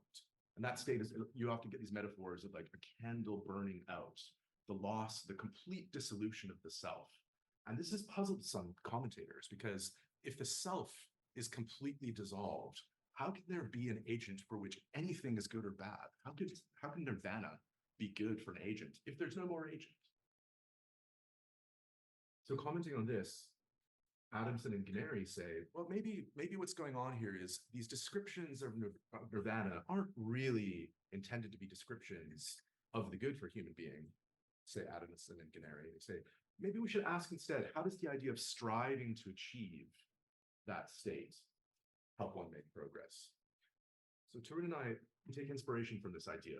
What we see is Adamson and Guarneri proposing a distinction between the end state desirability of some putative ideal and the pursuit desirability of some putative ideal. So we want to take that idea and apply it to the values in science literature. So the basic move is to decouple pursuit desirability from end state desirability. As most of us know here, the critics of the value-free ideal have said that value-free ideal is end state undesirable. That's a kind of science that we would not want to have.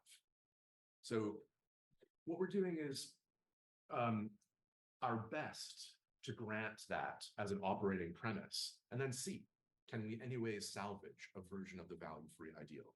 So in particular, we're granting the soundness of the argument from inductive risk, which is meant to conclude, say some, that values can, should, or must influence the end state of scientific reasoning. But in any case, we think that a version of the value-free ideal is nonetheless attainable. So our ambition is just to apply this decoupling strategy to the values in science literature. So there's three parts to the talk. I'll first just do some clearing up work in the first part, describe what we take the value-free ideal to be, why we take it to be a good thing. We'll describe a couple of the criticisms of that value-free ideal. Then we'll argue that that ideal, our version of the ideal, is pursuit feasible. This is the most modest part of the talk. There's no fancy fireworks in part two of the talk. But in part three, we're going to argue that our version of the value-free ideal is desirable to pursue. It's pursuit desirable. So that gives us a new version of the value-free ideal, which says scientists ought to act as if science should be value-free. We'll get there. Okay, so first, just some clearing up work, and thankfully, this won't be sort of too cumbersome for this group, because I mean, most of the groundwork for some of the moves that we're going to make here have been laid out in the last couple of days.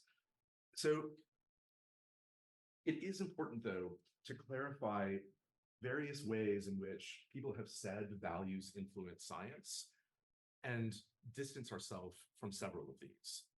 So we take it to be relatively uncontroversial that values influence science in a bunch of ways. So for example, we heard about how science, we heard from Carlos about how science can can and should, how values can and should influence the scientific research agenda. So, scientists can decide to study like interventions for malaria or interventions for like middle-aged graying of hair, right? And so the decision to study one of those over the other is clearly a value-laden choice. Same with like constraints on research methods, right? There's absolutely nothing uncontroversial that values influence science via constraints on research methods. They're just some things that we ought not do. Same with the so-called epistemic values, right? So it's established in our discipline that there's this class of things that are sometimes called values, like simplicity, fruitfulness, accuracy, and so on, that influence scientific reasoning itself. And that's uncontroversial. So what we take to be the philosophically interesting issue about the values in science literature is whether or not values should influence like the core features of scientific reasoning. So one first pass at what the value-free ideal says is just values, non-epistemic values, ought not influence the internal features of scientific reasoning. So that's the kind of coarse-grained value-free ideal that we're working with. But influence is a kind of ambiguous notion. So we try to disambiguate that in the following way. We introduce this notion of bifurcation points. So a bifurcation point is a step in an inferential chain where if you jiggle the values, if you change the values, you get different conclusions, and those conclusions are inconsistent with each other. So we've got some fixed evidence base. We've got V1, and with V1 and E, that affords us the inference to C1.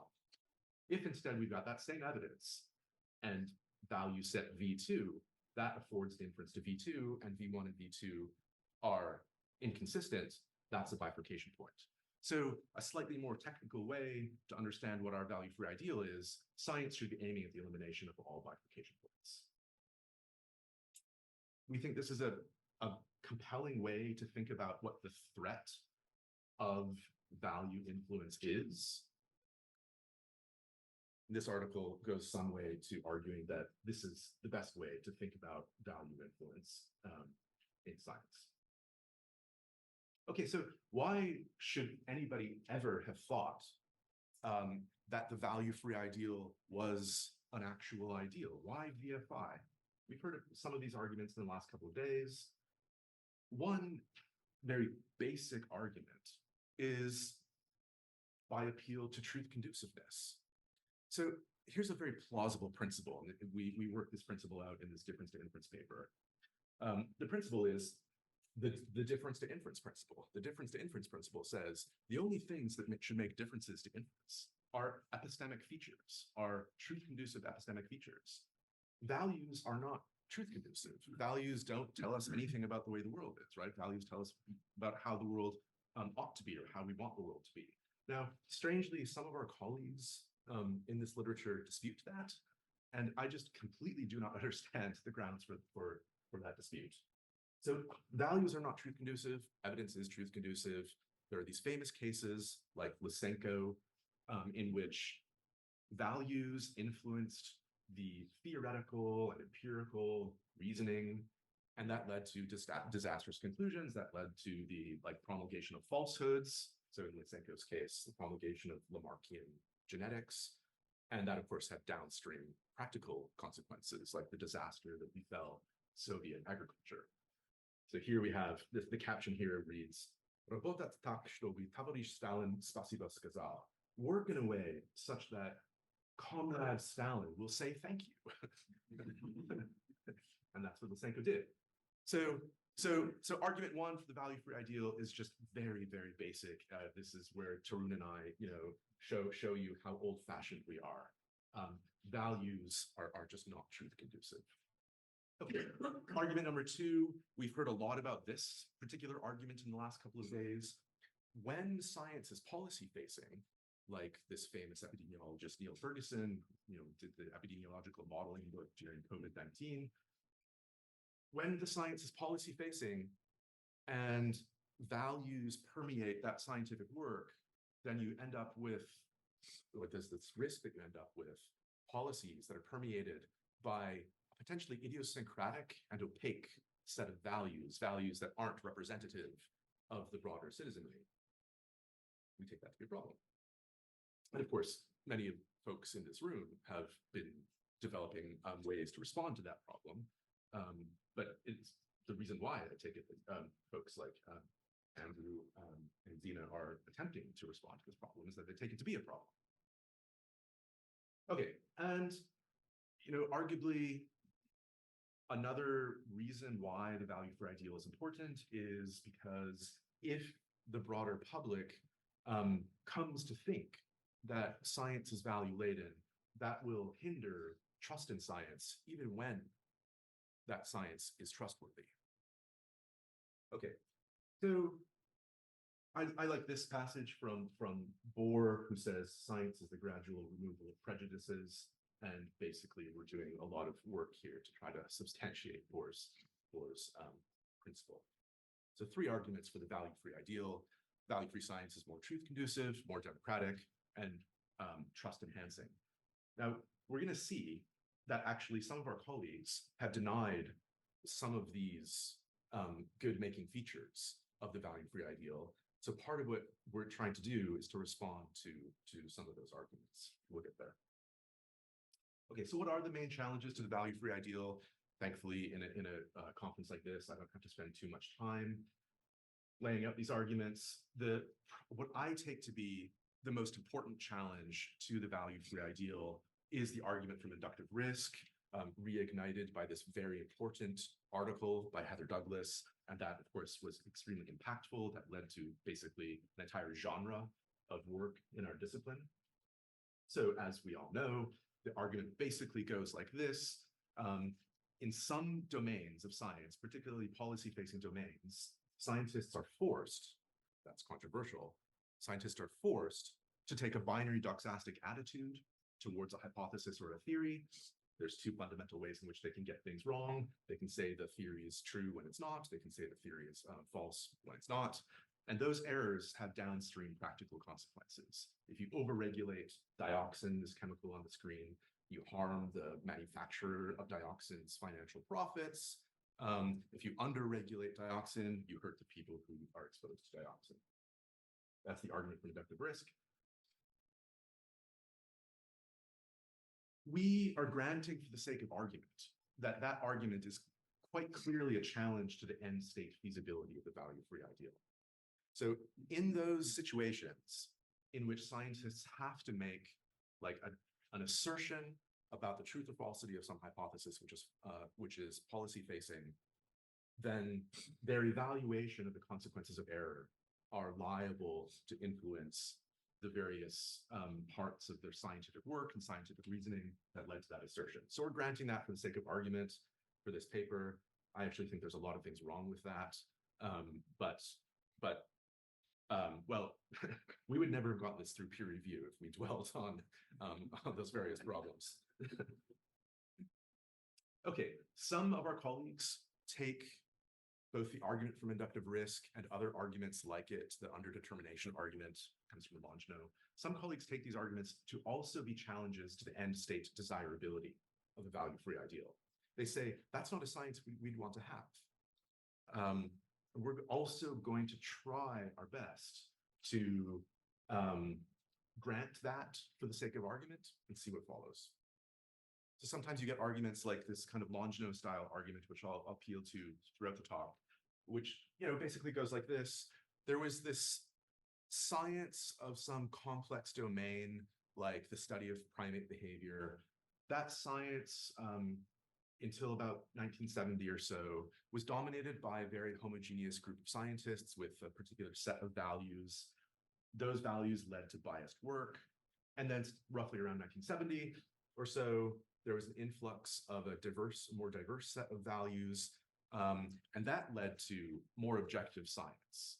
So we understand primate behavior better now that there's a more diverse set of scientists studying primates.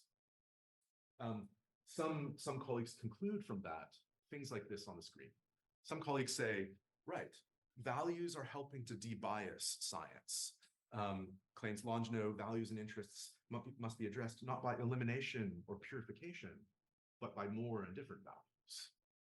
For Douglas, we need an ideal for science which like accepts this pervasive role for social and ethical values in scientific reasoning.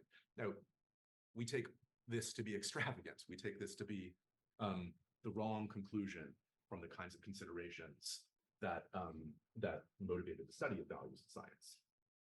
So once in a while, we'll have people comment on the arguments that we give and say, actually, what we're arguing looks a lot like the status quo in the values in science literature. And in fact, referee number 2 said this a bunch of times. And we hope that claims like this distance ourselves from the status quo. So we think the status quo is wrong because it's extravagant. All right. Another bit of preliminary. So before we proceed, let's think about just different ways in which one might hold the value-free ideal. So here's one version. One might say the value-free ideal just says science is value-free. We take that to be a non-starter because of all of the detailed case studies by critics of the value-free ideal that show us it's not. Another might be scientists should act as if science is value-free. We take that also to be a non-starter because, I mean, if 1 is false, then 2 would just be like pretense and arguably would lead to harmful consequences. Science should be value-free. We'll consider the conclusion of the argument from inductive risk, which is meant to show that that is false. We'll get there in a few minutes. So if we grant that all of those are not compelling versions of the value-free ideal, that still leaves us with a 4th possibility. Scientists should act as if science should be value-free, and that's the version that we want to defend. All right. That value-free ideal is pursuit feasible, and as I advertised at the beginning, we take this part of the paper to be extremely modest, so I'm going to move quite quickly through this part of the paper. That value-free ideal can be pursued just by any routine, empirical, or theoretical methods that scientists use on a daily basis to eliminate errors and eliminate biases. We heard about hedging yesterday. Hedging was one strategy that Beth's offered. Wendy has spoken about versions of this in some of her work. So hedging, of course, is one way in which you can eliminate bifurcation points. So just to get the idea off the ground here, to take the simplest possible situation where Carlos and I are wondering if, I don't know, this drug does blah, blah, blah. And I say it does, and Carlos says it doesn't. So we have a bifurcation point, or at least there's a potential for there to be a bifurcation point. Suppose that my saying the drug does blah, blah, blah is in fact value permeated because I work for the pharmaceutical company that makes the drug. And so what can we do? Well, here's an idea. Get more evidence. And we get more evidence until either I change my mind and conclude that the drug doesn't do blah, blah, blah, or Carlos changes his mind and concludes that it does, right? So just get more evidence, or maybe get better evidence. So for example, suppose we've got some correlation between 2 properties. There's an association between A and B as gleaned by a case control study. So for example, video game watching and violent behavior in teenage males, right? So we've done this case control study. We've got this correlation between video game watching and teenage violence. And Carlos concludes that's because video game watching causes teenage violence. And I conclude, no, it's because kids who already have a violent proclivity like to play these kinds of video games. Or somebody comes along and says, no, there's a hidden common cause here. It's, a particular feature about the family environment that causes both video game watching and violent behavior. So we've got, a correlation, but there's multiple possible causal hypotheses. So what can we do? Suppose our disagreements about that correlation, the causal explanation of that correlation, are value permeated for whatever reason. Well, the obvious thing to do would be to just get a kind of evidence which is better than that case control study, right? Like a randomized trial. So suppose we do that randomized trial, we randomly allocate, I don't know, A to different groups. We find that the group that gets the A intervention has B more often. Now we can convince each other that probably the A to B causal relation is the true one. Okay. This is kind of a parenthetical aside, but let me address this point that came up nicely in the Friday talk about purity. So we saw that there's this kind of argument that I'll sometimes call the Longino style argument or the Anderson style argument, which is just, I walked through that example of primatology a few minutes ago. So as we saw, the Longino response to that is to say, rather than try to purify science from values, we should be enriching the value set. So that's the kind of pluralism approach to those kinds of cases. Anke Buter, in a really nice article, asks, yeah, should we be taking this pluralist approach or should we be taking the purity approach? And what Schroeder and I want to say is we should be taking the purity approach. But we need a way to respond to that Longino-Anderson type argument. So our response is as follows. What's really happening in cases like this is that the influx of new perspectives are exposing existing biases in the existing work. It's a strictly epistemic experience. So the famous Anderson case, I think, exemplifies this really nicely. So Anderson's case was, the scientific study of divorce in the middle part of the 20th century. That was done by family conservatives, and family conservatives were arguing that divorce was bad for women and children. But they had those conclusions were based on these case control studies of divorce and bad outcomes. And then in came the feminist scientists studying the effects of divorce, and they noticed that the existing work was just shot through with methodological and theoretical biases. So they controlled for those biases, and then the signal between divorce and bad outcomes got a lot smaller and then ultimately went away. So we take those kinds of cases to be understood in strictly epistemic terms. You can think of it as like fighting fire with fire. Yes, the influx of a new set of perspectives and values did help to make the science better, but it did so in a strictly epistemic way. Okay, deferral and hedging. We heard about this a little bit over the last couple of days. These are also ways in which we can eliminate bifurcation points. So, I'll just give you an example from, say, climate science. So suppose Carlos and I are climate scientists. We've assessed all of the existing evidence. I conclude that by 2100, the global climate will increase by 2.2 degrees. But Carlos works for big oil, so he disagrees with me, and our disagreement is value permeated. And so we've got a bifurcation point. So I say, okay, Carlos, what about if we, instead of me concluding that the global climate will increase by 2.2 degrees, can we go with at least 2 degrees? And he says, no. So we still got a bifurcation point. I say, okay, what about it's going to increase by at least 0 degrees? And he's like, well, maybe, but no. And then I say, okay, what about it's either going to increase or decrease? So now I'm like maximally hedged, right? And he says, yeah, okay, I'm ready to go with that. So we've eliminated a bifurcation point. But, and this issue came up yesterday, we've clearly created a problem, right? We've created a problem because the conclusion that we've agreed on is completely not action guided for policymakers. So that's a known problem with the hedging strategy in the literature. And so that highlights that some of these bifurcation point eliminating strategies are costly, and they're costly in various ways. So the conclusion of this part of the talk is science can eliminate bifurcation points, but that can come with costs. So the key cost of that, at least of that hedging strategy, is the decrease in potential for action guidance in policy-facing contexts. And of course, I appeal to the get better evidence or get more evidence strategies. Those are also, of course, clearly costly, right? They take time and money. Okay, so value freedom is pursuit feasible, but there are costs of eliminating bifurcation points. And those costs can be financial, they can be ethical, and they can be a decrease in the potential for action guidance.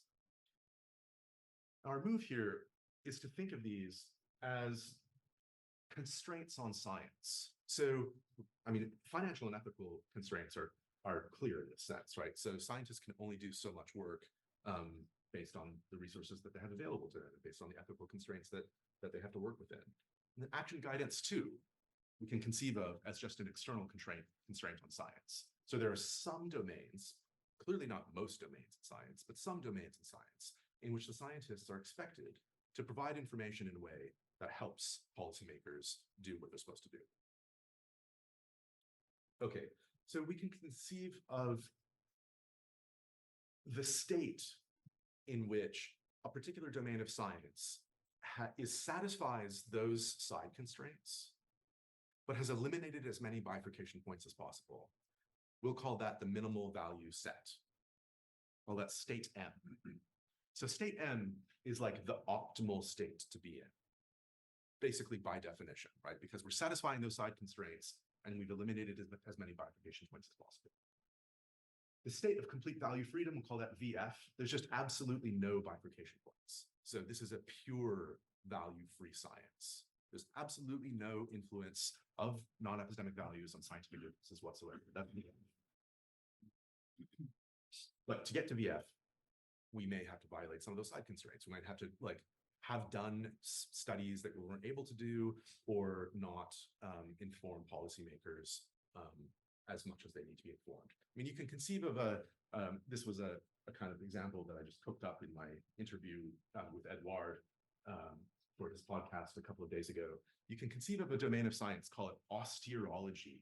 And in austerology, the scientists, they're like making little bits of inquiry in the world, but they don't come to any conclusions, right? Or if they do, they're completely hedged. So they're, studying the world, but they're not coming to any conclusions about hypotheses or theories. Austerology. Austerology is value-free, right? There's no way in which the argument from inductive risk can get off the ground in austerology. But, say the critics of the value-free ideal, we want more from science than what austerology can offer. Okay, here's the question. Should science be aiming at M, or should science be aiming at VF? We want to argue that science should be aiming at VF. Here's a kind of analogy just to kind of get the things off, get the argument off the ground. Suppose that you've got this highly cluttered room. It's very messy and you want to clean it up. You could completely get rid of all items in the room, and so you've tidied the room, but you've violated principles of interior design. What you really want is a room that looks like that, right? A place to sit, a nice plant, maybe some art on the walls. So this is the kind of metaphor for, should we be aiming at VF, the completely empty room, or should we be aiming at M, the minimal value set? What we want to argue is, contrary to what this metaphor might elicit, science should be aiming at complete value freedom. Why is that? Okay, so we stipulated that arriving at M is desirable. M is end state desirable by definition. Pursuing VF will lead us to M.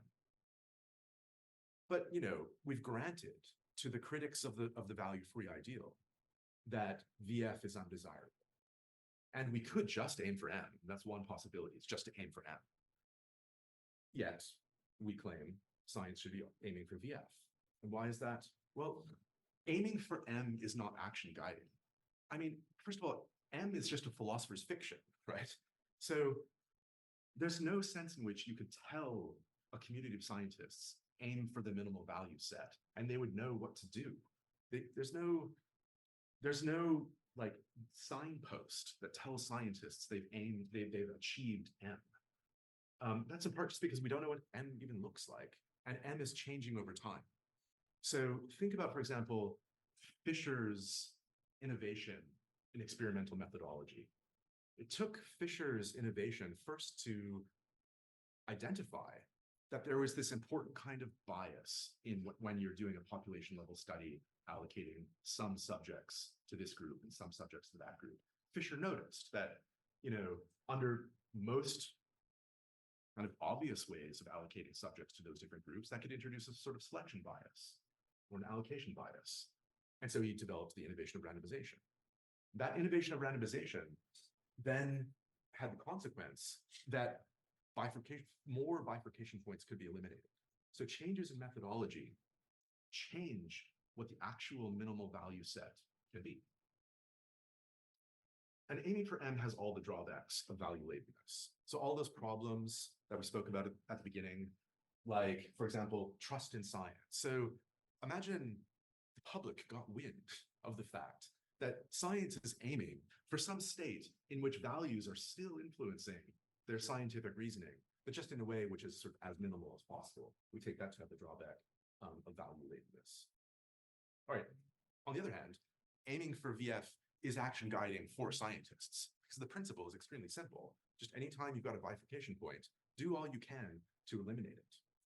And that in turn, so yeah, we know what VF looks like. There's no question about whether or not we achieved VF. Value freedom is not sensitive to contingencies, like contingencies in methodology. And the striving for VF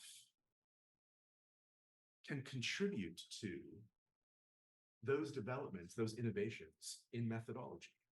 So, you know, if Carlos and I have a bifurcation point about, say, the climate change example, and we are motivated to resolve that disagreement, we're motivated to eliminate our bifurcation point, one of us could come up with a clever innovation in methodology that allows us to eliminate that bifurcation point. And developments in methodology are contributions to the stock of methodology for science of the future.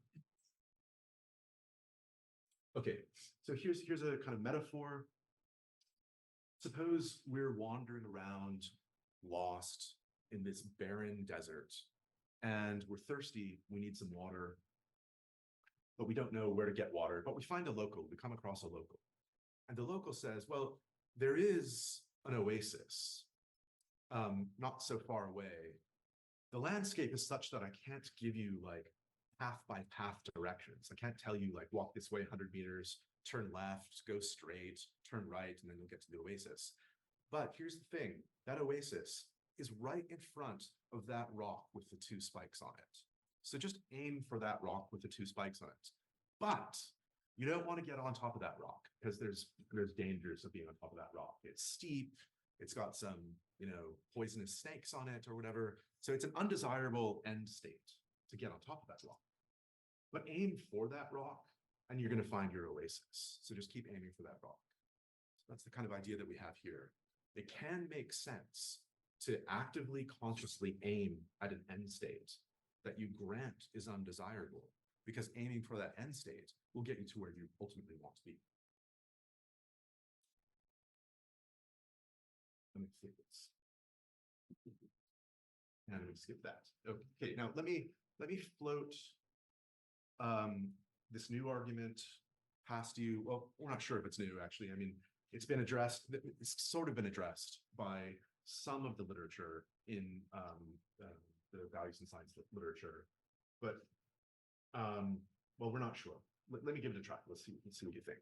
So this is what we're calling the agency usurpation challenge to the argument from inductive risk. So, you know, the argument from inductive risk requires this assumption of scientists holding binary doxastic attitudes towards hypotheses. This notion of acceptance. This is not acceptance in the kind of von Frossen sense of, well, we'll accept this hypothesis for purposes of future research. Rather, it's like a requirement that scientists accept or endorse or believe, if you will, a particular hypothesis. One thing to note about that, just right from the start, is that's not faithful to the phenomenology of the vast majority of work in science. It's not like scientists are routinely like, there's a gun held to the head of a scientist saying, do you accept this or not, right? This is kind of a concern that we saw in Jeffrey and Bess, that, you know, in routine scientific practice, scientists can take doxastic attitudes which aren't binary. Now, clearly, the argument from inductive risk only gets off the ground if scientists can predict what the policy consequences will be of their acceptance or rejection. So acceptance is not an epistemic thing. Like, it's not this kind of Popper or von Frossen form of acceptance. It's meant to be policy guiding. Now, this, on its face, just blurs like work which is meant to be directed towards describing how the world is with how we should act in the world. The argument from inductive risk assumes that scientists can predict the consequences of acceptance or rejection, like the policy decisions that will be made. Corey's shaking his head saying no. I mean, sometimes that's the case, right? That's the story that, for example, we get in the Douglas argument. So, you know, the famous one, you've got the slides of tissue samples, you've got the different groups of epidemiologists assessing those slides. The group that works for the company that makes dioxin concludes that dioxin is safe at relatively higher doses. The group that works for the public health agency concludes that dioxin is more harmful even at lower doses. Those scientists who are actually assessing the slides and choosing which statistical model to use know that if they conclude that dioxin is harmful at particular doses, dioxin is more likely to be regulated. Okay, so then, in the kind of inner workings of the logic of the argument from inductive risk, scientists are supposed to then consider their values and decide whether or not to accept or reject. So you're the epidemiologist working for the company that manufactures dioxin. You're supposed to think, well, I don't know, what does my employer want me to conclude? So I should then accept or reject. Now, that, we say, usurps the agency and responsibility of policymakers. So I'm effectively, so for example, suppose we're in a situation in which Carlos is asking me for guidance on something, and I predict what Carlos will do on the basis of my advice, and I really want him to do a particular thing. So I tune the advice that I give to Carlos in a way that gets him to be more likely to do what I want him to do. That's agency usurpation. And in the context of policymakers, policymakers have a role responsibility, right? Policymakers are supposed to be the ones who are forming policy, and they're beholden to citizenry. So the whole logic of the argument from inductive risk involves this usurpation of the policymaker's agency and role responsibility. So just to kind of further an actual real example. So you know, suppose Carlos and I are roommates, and I've just been outside. He wants to know what the weather's like, but I have this. So he's asking me for information to make a decision about whether or not he's going to carry an umbrella or not. But I have this completely perverse psychological feature, which is like I have a phobia of other people getting water on their skin.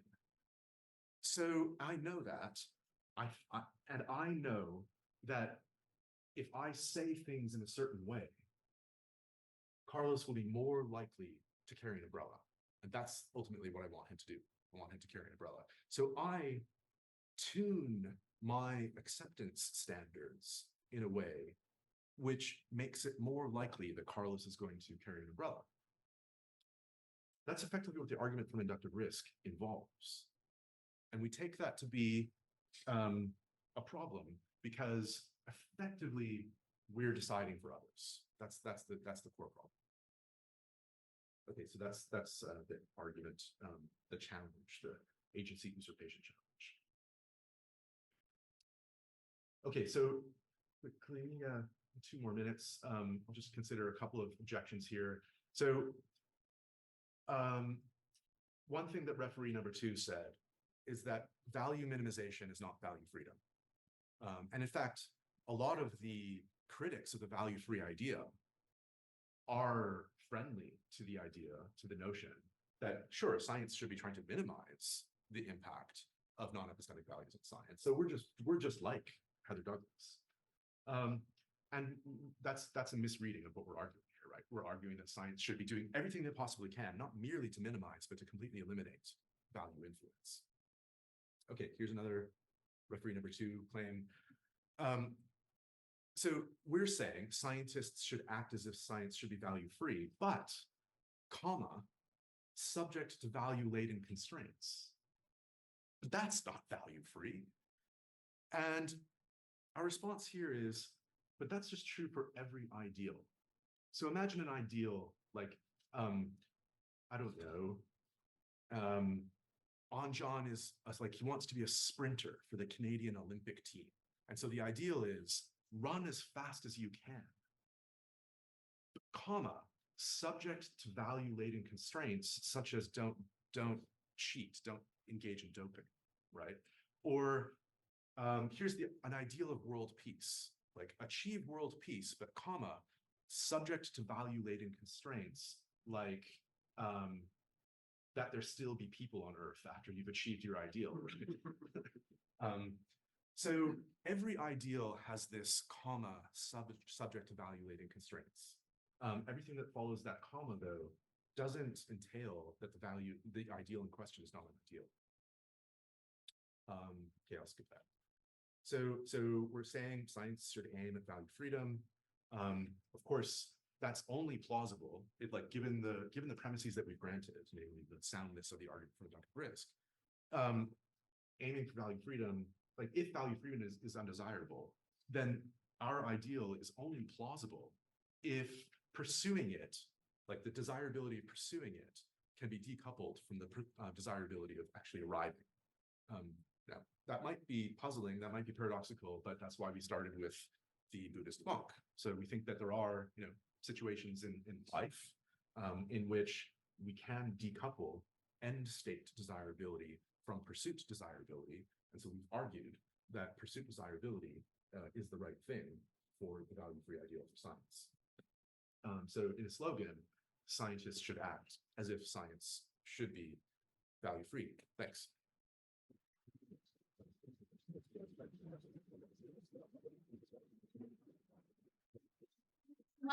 I'm going to take your questions now. I will not call on you in order in which I take your questions. I will nod at you.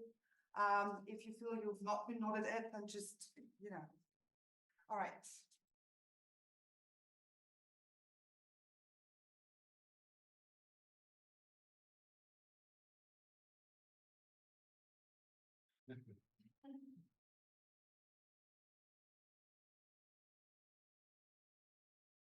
Okay, starting from the back. Alison, you go. Thank you. Could you go back to the slide that you have with versions of the value free as well? Because what moral of the story is that despite the monotony and impossibility of the tasks and state, that we ought to have insistence happening, right? And that's a moral attitude. And when I saw this list, of course, we reject one, we reject two, and especially two, you point out the problem in the conflict. We really like word collapsing into two, right? In practice, where the attitudes that we try to professionalize towards the four maybe don't get us all the way there, and we end up with a 5-2. What do you think about that? I think there are a lot of stories that we can bring to the table that would show this. Good. Okay, thank you for that question. So the worry about two is that scientists will just be pretending that science is value free. Maybe they'll actually believe it, but that believing it will serve to mask like hegemonic and homogeneous value sets. And as you say, historical examples like at least suggest the possibility that that's been widespread in various cases. So two is deeply problematic in that regard. 4 can involve, scientists can read all of the values in science literature. Scientists can read Douglas, Steele, Eliot, Menon, and Stegenga, come to the conclusion that, wow, there's this big problem here. There's this sort of threat of value permeation. We need to recognize that. We need to be completely transparent about that, which of course is one of the important lessons of work by like Longino and Eliot and so on. But then what to do about it? And so we think that like 4 won't collapse into 2 because 4 doesn't involve that sort of dangerous pretense that 2 involves. It's kind of it could be like a fake it to make it challenge. That's what I'm concerned about, though, is that as a strategy, but is a low-hanging fruit. Right. Yeah. Yeah. Okay. I think I get the worry. I mean, we definitely don't want scientists to be faking it in our version. Yeah. Yeah. Thanks. Okay, great. Mixing things up in the room. So Corey, you go. Sure. Thank you, Jacob. The last time I saw this talk, I asked you about the Anderson case, and I'm sorry, but I'm going to ask you about the Anderson case. So what I'm wondering about is you want to say that we can address the Anderson case by saying this is a case of bias. What's going on is debiasing. So I'm wondering about how we're understanding bias in this example. So there are two readings as I see it. One is just like a purely descriptive reading. The divorce scientists were using the values of a particular subset of the population, and that's biased because that's not the full population. The other is, and I think this is, I'm very confident this is the reading Anderson wants, is they were using the wrong values. And maybe you want to say the first one's the reading we want. That's what we mean by debiasing, is by using all of the values. Maybe that works in the diverse case. I'm worried that we're going to run into cases like climate science where I'm not going to be happy with that as a strategy. But if you go down the second route, then I worry that the response to the Lysenko case is just going to be, well, like, Lysenko had the wrong values. If he had the right values, then he wouldn't have run into these problems. I'm glad you asked this question because it is going to allow me to say something that I've been wanting to say and I should have said. So I'll just start by saying our read of the Anderson case is that like the biases aren't biases in the sense that it's like the wrong set of values or it's a improperly narrow subset of values. Rather, it's just methodological. So the family conservative scientists studying the effects of divorce were using things like case control studies, where they could show a correlation between a family going through a divorce and poor educational outcomes for children. But that, ignores the confound of common causes.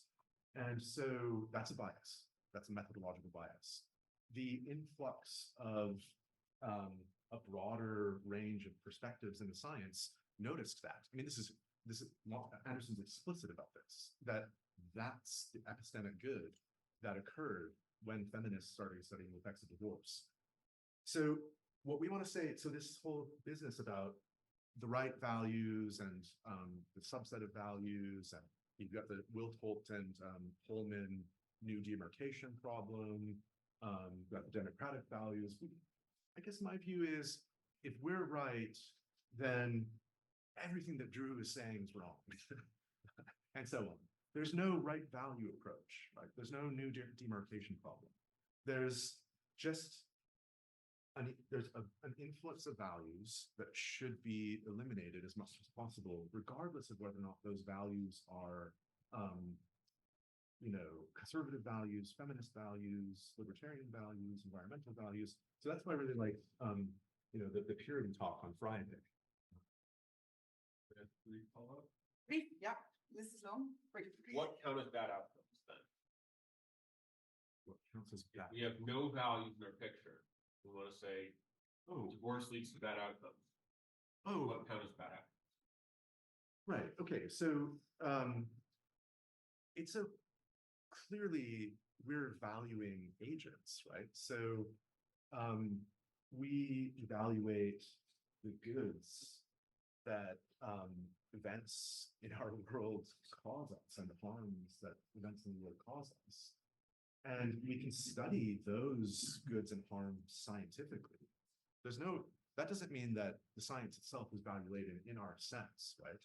So there's absolutely nothing wrong with saying like, okay, we can, for example, study value-laden phenomena, like the rate of homicide in New York or whatever.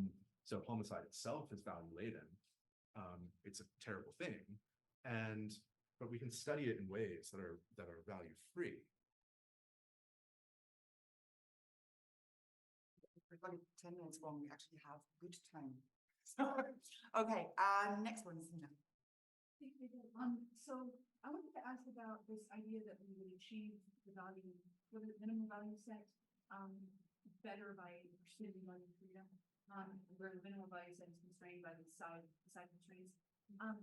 So imagine, so I guess my question is, why doesn't pursuing value freedom take us past that, right? So if there are two scientists, two climate scientists can't agree, they see this bifurcation point, and they realize that to eliminate the bifurcation point, they would need to say the climate will either warm or not warm, right?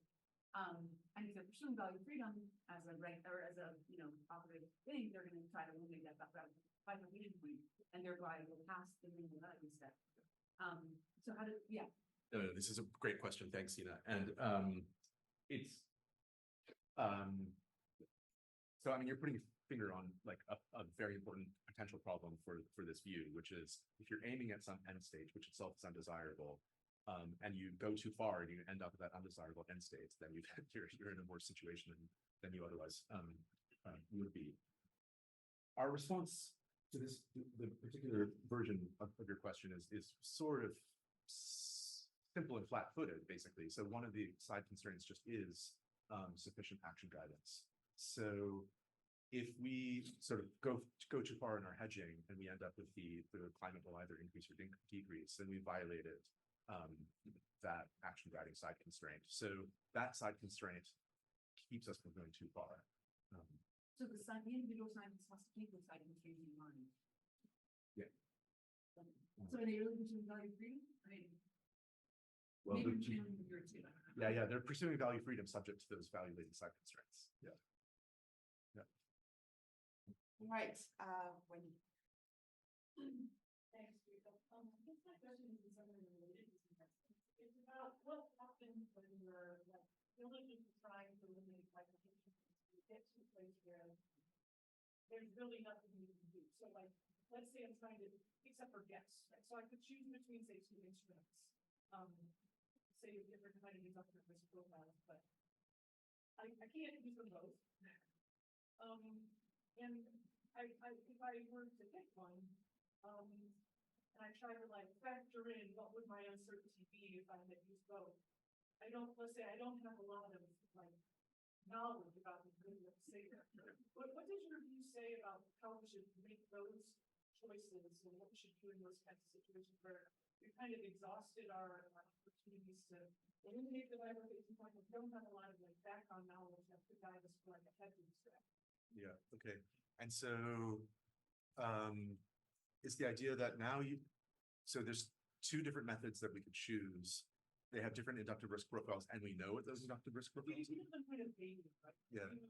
This method, it's going to err, it's going to err one way, but we're not really sure like what the magnitude is. And it's a little bit contrived, but I'm just wondering about these cases where we seem to like actually face a decision, and it's not obvious that we can kind of head our way out of it. And I'm just wondering, right, good. What you would say we do that. Great. Okay, thanks for that question, Wendy. And yeah, I mean, the kind of general version of the question is just we may have exhausted all of the possible bifurcation point elimination strategies and still be left with a bifurcation point, and now what?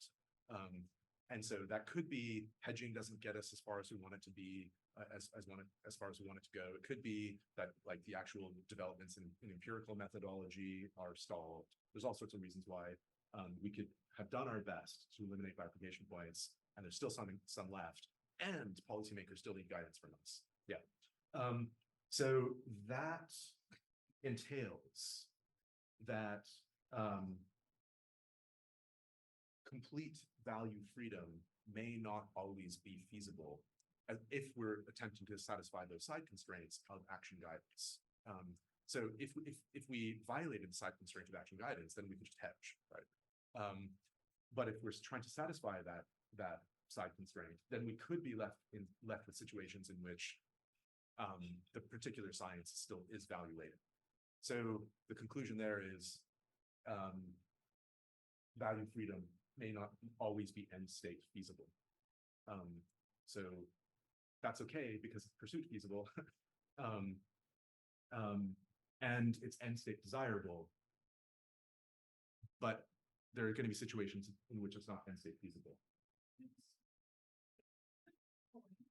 Yeah. What we could say now we can now we have to think about what the values are. Yeah. Which sounds more like what you were. Like, it pushes you toward the like, you have to address the rich values. Yeah. No, I see the point. I see the point. Okay, I accept the point. And okay, Drew, you're still in business. Yeah, good. Thanks, Wendy. Yeah, so the basic idea, let me just make sure I'm clear on it, is in those situations in which our value-free ideal is not end state feasible, then we need to do something. Because we're trying to satisfy, we also must satisfy the action guidance principle. And so what are we going to do? And that what are we going to do ought to be a function of the right values, whatever those are. Okay. Yeah. All right. Okay. Drew is still in business. Okay. Thanks, Wendy. Yeah. Excellent, Arnon. Yeah, I think this is related to some other comments here, but I'm kind of asking it in a relatively abstract way. So you have that image of the desert landscape with the two peaks. And you said, well, even if you can't get the step-by-step instructions, it's good advice to get the instruction, walk in the direction of that peak. But of course, that could be terrible advice if between the peak and myself is a dangerous river with like crocodiles that'll eat me alive. And there's some other route that would be a lot less sort of, I would just walk that way. I would end up getting closer to the two peaks relative to going straight towards them and landing in the river. So this is just a general instance of the so-called problem of the second best. It's just not the case that aiming for the first best is going to get you at the second best. And it seems like a lot of these problems highlight that. So what Allison asked, and I think what Zina asked, I'm not sure, it's just highlighting the fact that if you pursue some target and you don't consider the route, then you might end up very far from the target, you know, relative to knowing at least something about the route. Yeah. That's kind of like. I like this thought very much. Yeah. So there's the problem of second best, and that's connected to path dependency. And so our sequence in which we approach the end state that we want could be path dependent. So you eliminate this bifurcation point that sets you on this path, and that might be a second best path. And that's something that could be the basis of future work. So I don't want to say that there's a glib answer to that question in this paper. So the basic conclusion is science could be pursuing our version of the value-free ideal, but via path dependency get to a suboptimal state and be stuck there. Yeah, I think that's a fact. Yeah, you'd have to show stuff about like that the path would at least be not terribly suboptimal. Yeah. If this, yeah, exactly, at least be something. Yeah, I mean, I think that this is. Of course, the problem also exists from the converse point of view. Of course, the value lane picture can also be, you know, you could also say if scientists are pursuing the value lane ideal, they could reach a terrible end state. Yeah. So I think it's like a symmetric problem. It's a symmetric problem. Yeah. I mean, in some sense, I would want to see a kind of case worked out that showed me that this is not just a philosopher's worry about science, because, you know, we're speaking about optimization strategies to eliminate bifurcation points, but, you know, the metaphor might be taken too far. So I'd want to see, like, you know, that a case, an argument to be made that worry, the second best worry, the path dependency worry, was a live worry for this version of the value-free ideal. But I think in principle, that's right. Yeah, thanks, Arnon. Have the organizers back on back? On a quite different topic. So you've been focusing mostly on the inference side of science. You got evidence, and you want to draw a conclusion, and you want to eliminate bifurcation points in that process.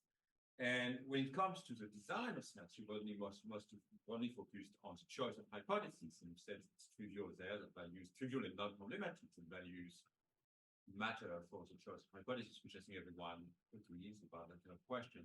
But of course, the planning of science does not boil down to choosing hypotheses.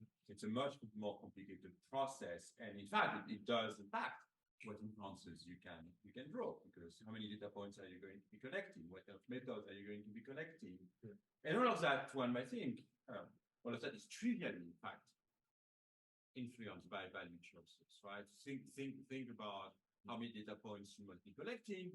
Well, if it's a very important question, you probably want to have a very precise estimate of your parameter. If it's not a very important question, then you'll be quite happy with a very broad estimate, or you'll be willing to take a bet, to risk somehow not getting evidence to reject your hypotheses, and so on and so forth. So there will be a lot of aspects in the concrete design of experiments that bears on the inferential power of your experiment, where values will be.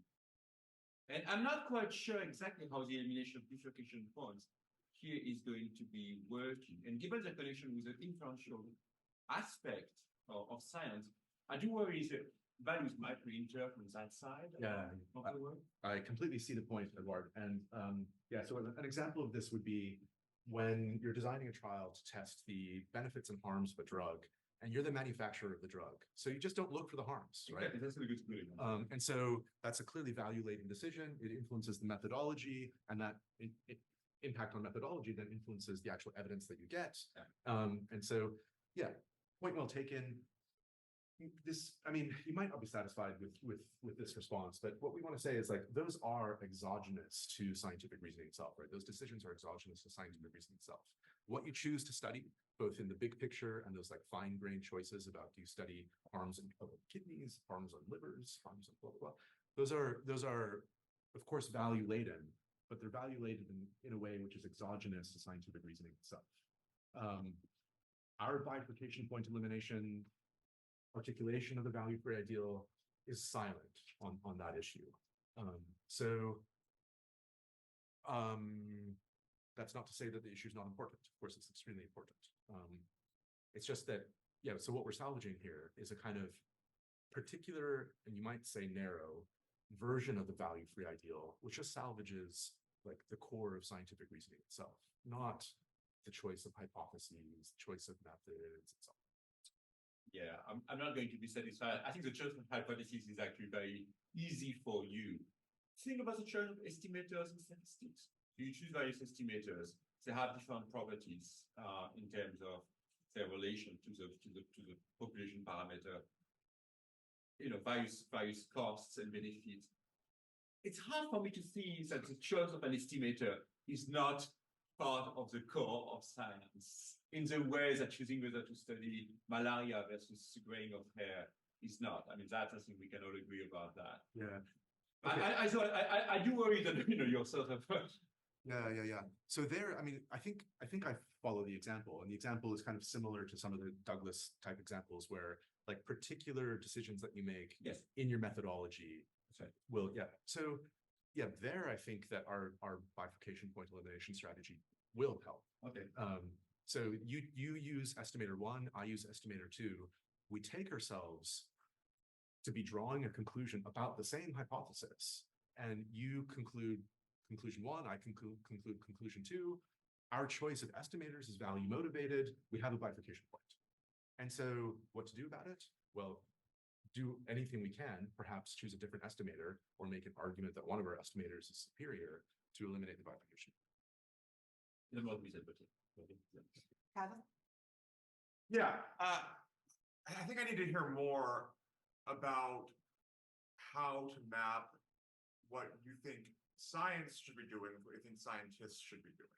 So you might have convinced me of a particular picture of what we want the science to look like. But I'm having a hard time understanding how that leads to any sort of general claim about how scientists should act, because science is not monolithic.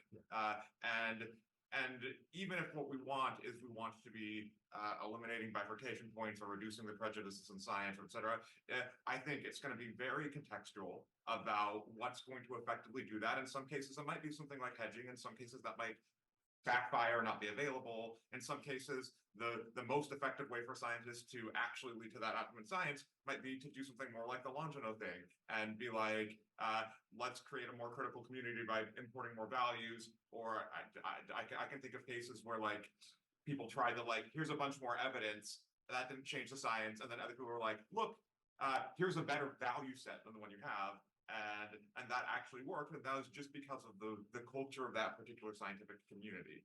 So I think the piece of the argument that doesn't work for me is the inference from like what science should be like to the inference for how scientists should act. Yeah, right. Good. Or you might say we're going another direction, right? So everything, the whole discourse of this paper and this talk has been individual scientists, focused on the individual scientist. Scientists should act as if, right? This is a kind of loose manner of speaking for us. So we haven't said anything about like what the community of science should be like in light of these arguments, if they have any implication for like the social structure of science. So we've been silent about those kinds of questions, but your point is completely well taken. So it might be that, I mean, and I also agree that the best way to approach the value-free ideal is going to be dependent on contextual features. So, yeah, I mean, I think I'm okay with everything you said, because there's just going to be different ways to approach this version of the value-free ideal, depending on particular idiosyncratic features of the domain in question. So, like the primatology case or the divorce case, like as you say, it was clearly a good thing that the discipline in question did what they did with the influx of new values and so on. And it's just our read of that is epistemic rather than something particular about the importance of the values themselves. Good. We have actually still something like 14 minutes. So if you have another question, then do raise your hand. I think that everyone who, I know, hang on, everyone who did raise their hand right away has been served. Okay, good. Thanks, Jacob. I really think this is a cool idea, but I do still have Zina's worries. So let me try to flesh it out a little bit more. So, okay. Your response to the kind of initial version of the worry is to point out that all ideals have, in some sense, constraints on them. And so I guess my first reaction is to say, okay, well then in a technical sense, we don't actually have pure ideals. But then, okay, let's take a step back and think a little bit more pragmatically. And it seems to me that there's a real difference between ideals where there's no danger of actually accomplishing the ideal versus ideals where there is a real danger of accomplishing.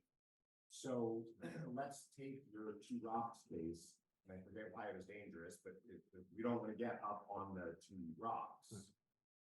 If it's practically speaking impossible for you to climb up the rock, then in conversation I might say, just go to the rock, right? You'll find the water. No, I mean, don't worry about it. Whereas if there's a nice like staircase right there, then I'm not going to say, just go to the rock, you'll be okay. I'm going to say, okay, go in the general direction of the rock, but this is really important. Do not climb the stairs when you get there. Find the oasis at the bottom. And so from a practical perspective, it seems like it matters. And for the reasons that Zina gave, this is a case where it's really easy often to blow past the constraints. Right, to hedge too far.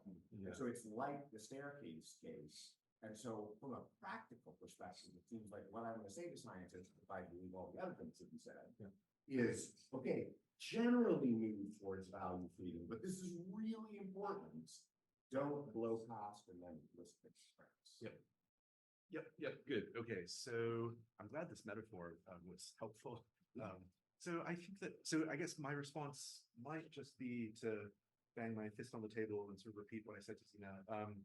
So, that action guiding constraint is like a big moat in front of the rock that you can't get past, right? So if you try to get past it, if you hedge too far, then there's just an immediate feedback from the people that you're responsible to. So if you hedge too far, the policy, I mean, if the climate scientist hedges too far, the policymaker can just say, like, look, we need the information that you're conveying packaged in a different way for us to be able to use it. That feedback is basically immediate. Of course, I'm speaking loosely. It was a long evolution of the ways in which, like, the IPCC conveys its information in a complex social nexus, but the feedback is there, right? So if you hedge too far in a policy-facing science in which your information is meant to be guiding, you get feedback from the policymaker that you're beholden to say, you've gone too far here. Can you give us the information in a different way? So that's the moat in front of the rock. But what if you have policymakers that either don't want action guiding information because they're in the pockets of fossil fuel, right? Yeah. I still say, as an advisor, I have an obligation to give you policy relevant information, even if you don't want it, or maybe they're just ignorant. They don't understand that they could have received policy guiding information. Yeah. They're like, well, the scientists tell us it's uncertain, so it could go up, could go down. So I guess I'm worried that that only works if we have really good protective policy. No, I see the point, and I like the thought. This is not something that I'm going to be able to respond to in a glib way off the cuff. I want to think it through more. So I don't want to dodge it.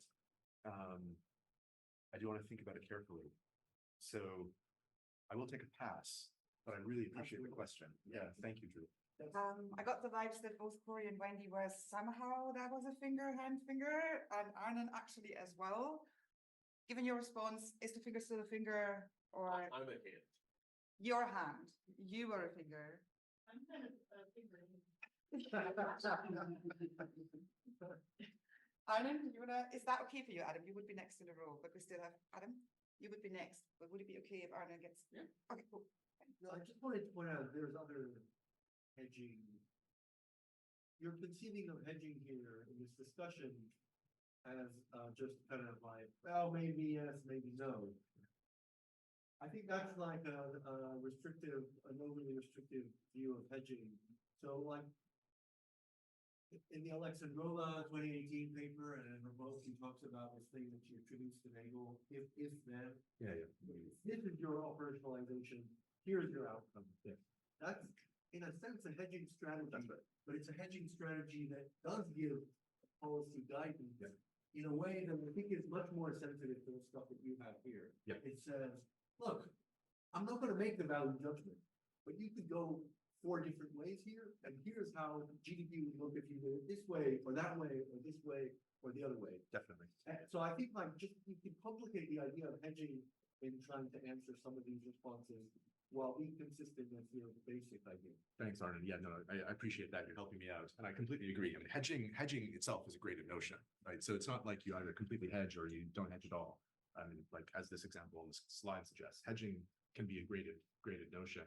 I also agree with you that version of, so I forget what Anna calls this. We call it the framing problem. Anna's worried about these mixed claims.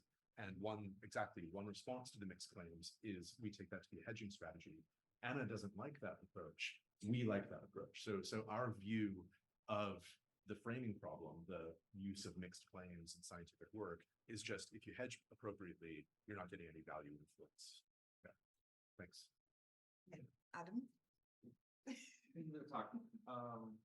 This doesn't take conversation too far off from what it has been. I wanted to ask you mentioned implications for trust, and I wanted to sort of invite you to talk about that more. And maybe it's like a way to start that is I can imagine just given the history of scientists doing something like your 4 options of what the value created could be, saying, yes, we are being value free, here's the science, or they're acting as if it is, something like that. And there's been really horrible things done by, especially like in medicine and healthcare. And then we live in the now, and you have scientists saying, well, now we're going to act as if it should be. value free versus the other way would be, we're going to incorporate real values of like justice. And when we make our methodologies, we're gonna really make sure to have like proper evidentiary standards and inclusion and all these sorts of things. I have the intuition that like the latter, people in like historically marginalized communities would trust those scientists more, but maybe you have a different, yeah. No, I'm glad you're asking this question because you do see this appeal to trust in the values in science literature pretty often. Like I think Bright, this paper about he makes the claim that value-free science is going to be more trustworthy. And although we say what we say in the paper that, yeah, this is a mark in favor of the value-free ideal, actually, strictly speaking, we take that to be an empirical question, right? And who knows? I mean, who knows what influence on trust in science will be like on different approaches to value freedom. So strictly speaking, I'm going to be agnostic about that kind of question. I think it's an important question to raise. Again, I'll kind of sort of like dodge the question just because I think, strictly speaking, it's empirical. So I wouldn't want to speculate too much about it, but thank you. Okay, so here would be second goes Wendy and Corey. So may I insert myself first? That's okay. I would like to push you a little bit on the epistemology bit. So you said that's the simple story, that's the obvious one, right? So values cannot be reasons. Well, of course there can't be evidence, right? But there is stuff in epistemology out there that would kind of say, it felt that you made a lot of commitments in the epistemological story in the background on the basis of which you have a problem with valuelessness. And I was wondering, I just wanted to push back about this because you do not need to say that it's a strong sort of dualist account of acceptance, that it's really kind of this pure action story without an epistemic story being there, or there being an epistemic purpose of those actions, but still you need non-epistemic values. So there is many ways to get around this. And I just wanted to push a little bit and be like, well, what about these kind of, for example, Corey, what about pragmatic encroachment ideas, right? So yeah, so what's the idea in the back? Right, so I thought that that's where your question was going, is to like make an appeal to at least pragmatic encroachment. Yeah, and Edward asked me about this during the podcast interview as well. So I think that there's this nice article by Boaz Miller in which he argues that the argument from inductive risk has structural similarities to the pragmatic encroachment. So that's the Stanley version, right? It's a very different version to the Van der McGrath version, for example. Okay. I think that, so maybe depending on the version of pragmatic encroachment we're speaking about, it might be the case that if I'm committed to this version of the value-free ideal, I might also have to be allergic to pragmatic encroachment. I'm not sure, I haven't thought it through. But that's my untutored hunch, is to keep myself at arm's length. I would say that the problem consists in treating non-epistemic values as evidence or reasons. Is that the main kind of reason for why you would say, don't want that? Yeah, I mean, yeah. Those guys would say we don't do that. Yeah, okay, yeah. All right, cool. So then, second round, Wendy.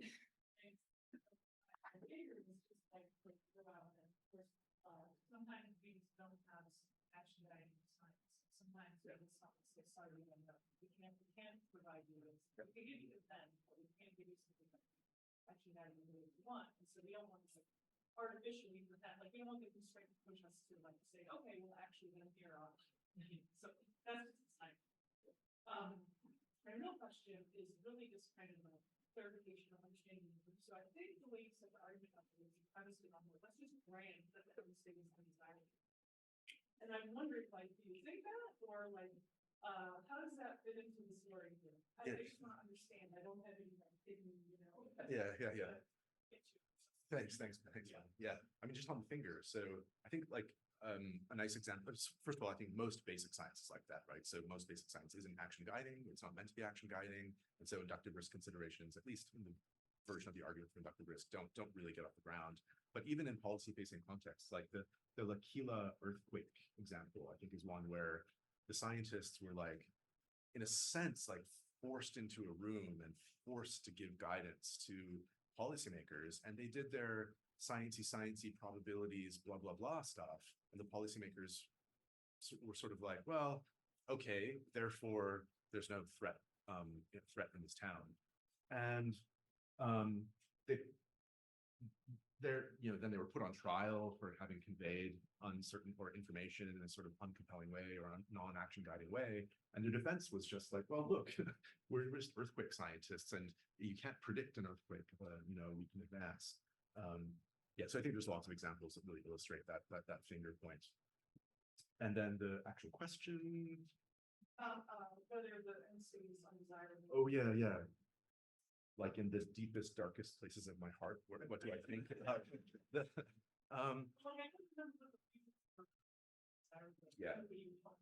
yeah. So the reasons amounted to granting the action guiding principle and granting the soundness of the argument for inductive risk. So if we grant that, then like austerology is just failing as science. And I think there's something to that which is rather fundamental. So even if we reject the argument for inductive risk, I think we can get that off the ground. So for example, one of the things that really sets science apart, even like Ptolemaic astronomy from Babylonian astronomy, was that the Babylonians were just looking up at the sky and recording positions of stars on their clay tablets without making any conclusions, without drawing any theoretical inferences about what was going on. And some people say, like, that's just not even science. Like, what the Babylonians were doing was just stamp collecting. It's not even science. And what the great thing that the Ptolemaic astronomers did was to try to theorize about what's causing all of these patterns that are recorded in clay tablets. But that involved them sticking their necks out, right? So I think one thing that one might say about that is like a constitutive feature of science is the kind of, in a sense, Popperian sticking your neck out to articulate theoretical explanations. And when you do that, you could be wrong. And so if you can be wrong and that error has practical consequences, then you're liable to inductive risk considerations. And so how to manage those? I mean, if we grant the soundness of the argument for inductive risk, then we've got values. And so, kind of dancing around a bit, but I think in the deepest, darkest places of my heart, I guess I'm willing to grant that a complete value-free end state is undesirable. That is a good last sentence. Thank you very much.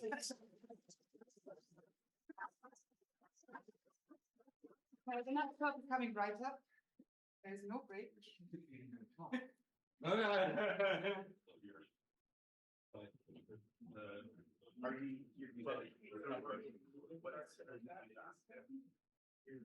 I was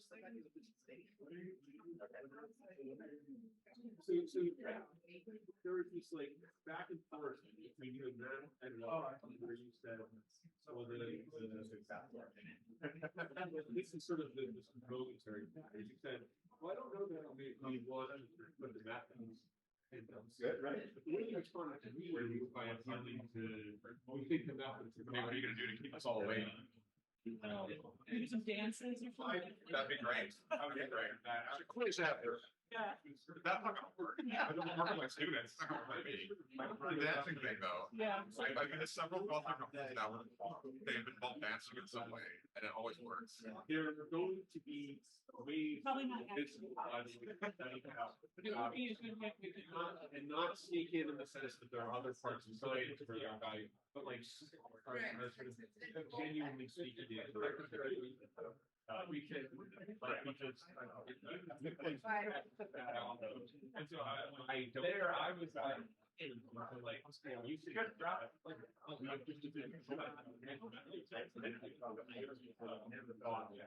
you gotta take a break. In one way that was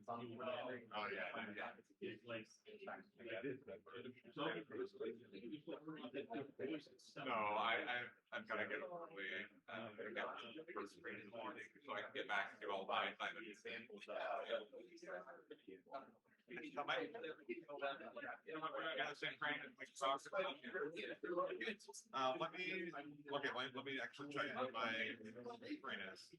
We're ready to begin. I'll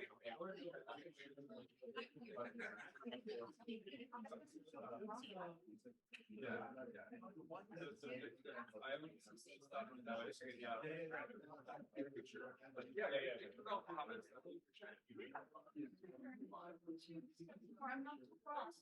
True. And you can find me on the internet, I'm not hiding. Sounds good. Yeah.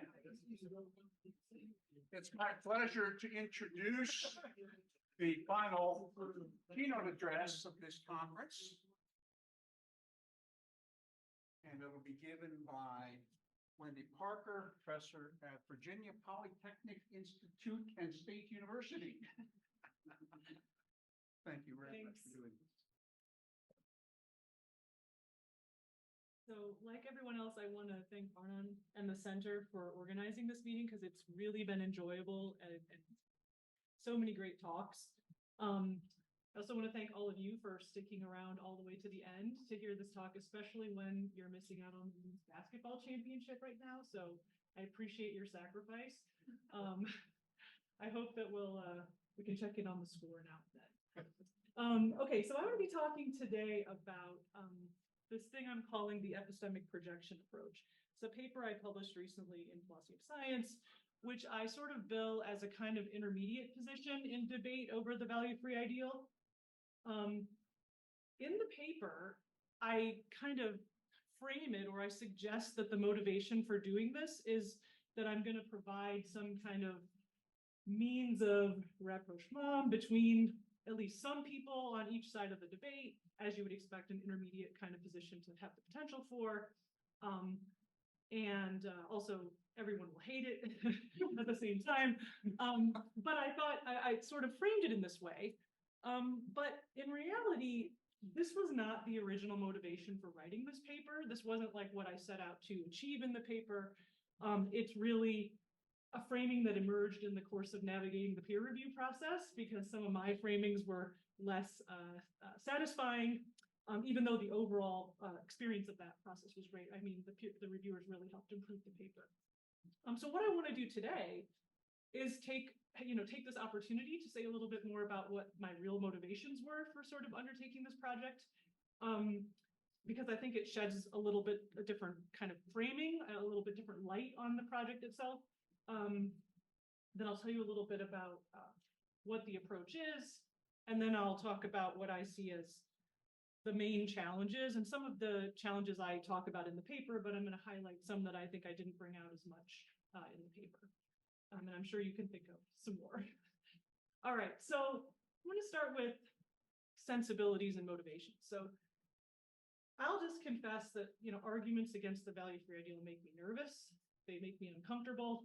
And what do I mean by the value-free ideal? It was great that we saw so much reflection today on what we mean by that, because I think it's quite ambiguous. What I'm going to mean by that when I'm talking about it is something like non-epistemic values shouldn't serve as justifying reasons for choices in the internal or research stage of investigation, where in that stage the goal is to find out what is the case. I'm sort of borrowing some of Zina's language there, the justifying reasons language. Okay, despite my nervousness, I would say over time I have come to accept that there are situations in which I think it's appropriate for non-epistemic values to make a difference to choices in research. And I'm using that language make a difference like very deliberately. But my inclination is to really limit the scope of value influence pretty much as possible, and certainly more than some challengers of the value-free ideal seem to want to do. So for example, I think Ames arguments, which ground a rule for values in the fact that research often has both epistemic and practical aims, I think those arguments have some force, but I usually end up feeling like we need to emphasize more the limits on the value influence than some of the Ames arguments do. Likewise, I think that typically it's better to just propagate methodological uncertainties through to results, better than to make inductive risk-based choices. And I think that's both because I think it gives a more accurate depiction of the state of current knowledge to sort of reflect that uncertainty in the result or the conclusion that you present. And it also makes it potentially user for a wider range of users who may have different inductive risk profiles. So my default is like, that's what we want to do. But I think it can be appropriate for inductive risk considerations to inform our methodological choices. For instance, when tracking uncertainty is infeasible or very expensive, and in some special applied research contexts.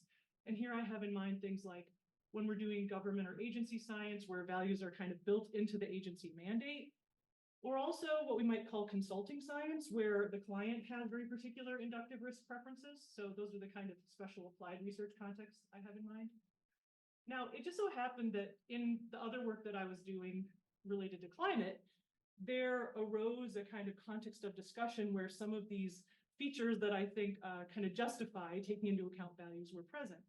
And in particular, there's this domain that's now called climate services, which is really about providing climate-related and climate change-related information to support decision-making, okay?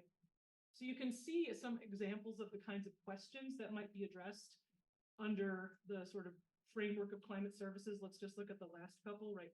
How much wind and solar resources can we expect to get in various areas in the coming months, seasons, and years to establish new renewable power plants?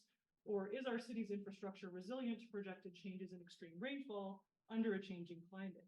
Like, I take these to be empirical questions, but they're questions that are being asked to inform very specific decisions where some outcomes are more desirable than others, right? Where something's trying to be achieved. So I think this is a context where it can be appropriate for non-epistemic values to make a difference to how research is conducted. I think, among other things, it often does fit this kind of consulting science picture where the clients have these very specific practical aims that are value reflective. And also, even independent of that, this is definitely a context where there are typically significant methodological uncertainties that it is infeasible to explore and propagate. So you can't do that nice, like, just propagate your uncertainties through in the way that I might nicely like.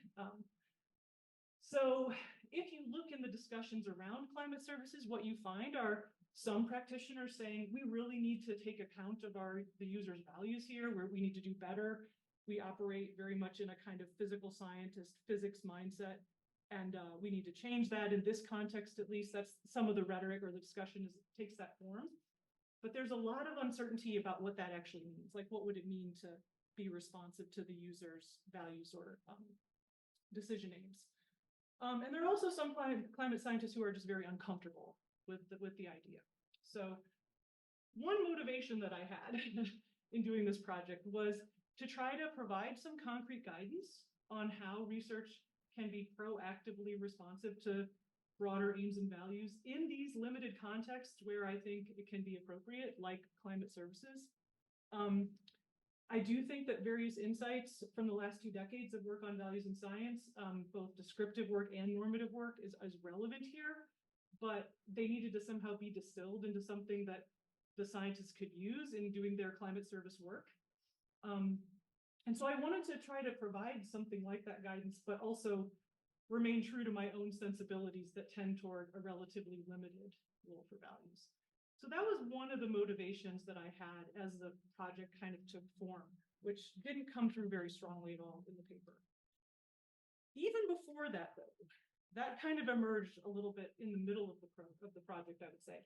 Early on, there was really a very philosophical motivation that I had, which was when I was reading values in science literature, it often seemed to me, or at least sometimes seemed to me, that there were examples being given where people said, here's an example where we see value influence in the research stage, but it looked to me like it was very plausible that what really happened was much earlier on, when people were deciding what their research problem was to begin with, they'd already had that value influence exert its influence. So they already decided that, they had 2 epistemic goals, but one was the one that was more important than the other. And later on, when they made some choices, it was reflective of those epistemic priorities that they'd already selected. I think what originally kicked me off on this was a paper by Elliott, and I never know if it's McKayen or McCowan, say it. One of their papers, I thought, illustrated this, and they kind of reflected on it in the paper, but I saw it in other examples too. And it seemed to me that the problem selection stage of investigation, insofar as we think there is such a thing earlier on, it tends to be portrayed in a relatively thin way in values and science discussions. I mean, not by everyone, there are exceptions, but it tends to be like, well, that's where you select your research topic or your research question. Maybe there's some stuff about like, what's the kind of disciplinary perspective or methodological framework in some very big sense that you're starting from. But it seems like in reality, research problems are often a lot richer in structure, right? They they might include these kinds of prioritizations among different epistemic goals that we have. It might be implicitly assumed from the outset that a certain type of methodology is going to be used, not another one. So like the research problem is already constrained from the outset in the way that we've kind of conceptualized it. And so I thought, like, well, suppose we take that seriously. Suppose we take seriously that research problems can and often do have a much richer structure than just like, what's your question? I kind of wondered, to what extent could we like relocate the value influences? To what extent could we take the value influences that challengers of the value-free ideal want to permit in the research stage and just like systematically relocate them to the problem selection stage without the research that unfolds later being much different. So this was like just a kind of like interesting to me question that I wanted to explore. But of course, to the extent that they can be relocated, then I think we just have like another demonstration that the standard way of formulating the value-free ideal with the sort of internal-external kind of talk can't do the value policing work that it's supposed to do. And lots of other people have made arguments to that effect already. This would just be another argument for it where there was a kind of systematic way of like arranging things that illustrated the problem, maybe in a more stark way even. Okay, so I would say like my original motivations for undertaking the project that eventually became this paper on the epistemic projection approach were first this philosophical one to try to explore the extent to which we can do this relocation of values. Just can it be done? What would it look like? And then this, as the project kind of developed, this practical one, like could I make something that's actually useful for the people who are trying to do work like climate services work? Do it in a way that I'm comfortable with, right? Where values aren't playing more of a role than I think is appropriate. Okay, so with that, I'm just going to tell you a little bit now about what the view is, what the view looks like. And a lot of the work is going to come in this section on epistemic projection, which is not about values really at all. It's about research problem selection. So it's about the process of choosing your research problem. And then once we do that, the next section on the epistemic projection approach goes relatively quickly because a lot of the work comes in thinking about what this epistemic projection idea is. Okay, so here's how I'm going to think of research problems. And I don't mean to ignore the fact that other people have theorized about research problems, and it's probably something that I should do more on, is thinking about how does what I'm saying relate to other things people have said. But here's I think this does the job for my purposes. So I'm going to think of research problems as encompassing epistemic goals and optionally desiderata regarding how those goals are pursued. So the goals are going to specify particular epistemic goods like pieces of knowledge or information or understanding that we seek, that we would like to obtain through the investigation. We can have two kinds of desiderata. We can have constraints, which are features of the research process that we think are required. So you can think of some of the ethical limitations on research as constraints, right? Things we already recognize as ways in which values come in. But we can also have preferences, which are just going to be features that it's going to be desirable for the research process to have, if possible, like we'd like it to have these features. Okay, so those are the basic components. We've got goals, constraints, and preferences. And then an epistemic research problem is going to be one where if we have those desiderata, if we have constraints and preferences, they're epistemic in character. Now I have to say, what do I mean by epistemic in character? But epistemic research problem is the thing we're interested in. I'm just going to say something about what an epistemic research problem is by being a little bit clearer on what epistemic desiderata are. What do I mean by an epistemic preference or constraint? So I'll start by saying what they're not, right? So let's say a non-epistemic desideratum would be something like, you don't want your archaeological research to damage or disrespect the religious artifacts that you're working on. So features of the research that pertain to its side effects, its costs, its consequences. You can have mixed preferences and constraints where maybe you refer to some kind of epistemic that is related to the investigation flaw knowledge-seeking activity, but you also explicitly reference some non-epistemic aim or value, like we want to prioritize the variables that are most relevant to our policy decision. And then the ones that I'm interested in are the epistemic desiderata that are going to do the work in my story here. These are going to be constraints and preferences that pertain to epistemic aspects of the research process and are expressed in a way that make no reference to non-epistemic aims or values. So an example would be if you had a preference for preferring a type, sorry, if you want to prefer the risk of a type 1 error rather than a type 2, when taking on some risk is unavoidable. And so when taking on some risk is unavoidable is actually like one of the ways of me trying to come in and do the constraining. Like I don't want it to be, well, this will come up again in a minute, but I don't want it to be that we're free to make inductive risk choices when we don't have to, for instance. Okay, but in any case, what you notice about the example of the epistemic preference there is that it doesn't make any reference to any sort of non-epistemic thing, and it's related to the investigation sort of qua knowledge seeking activity, right? It's not what kind of errors we want to avoid in the type 1 error, type 2 error. Okay, so with that background, so I've said we have an epistemic research problem if we, of course, have epistemic goals, but also if any sort of desiderata we have, any preference and constraints are epistemic in character. Okay, so then epistemic projection is going to be just this, the process of reasoning from a broader aim or a background value to an epistemic research problem that aligns with that aim or value. Now, what do I mean by aligning with?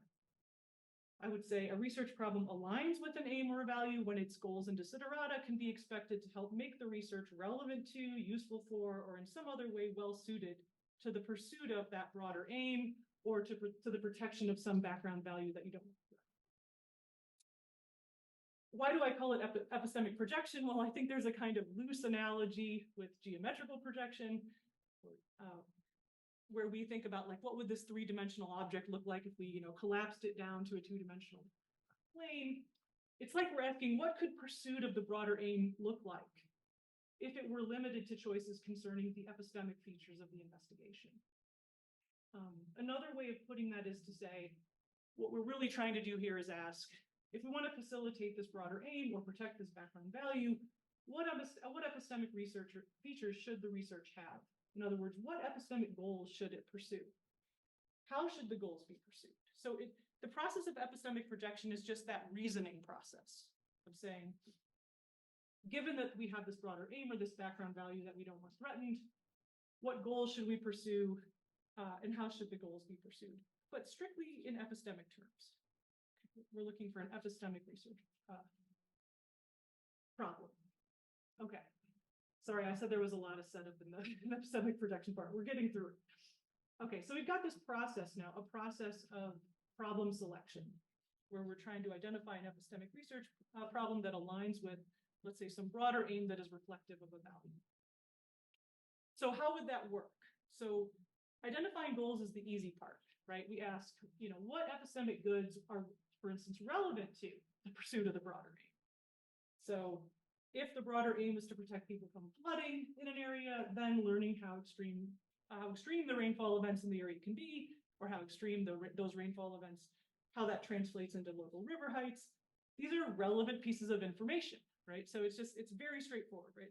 All we're doing is asking, if I'm thinking about the epistemic goals, the epistemic goods that I want to seek, and I want to do that in a way that aligns with my broader aim, I can ask, well, what information will be relevant? Okay, so it's very straightforward. Obviously, there are often multiple epistemic goods or goals that are going to be relevant. And so your choice, I think, can just be guided by feasibility, expertise, whatever. You can't do everything in the study. Okay, so that's the easy part. The harder part is identifying those desiderata. What are the preferences and constraints that align with the broader aim? And this is the sort of innovative part of the process, because we would all say, well, you can think about like what pieces of information are relevant to the broader aim you have. And so it's a little bit innovative, but you'll also see it looks rather familiar when you see what I'm about to show you. So you could say, look, this is a really hard task. There's so many different preferences and constraints. I mean, it could be infinitely many different things that we're tasked with making, like, with setting preferences on if we want our research problem to align with our broader aim. How do we make this a manageable task? Because remember, part of what I said was I wanted to produce something that would be useful in practice. And so I think we can capture a lot of the opportunities for aligning an epistemic research problem with a broader aim with just a limited set of categories. And these are going to be very familiar to you. So one would be, we could have prioritization preferences or constraints. So we could have something that says, we care about accuracy on variable X before accuracy on variable Y. And this is going to align with a non-epistemic aim when some epistemic goals of research are more relevant than others, right? So it's sort of mapping onto the relative relevance of the different goals you've set. We can have inductive risk preferences or constraints. We can say, I want to risk a type 1 error if some risk must be borne. So this can align with a non-epistemic aim when achieving the aim will be impeded more by some types of error than others. I can have what I'm going to call method preferences or method constraints, where I say, like, you know, I want the research to unfold in such a way that it uses this data set or this kind of method or this operationalization of a particular concept. And this can, these sorts of things can align with non-epistemic aims, obviously, in lots of different ways. But just one illustration would be when the use of a certain method will enhance the credibility of research among publics whose cooperation is required to achieve the aim. So I'm picking this method because people will take the results more seriously if I use this method. And if they take the results more seriously, they'll go along with, say, my public health initiative or whatever it is that I'm trying to achieve. And lastly, what I'm going to call form of conclusion preferences or constraints, which say something about like the kind of format in which the results should be communicated. Was it maps? Is it probabilities? Like what kind of, how are we going to sort of represent the results of our inquiry? And this again can align with non-epistemic aims in various ways, but most obviously when formulating conclusions in some ways are going to enhance like the salience or the credibility or the usability for users. Okay, so all I'm trying to say here is like, here's a finite list of the reason I have the picture on the right is sort of like tunable knobs that we have in how we set up our research problem, where making some choices rather than others, we can kind of straightforwardly see how they would align with some broader aim that we have in mind. Okay, so epistemic projection is just the process of selecting the goals and specifying any of these preferences or constraints that we think would be important for the broader aim that we have in mind. Now, in the paper, I have an example which I'm not going to go through in detail because it would take too long. But the example is a climate-related one where we're imagining that some regional planners are considering which housing development pathways to recommend for their region. And there are some pathways that are economically attractive, but the planners are a little bit worried that if they choose these development pathways, they might risk having unmeetable energy demand, like in hot summers, or there might be some heat deaths because of the way the housing is set up. And so they're like seeking information from climate scientists to help them make some recommendations from among these development pathways. And so in the paper, I kind of walk through for each of the categories that I mentioned as sort of components, potential components of the research problem, the goals, and then the 4 types of preferences or constraints. I kind of walk through an imaginary, unfolding of a joint work between the regional planners and the climate scientists to formulate an epistemic research problem, which is supposed to be summarized here, where for each category, for each component, you can see what gets specified over here on the right.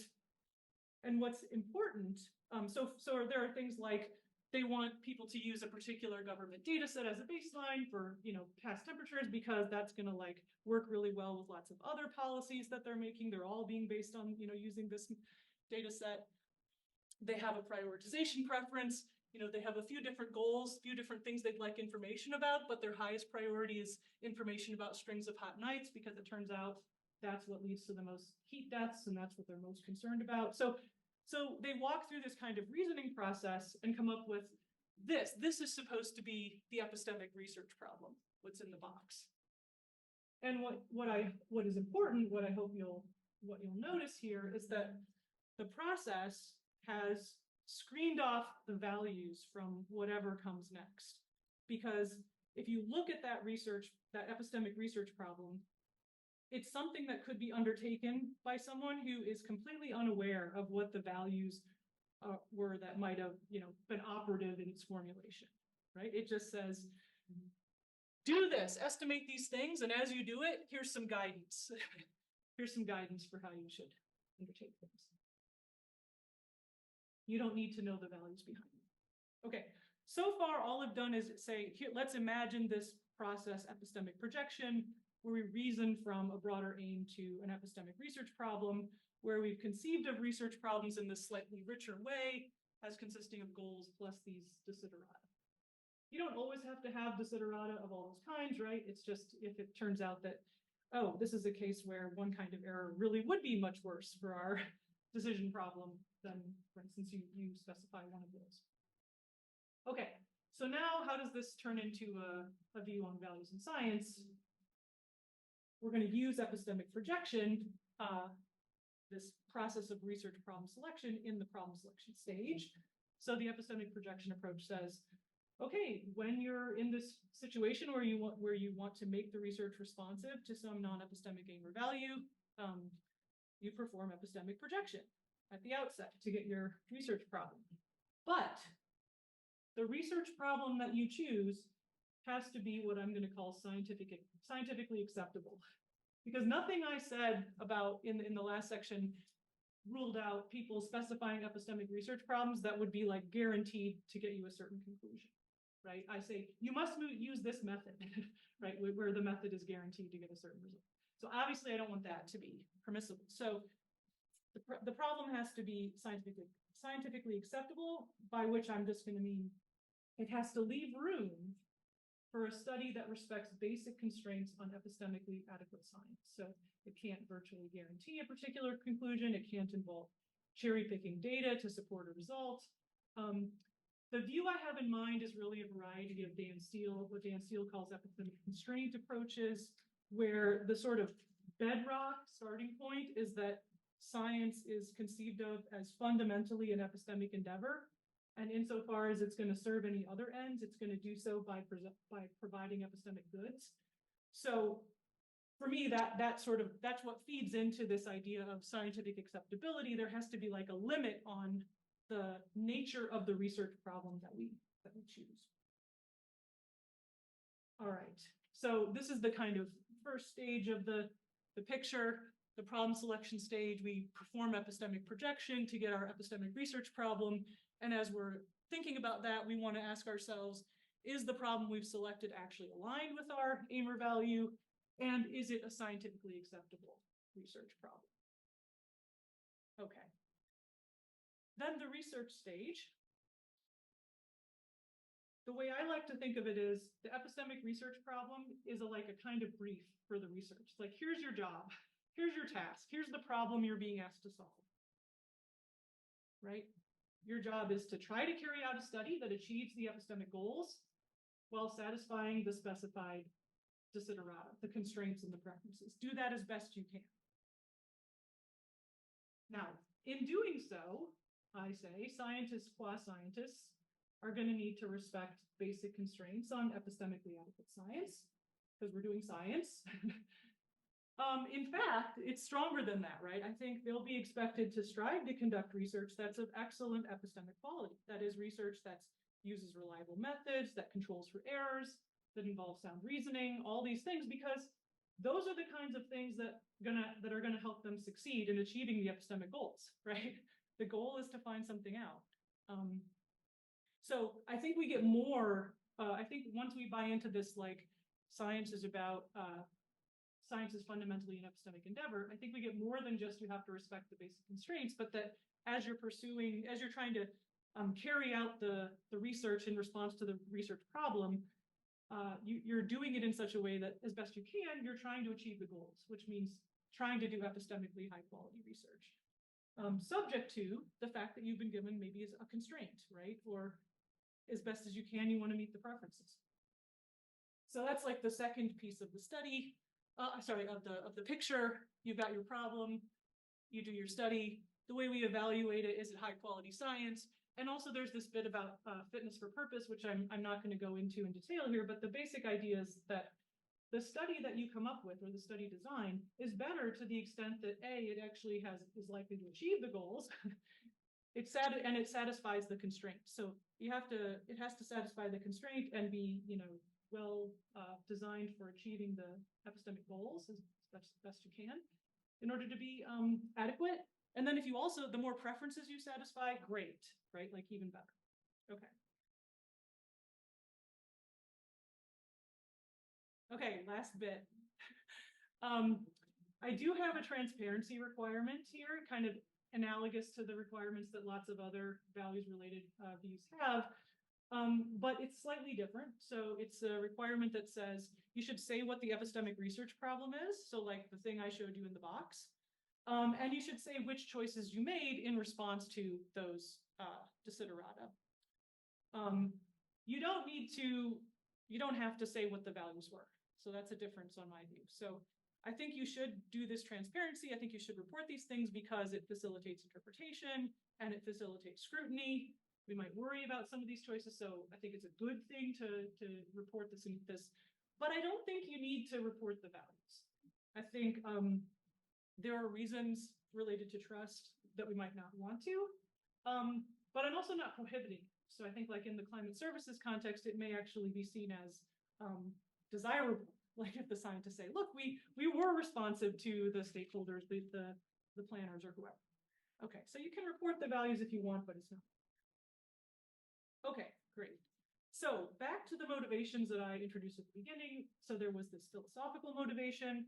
And I think that what I found in trying to develop this view was that, yeah, I think to a significant extent, we can relocate value influence to the problem selection stage, because I think if you do epistemic projection well, you're going to end up with research that looks a lot like the research that, not identical to, but a lot like the research that supporters of, say, the inductive risk argument or the Ames argument would also like recommend based on their views. There will be some differences, but you'll capture a lot of it. So yeah, I think it's another formulation, another demonstration that the standard formulation of the value-free ideal is not going to do the value policing work that we expect. We already know that, but it's just another way of showing it. And my other motivation, remember, was practical. And so what I hope I've tried to give here is like a kind of tool that could actually be deployed by someone who was doing something like climate services. I think by trying to limit the categories of the desiderata to these like 4 categories, of trying to make it a little bit manageable. So it's not this open-ended, like now make choices that are responsive to the user's values. And also, I think the fact that the view I'm outlining really does maintain a firm commitment to science as an epistemic endeavor, and that when you're actually in that research stage, values are they're in the rearview mirror. I think that can help to make it more comfortable, maybe for some of the scientists who are uncomfortable with the idea that, we should be responsive to values, even in the supplied context. And so and then a bonus, which is how the framing of the paper was actually set up, is that, hey, this might be a view that people on both sides of the debate could accept, at least some of them, right? Because on the one hand, the research that you end up conducting is responsive to non-epistemic aims or values. But on the other hand, the choices that you make in the research stage are not justified by appeal to those aims or values. You don't use values as justifying reasons. You justify your choices as a means of solving the epistemic research problem that you were given. And moreover, you have these additional, you have to respect basic constraints on epistemically adequate science. You're going to be, really, if you're doing it well, you're going to be striving for epistemic excellence and so on. So there might be like a room for some people on each side of the debate to be like, okay, it's not as horrible as it could be. So, all right, last section then. What I see as the main kind of challenges yet to address for a view like this. So I guess before I do that, I'll just say, one of the things that I think was lost a little bit in the way that the paper turned out was, A, the practical motivation, but B, the extent to which I'm really trying to constrain value influence. So you could read the paper as being like, yeah, anytime you want to support, anytime you're interested in supporting some non-epistemic value or something, just, contrive your research problem, set up a research problem that speaks to that. I'm really not trying to say that. I mean, at the beginning, I tried to say, look, I think there are specific kinds of contexts in which it makes sense to approach research in this way. And another thing is that there was like a whole section of the paper that was about, which looked at the Ames arguments and the inductive risk arguments, says, here's how I think we need to revise them to limit their scope, right? And that's gone. It's in there in like subtle ways, but it's not front and center in the way that it was. So I wish that some of those things had come through more strong. But the reason I said all that is that I'm not sort of suggesting that this is like the general way we should approach research is every time we're about to do it, let's think about our values and choose our problems of, in this way. Okay. But there are some contexts in which I think a view like this could be helpful. So then we still have like, now I want to talk about what are the challenges or the holes, the things yet to be done. And most obvious one is like, which values are the appropriate ones? I mean, this view says nothing about which values researchers should or shouldn't make research responsive to. It just doesn't even touch that. It's talking about once you're in a situation where it's deemed appropriate to be responsive to a set of values, how do you do that? Now, obviously, there are various proposals in the literature about like which values you ought to be willing to pursue or not, or how you ought to do this. In the sort of a context that inspired my working on this climate services, I think presumably the client values should count for a lot. But what if their values are objectionable? Like what if the client is an oil company and they don't really care about, what impacts they're going to be? Or on the other hand, what if the client is an NGO that is like dead set on certain kinds of very strong intervention? So you can think about worries like this. And so, yeah, I have very little to say, except that I think, first of all, the scientists should feel free to decline to perform the research. If it turns out that if they deem the values to be, they deem that what's going on is like something that feels ethically wrong in terms of the kinds of values that are being promoted. But I also think that the scientists should feel free to decline to do the research if the kind of research problem that gets formulated is one where they think, okay, well, maybe it's like barely scientifically acceptable, but it really doesn't meet the standards that I'm comfortable with for science. They should just be able to say, I'm not going to do it. Sorry. But I think there's obviously something missing from the account here when it comes to this kind of stuff about which values. So that's one thing. Here's one that I think is more serious, and I'm pretty sure if I'm remembering right, it was Eric Winsberg who brought this problem to my attention. These things that I referred to as preferences, right? Maybe inductive risk preferences, prioritization preferences, they're more complex than I portrayed them to be, right? Because often there's a limit to how far it's desirable to push inductive risk in one direction or another, or a limit to the extent to which one epistemic goal takes priority over another. So we don't really want a small improvement on our accuracy for some variable X to come at the cost of a major degradation in Y's accuracy. Like we might be comfortable with sacrificing some accuracy on Y for the sake of X, but if we're getting a tiny gain in X for a huge loss in Y, we don't want that. So the structure of these preferences is more complicated than the way I portrayed them to be. So I think there's a real question about how you can capture these more quantitative or nuanced aspects of the preferences. Again, keeping in mind that the goal is for the approach to be manageable in practice. So that's one that I think needs some work. And then the third one, which I did touch on in the paper, is saying more about what these constraints are. So I say this epistemic projection approach requires that research respect basic constraints on epistemically adequate science. But what does that mean, right? Maybe to really make this useful, you need to spell out what some of those constraints are. And we can say what some of them are, right? I did, like, you can't have your research be set up so that it delivers a predetermined conclusion. You can't cherry pick data. But we know those, but still, it seems like we need to say a little bit more.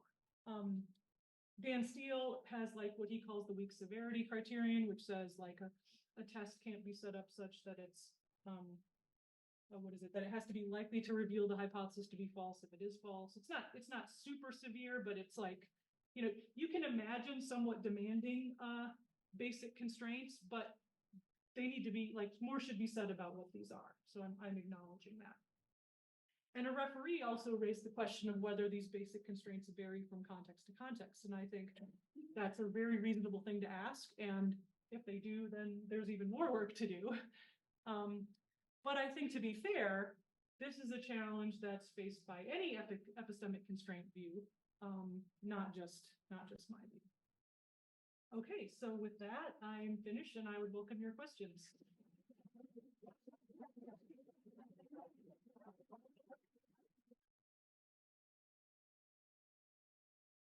2, 3, 4. Thanks so much for this. I'm sympathetic to a lot of what's going on here. But it was like a really interesting experience that you abbreviated at EPA, because I thought this is actually a great contrast case for the model that you're giving us here, which is that mission-oriented research or research at mission-oriented agencies like EPA or other federal agencies in the US. So I wanna paint a picture of what I'm thinking of as a contrast case, and see if you have any thoughts about this. So, you know, in many ways, I think your model is kind of a descriptively good picture of how a lot of mission-oriented research gets done, which is there's this broader set of aims and goals that are codified in the mission and how that mission gets elaborated. And then much of the work of practicing scientists in that context is just to make the kind of choices and selections at these different stages with this aim, with this mission or purpose in mind. But it's also true that in the course of doing this work, there's very often particular points at which that research gets assessed with respect to the way in which the choices that were made and how those choices got implemented do actually relate back to the mission.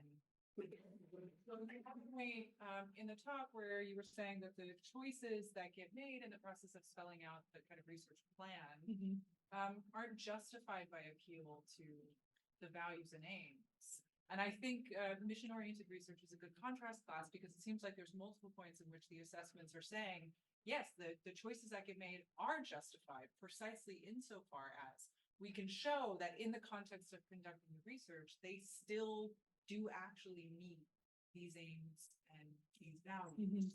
So I just wonder if, like, that's a kind of context that you've thought about, and if you have thought about it, do you have any thoughts about that justification point?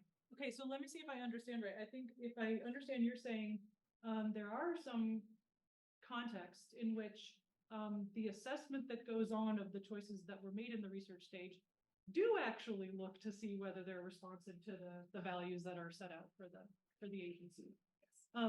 And the choices that get made are justified by those, and then it's justified to change those choices if it turns out that the research has gone off in a direction that it turns out the assessors don't think actually. Yeah. So I don't think that this view is meant to problematize that kind of activity per se. I mean, early on I said I thought that there were some special applied research contexts like agency science where it made sense for research for values to make a difference to how research is conducted.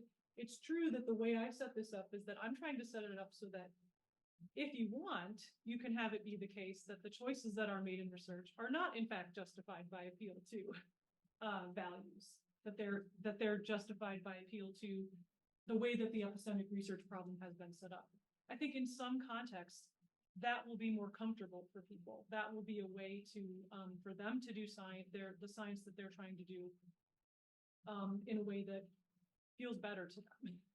Even if the choices that they're making methodologically are very similar to the choices that are made in the agency context where there's a value that's explicitly guiding it. So I'm not really meaning to take a stand on, for instance, what agency science should look like, for instance. I'm open to the idea that maybe sometimes justifying reasons come in there because it's a special kind of activity that we're undertaking.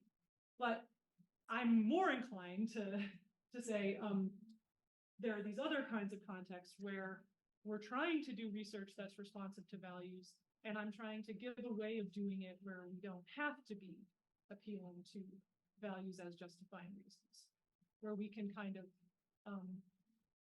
make an effort early on to think about what our research should look like, given that we want it to be responsive to this broader aim, and then just get on with it and not worry so much about, like, not do the kind of going back and auditing and checking and doing that sort of. So I'm not like saying we shouldn't do it, but I'm trying to present a way of doing it that could be an alternative that makes sense for some kinds of contexts. And that for people who object to the idea that values should serve as what looks like justifying reasons for choices, they have a way of sidestepping that concern by taking this approach. I don't know if that helps. Okay. So every talk at this conference, I've been excited because there's something in it that I get to take home with me. But I think I'm most excited about this one because the thing I get to take home with me is a worksheet. And here's what I mean. A few years ago, I was some scientists came to me and are like, we're really worried about this project we're going to do because to run our experiment, we actually have to change a public space. So we're doing science and policy at the same time. How do we do this? So, long story short, we during the planning stage, we bring a bunch of stakeholders to the site. And talk to them a little about what we're doing, let them wander around, and have them fill out a worksheet, right? That was us trying to do something like this. But it was, we didn't know how to translate the stuff we were getting into the stuff that's actually going to fit into the planning and experiment. But you have that. And so this is maybe not the kind of question you're expecting. My question is, how are you going to get this into the hands of not just the climate services people, but to all sorts of people doing this kind of community engaged science? Besides changing the name, because EPA is not going to work. I really want to hear that you have a plan to get this worksheet out there. I mean, first of all, thanks. I'm so glad that you think it could be useful, because that's like, an overriding concern of mine here. I have talked with some people in a couple of different contexts where it might be useful. And I do think that I just need to write another version of this that is a much more practical version. But the second thing is that I think that there's actually a way of making an even better worksheet, which is you have these, like, for instance, these 4 categories that I'm offering as like ways of structuring your thinking about the knobs that you could tune. But I think that there are often going to be cases like the climate services case where you can almost like operationalize those in a much more fine-grained way, because there are certain kinds of choices that people are going to have to make over and over and over again about, like, which of the climate models from this ensemble are you going to choose, right? So that I think you can actually like map some of these like general or mid-level kinds of categories to a very specific set of questions that like a practitioner could like ask themselves as they go through, and then based on their answers have some guidance for how to approach things. So I actually do have a kind of worksheet vision for it. I just haven't gotten that far yet. But if you have suggestions on how I should approach that task, I would be most grateful for having them. Thanks, Wendy. This was very, very excellent. I really appreciate it. I have 2 questions. The first one relates to Mark's talk earlier. Mark told us that values go into all the questions, and then questions are, asked through the research. So is it the case that it seems that you have 2 options. One is to say, well, I actually can extract all the value judgment for all these questions and just pile them up and front load them. Or is it the case that you say, well, there are some contexts in which all of those questions are going to be value laden, and that's not what I'm doing. I'm doing the ones where I can front load. So that's the first question. And the second question is that idea that you can have values front loaded and then high quality research. I think if Kevin Elliott would be here, he would say that sometimes and one of the claims you made is like high quality research is going to get us success. And I think he would go against that statement, saying that sometimes actually success is not best reached by high quality research, but that shortcuts can be necessary. And so in that case, there is a tension between the front load of value and then the high quality research down there. It seems like it's more messy than this. Okay, good. I think I can answer both of them. We'll see. Maybe not satisfactorily, but I can say something. On the first one, I think the whole like front loading of values thing, that's like kind of the compromise of this view, right? It's like, because here's what we could do. We could say no, every time that you're, throughout the research stage, at every methodological decision point, ask yourself to consider what choice could I make here that would align with my broader aim, right? You could imagine that kind of activity, but it's onerous, right? And so the compromise is to say, no, like, let's make an attempt early on. Let's try to capture the main like ways in which we think we could make choices that would be really, that would make a difference to, that would align with our aim in some significant way. And then we go with it. It doesn't mean that we couldn't, so I'm very explicit in the paper that it's not the case that I prohibit going back and revising the problem if you want to do that. If you come to some realization halfway through that like, oh my gosh, we like completely overlooked something really important, I don't have a problem with going back and revising it, but as a practical tool, the idea is like to make a compromise and sort of try to make these choices up front, and then just accept that that may not be perfect, but it's better than not having done it at all. Okay, so that's the first one. And the second one, yeah, I think the way that I might address the kind of Kevin Elliott concern would be with a constraint. So like, I think there could be a constraint that comes in that says, to solve the problem, you have to be able to give an answer in a certain amount of time, for instance. Like that's often the example that he uses, like we need something timely. And that may well end up compromising to some extent, like the epistemic, like this extent to which it's high quality science. And like, I'm okay with that. Like, I think sometimes that's just the problem we've had handed to us, but there's still that, and this is where I think it does get a little tricky because, built into the view is like, well, you have to respect basic constraints, basic constraints in epistemic science, but, the more you're compromising the quality, right, the more it starts to make me uncomfortable. So I agree there's some like unresolved issue in there, which may have to do with the nature of these basic epistemic constraints. But on the other hand, I think there are resources to say, like, no, there are going to be cases in which we sacrifice some quality in our methodology because we've set ourselves a constraint that's driven by some, practical consideration. It's just if it goes too far, then we're in the vicinity of violating those constraints on basic constraints on epistemically ethical science. I think that's my way of trying to finesse that. Thank you. So I feel like there's something I'm fundamentally not getting. Okay. So, here's the problem. It kind of is. I'm pushing once more the first question, which is this. So we put all the values in the previous stage. Done. Now we do start our research. Something like Mark's picture is accurate. Then that doesn't mean that those values are gone or not used. It just means we've settled them previously. So how is that research then therefore value-free?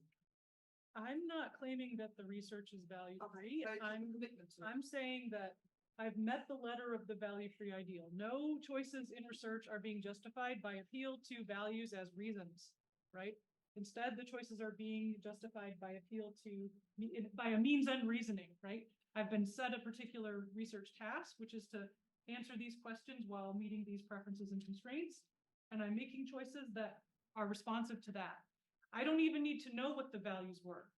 I don't even need to know what they were that gave me that research problem. I just have the research problems. Just quickly, that means the thing you're trying to avoid is just the one thing, which is treating values as reasons. That's it. So I would say that's not the only thing I'm trying to avoid. I'm trying to achieve I'm trying to get some like practically useful tools, but what I want to say is, what does this succeed in doing? It succeeds in meeting the concern about value serving and justifying reasons. It does not succeed in meeting the concern that value should make no difference to how research gets conducted. Absolutely. it still does make a difference. It just makes a difference in an upstream way. But that is, again, like worrisome if you formulated the VFI that says what's really matters is what happens in the, like, if you're concerned about the research being different in light of values, then, you know, this is just illustrated that we've got a problem. Yeah. So we need a different formulation of the VFI. But that's not surprisingly new. So other people are starting to think about how we might do that.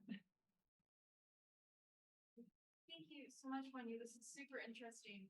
I'm really curious about something, and I'm trying to figure out how to frame the question, so I might try 2 different ways. You can pick your favorite. So I'm really curious. It seems like this applies really well to certain situations. Like climate services, Perlis already has an idea for a mission-driven science. And I'm curious about what you think about to what degree or what scope you want this to apply to other kinds of science. So I'm thinking about like my chemistry grad student friends who are applying for grants. Right now, they come up with the project and submit it to the NSF or my intern friends, and then the NSF decides which ones they want. Are you saying that like maybe the NSF should come up with the projects and then ask which grad students are willing to do them? Or, you know, how does this look like in private science? So another way of asking this is like, so if you had your way in the world followed Wendy Parker and the EPA, how would things change? In maybe like I can see how some sciences are already following this, but like, would you want all of science to follow this? What would that look like? It's a big question. Sorry. No, it's okay. It's just like my initial thought is to say, no, I don't want all the science to follow this. This is like a response to a very particular kind of problem that a particular kind of context that scientists find themselves in. Yeah, so I think that's my initial reaction, but you did also raise something that is like another worry of mine that I didn't, or you hinted at. Like, I do worry that, and this maybe gets to the which values or whatever concern that like, you know, what if I am an industrial actor who conducts research and like the private science case, and you know, this is a combination actually of the which values and the what counts as a basic constraint on epistemically adequate science, right? Because start to say, well, look, I'm just applying the epistemic projection approach, and since I am really concerned about profit, I want my inductive risk to go this way, and I want this method to be used because it's the least sensitive to the toxin, and I want, you know, and you end up getting to the point where you're like, well, at what point is the, you know, I view it as like, there's some space of permissibility where you can tune the knobs on how you know, the path that your research takes. But I do worry that like the cases I imagine are the cases where we have good actors who are like trying to serve values and aims that are laudable, like protecting people from flooding. And I'm worried that I haven't said enough to sort of allow for resistance to cases where we're getting sort of perilously close to something that we would want to call bad science, right? And so I still feel dissatisfied with like what I've said about like scientific acceptability, and like I don't feel like I've said enough to kind of constrain that space of permissibility. I mean, if you take my inductive risk articulation seriously, it basically says like, you know, propagate the uncertainties unless you cannot. And that, so, I mean, there are some things built in, but I still just think that I'm a little nervous about it being too flexible for aims that I would be uncomfortable with. Yeah. Great. So thank you for this, Wendy. I mean, I think it's interesting how much better I feel like I understand the paper now. Particularly viewing it through this sort of, there's a practical goal, which I definitely didn't get rid of. I know, yeah. So that's really interesting, and I'm really inviting you to speak more on a couple extensions, potential extensions here, because there are ways that this kind of research is going to connect up with other parts of science. So, you know, when people do these like climate services, they often do so because, you know, as part of getting a grant from, say, well, not any US organization, but organizations in other countries that they do these sorts of things. And sometimes these studies or these like projects are then public.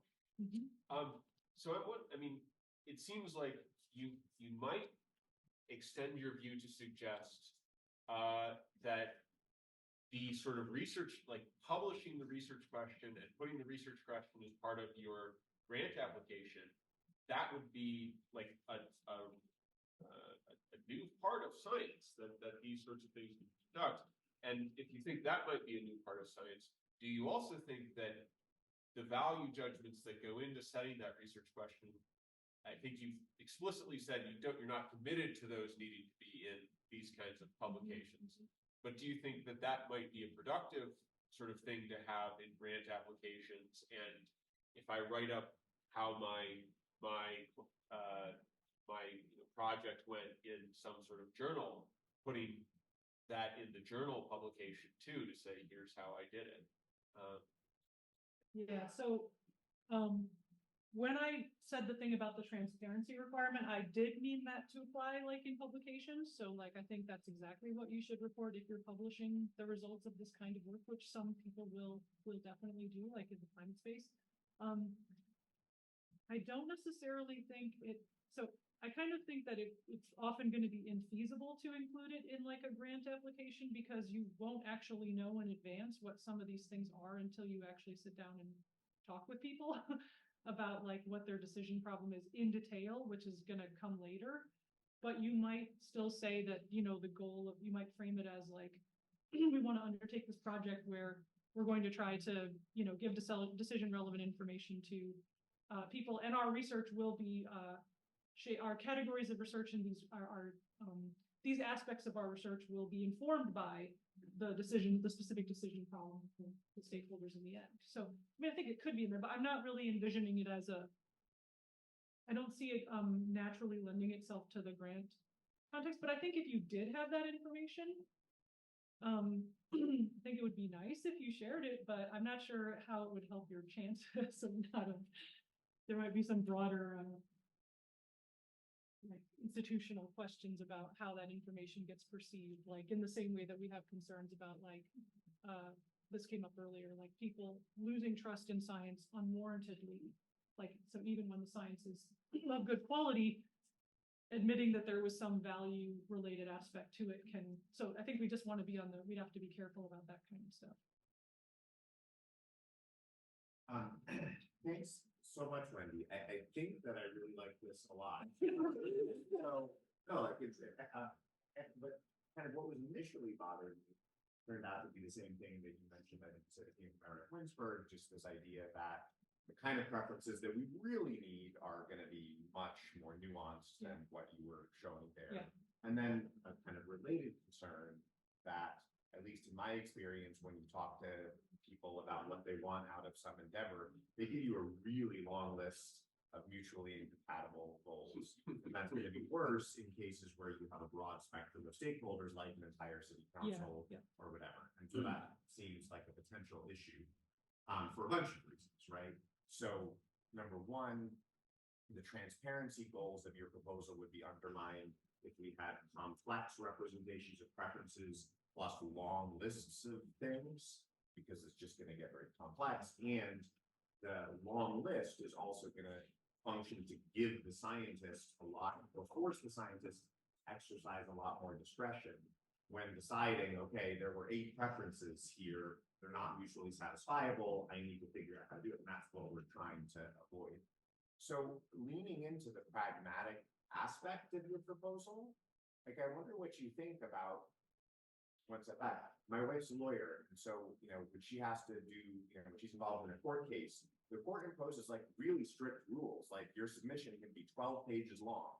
You get to depose 4 people, not 6, 4, and each has to be this long. Like, I wonder, or it feels to me like your proposal might work perfectly fine. It might be better to just say, you get 3 preferences. And when you get to specify them, you get to tell us, is it a very strong Exactly. Roughly, like, and I think we could make a worksheet that would work quite well. And sure, we'll be able to come up with counterexamples, but you always can. So Yeah, anyway, I don't know what you think about No, I'm totally on board with that. I think that's the right way to go. I think like the idea is to do better than doing nothing and yet have it be something that people can use. And that might mean that there's a kind of forced raining that goes on. And I don't know that I'd go with like you get 3, but but I would go with like the process of formulating the problem needs to be limited in a certain way that prevents the kind of cases that you're talking about, where, yeah, we're gonna have to coarse grain preferences, we're gonna have to limit but I feel like the purpose, the aim here is really to just like capture the most important ones, that I think there's often some that are really overriding and getting, I also don't think this always has to be something that's done in consultation with stakeholders. I think a lot of times the kinds of contexts in which this kind of thing is gonna be relevant, it will make sense to do that. But, so I just want to say, I'm very sympathetic to that. I think that's probably what has to happen. And it'll be a compromise, right? It'll be imperfect, but that I'm okay. Thank you. This is just wonderful. Greg kind of had my question, but I'll respond to this question about how the values and the questions. And I think that when you're thinking about, research, relatively self-contained research programs rather than disciplines, there's a way in which I think you're exactly right. You front load the values because insofar as there's other sub-questions that show up, it's going to be those main values that are. In fact, if you think about it, if there were other values that was coming in from sideways, it would be really disruptive, and you wonder why. What's happening here? Yeah. It'd be a very strange example. So I think that this there's actually. I'll have to think this through. And for most of what you're saying, I think it's a particular translation scheme. But I wonder why you don't want to go and say this is also true of, say, like normal science and sociology or something. Right? It isn't something. It's maybe that you're not responding to specific clients, but it may be that the background values here with quite general, they have a lot more to do with kind of curiosity about certain kinds of human relationships or something. Just thinking of sociology. And so it's really the same kind of structure, the same kind of argument.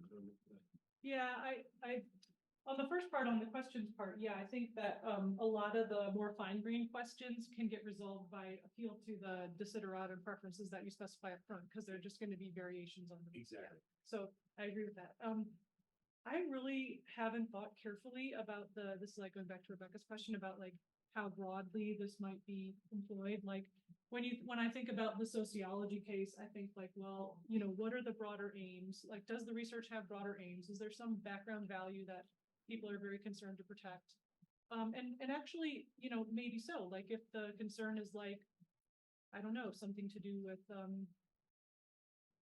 justice or not exacerbating knowledge inequality or something, like I can see how it could turn out that it could be useful to say, actually, I want to formulate my epistemic research problem in such a way that like I don't operationalize a concept in a way that leaves out half the population that actually, whose views count, right? So I think it could have some applicability there, but that I just haven't thought it through carefully yet. And so it's something that I really need to think about. I think there's nothing in saying that it might be applicable there. I don't think I'm in any way like backing off of my reservations about how values come in, because the kinds of choices that we're envisioning are choices that are like within the scope of epistemically acceptable choices that one could make, right? It's like, we could operationalize this concept these 3 different ways, but it might turn out that we have a reason to operationalize it this way that has to do with facilitating equality. But this is like back to the old, like, we're not epistemically forced kind of situation. So it's not I don't think it's like, I don't think there's any sense in which I'm saying, oh yes, actually, we need to change our, I'm changing my stance, because we're after all still in problem selection, right? And we're thinking about what's the question that we're asking, and are we going to ask it this way or that way? Yeah. Yeah. So first of all, just to echo, this helped me understand the motivation part really helped me. So I just think it's good to say it in this way I'm sort of connecting this to some of the stuff that came up, especially yesterday about the political context, Okay. and wondering whether a possible motivation here is the way in which this kind of projection effort interacts with public debate over, and especially in the kind of local context that you see most of you have in mind, or maybe I'm just throwing off the examples that you use, but in those examples, you can imagine how this kind of thing facilitates a certain kind of public debate, right? I mean, we're like gonna sit here together in the community, and we're gonna decide on the values in a relative, that shape this and the way in which they would shape the project. And then we would ask for, and then the brief to the scientist comes. So you emphasize how this functions as a brief, but you could also think of it in the other direction, where the scientists are like,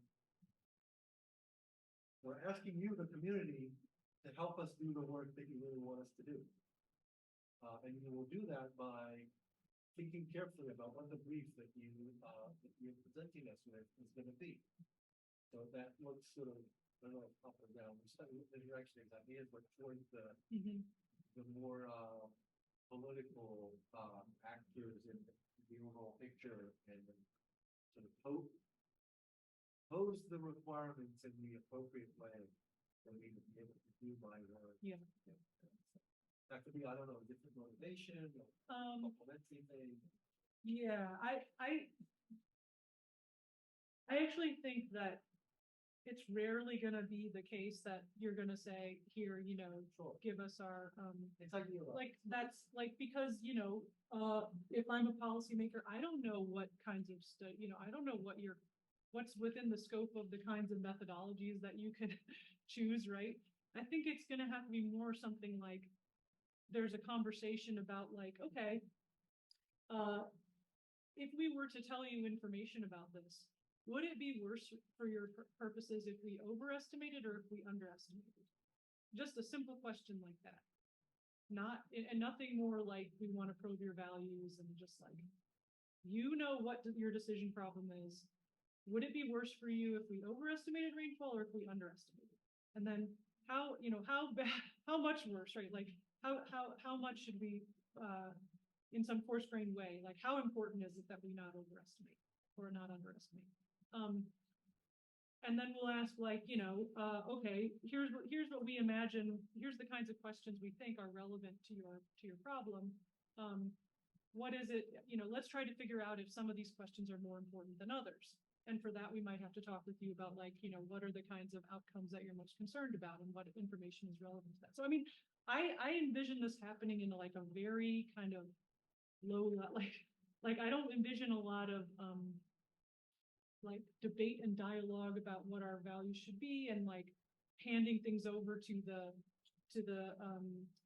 policymaker or some sort of mini public or anything like that. Just like at some point, somebody is facing a decision problem, and there is a set of questions that are relatively circumscribed that I think we could ask, that the answers to which could help us do the research in such a way that it's more likely to help them with the decision problem that they're facing. So I don't think it really points back like in quite the way that you were suggesting, but I think it does. I think doing epistemic projection well is often going to require involving those decision makers. And so in that sense, there will be a role for them, but it's not like asking them to give us our brief. I think that's something that kind of, it's going to take a lot of work on the scientific side because not everything is possible, right? It's like homing in on what are the questions that we could possibly answer that are relevant to you, given the methods that we have available, and like you, the decision maker, aren't gonna know that, right? So we know we the scientists have some sense of what's within the realm of feasibility. You have some sense of what's most important for your decision-making purposes, and we're gonna just try to bring that together. Something like that. I guess I wasn't, I understand that, but I guess I was more wondering about the direction. So when you say this is a brief for scientific work, you're imagining the way in which the scientist takes this worksheet and goes to work. Yeah. I was imagining also the other direction, in which the decision maker thinks, okay, even if this is the brief, here's what I have to own up to. Certain decisions, right? And if I'm not willing to own up to that, then I have to start, negotiating this worksheet. And maybe I don't know what the worksheet should look like, but I have to at least own up to the fact that this worksheet is unsatisfactory from my point of view. And so I have to take some more and request some more information and try to figure out what the worksheet should look like. And that, in that sense, sequesters certain decisions or requires certain active responsibility for decisions. Am I hearing you right? You're kind of saying like, I as the decision maker might look at like what's being proposed and say, this actually isn't going to meet my needs. This isn't going to do the job that I need. Yeah, if I'm a concerned citizen and I come to the city council, I know, okay, this stuff, like, I can't, this is what was asked of the scientist to do.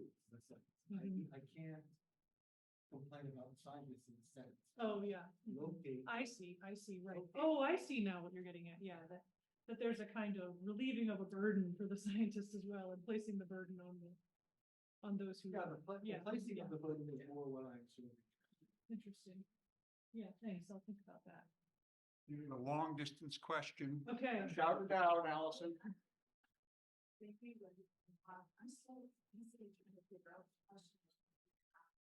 It was partly follow-up to this question and your answer about bad actors, industry, and political context, and really sort of making a difference in an upstream way. So maybe this is maybe your question is that the applicant what you think about state science relations and how that would work, like because I mean the relationship of science state talked about a lot days has been waited for a long time. We talked about controversy was normal, and so I just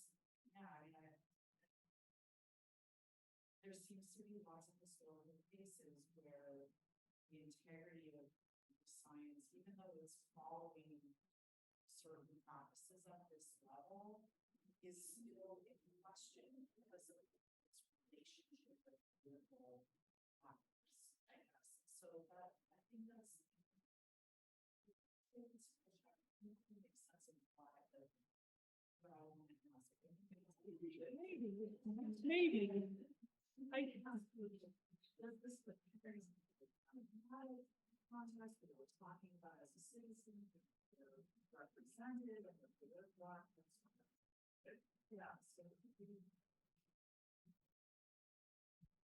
I feel like the concern you're having is maybe about there not being enough in here about when things are going wrong. I'm not sure.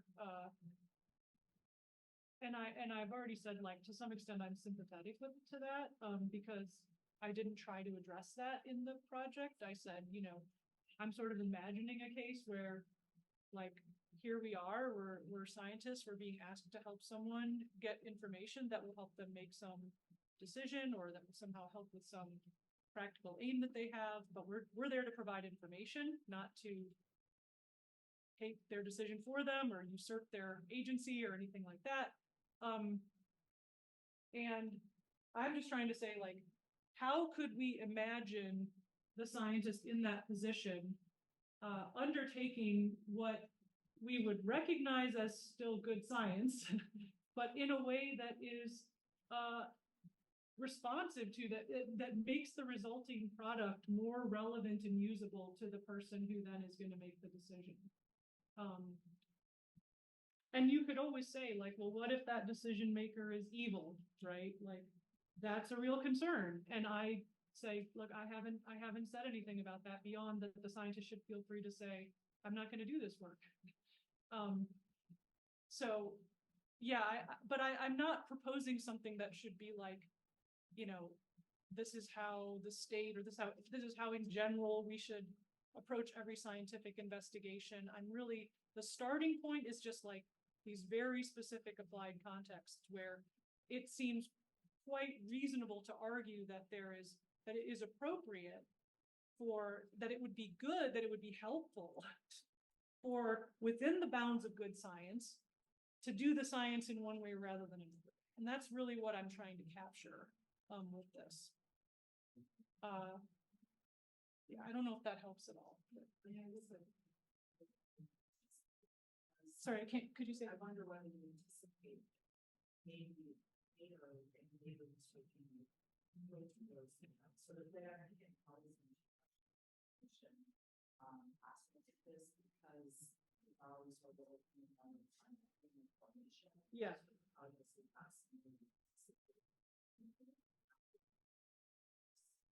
I mean, yeah, I think I just have to say I don't know. And I'm sorry, I don't have a better answer. I think like there's like the one thought is like, well, if this kind of approach is useful in some other context and it makes sense, well then great. Like I don't object to that. But what I haven't thought through is like, what is the scope of context in which it's going to make sense? And especially the way the paper ended up being presented, which, as I said, was not sort of reflective of my initial motivations. It's really almost more like an exercise in demonstrating the possibility of an intermediate position, which you can then decide whether you think is good or where it's applicable or whatever. So, yeah. Thank you so much for the talk. So this might be a finger on other questions that have been asked, but I wanted to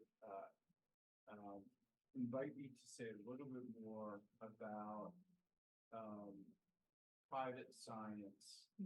And so it seems like the go-to example is like, well, the Exxon scientist, turns the dial certain ways. Yeah.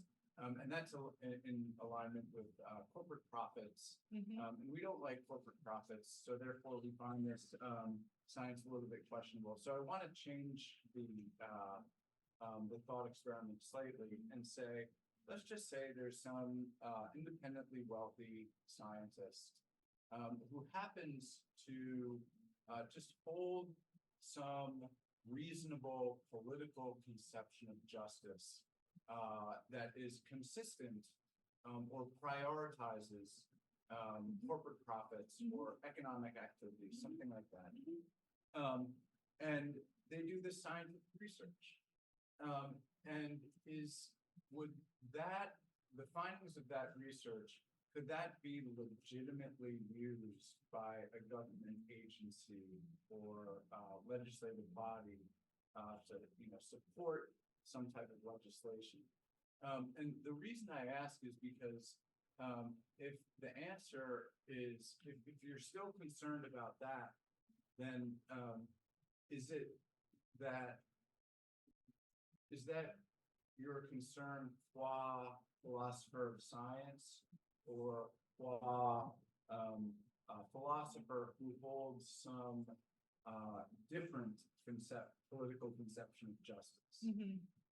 Yeah. Good. So, and I think I probably should have said this sooner, and hopefully I'll say it correctly now because it's late and I'm a little tired, so I'm not sure my brain will function correctly. But, I think that if you follow the approach that I'm outlining, the result that you get will be one that is among the possibilities, one that remains a live possibility given current scientific knowledge, right? So like ideally, like let's go back to my like, oh, I wish we could just explore all the methodological uncertainties and like decide that actually the relative risk of, cancer from this toxin is between this and this. If we could explore all the decisions, like get rid of all the bifurcation points and just, and we're not here. These are cases where we can't do that. This is the way I'm envisioning, right? So we have to make a choice. But if things are done well, then the end point that we end up with is going to be one point in that range of spaces that are sort of epistemically permissible. And so would it be a good idea for a government to base a policy on that one point? Well, probably not. But it would not be like an illicit piece of data to include in the deliberations, right? So that's the difference, yeah. And so, it's when people are going to be making choices and they're only going to be able to get a point, right? What we're thinking about is like, okay, well, do we want to end up on one end of the range or other? This is a little bit crude, right? But given the concerns that they have, do we want the point that we end up with to be near one end of the range of permissible points or near the other end? But it should still turn out that it's like among the sort of epistemically permissible outcomes. Yeah, it's just a partial picture. Thank you so much. And if I might be allowed to say that this has been very useful to me. The last 4 grant proposals that have been accepted, 3 of them had human beings on the review panel, the citizens, the decision makers, those kind of people. And one of them actually had the decision maker panel first before it went to scientific review. And so I think we had to do what you're suggesting here and have the epistemic balance totally up front. So I think that there's some examples of this, and if you'd like to track some down, yeah, that'd be great. Let's do it sometime when it isn't the end of the day. Thank you very much.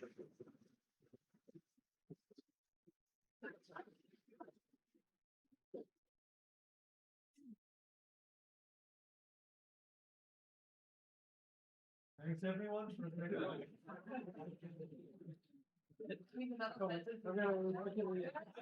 don't know what to say. Thank you all for coming. Thank you. Yeah, thank you. Yeah, thank you.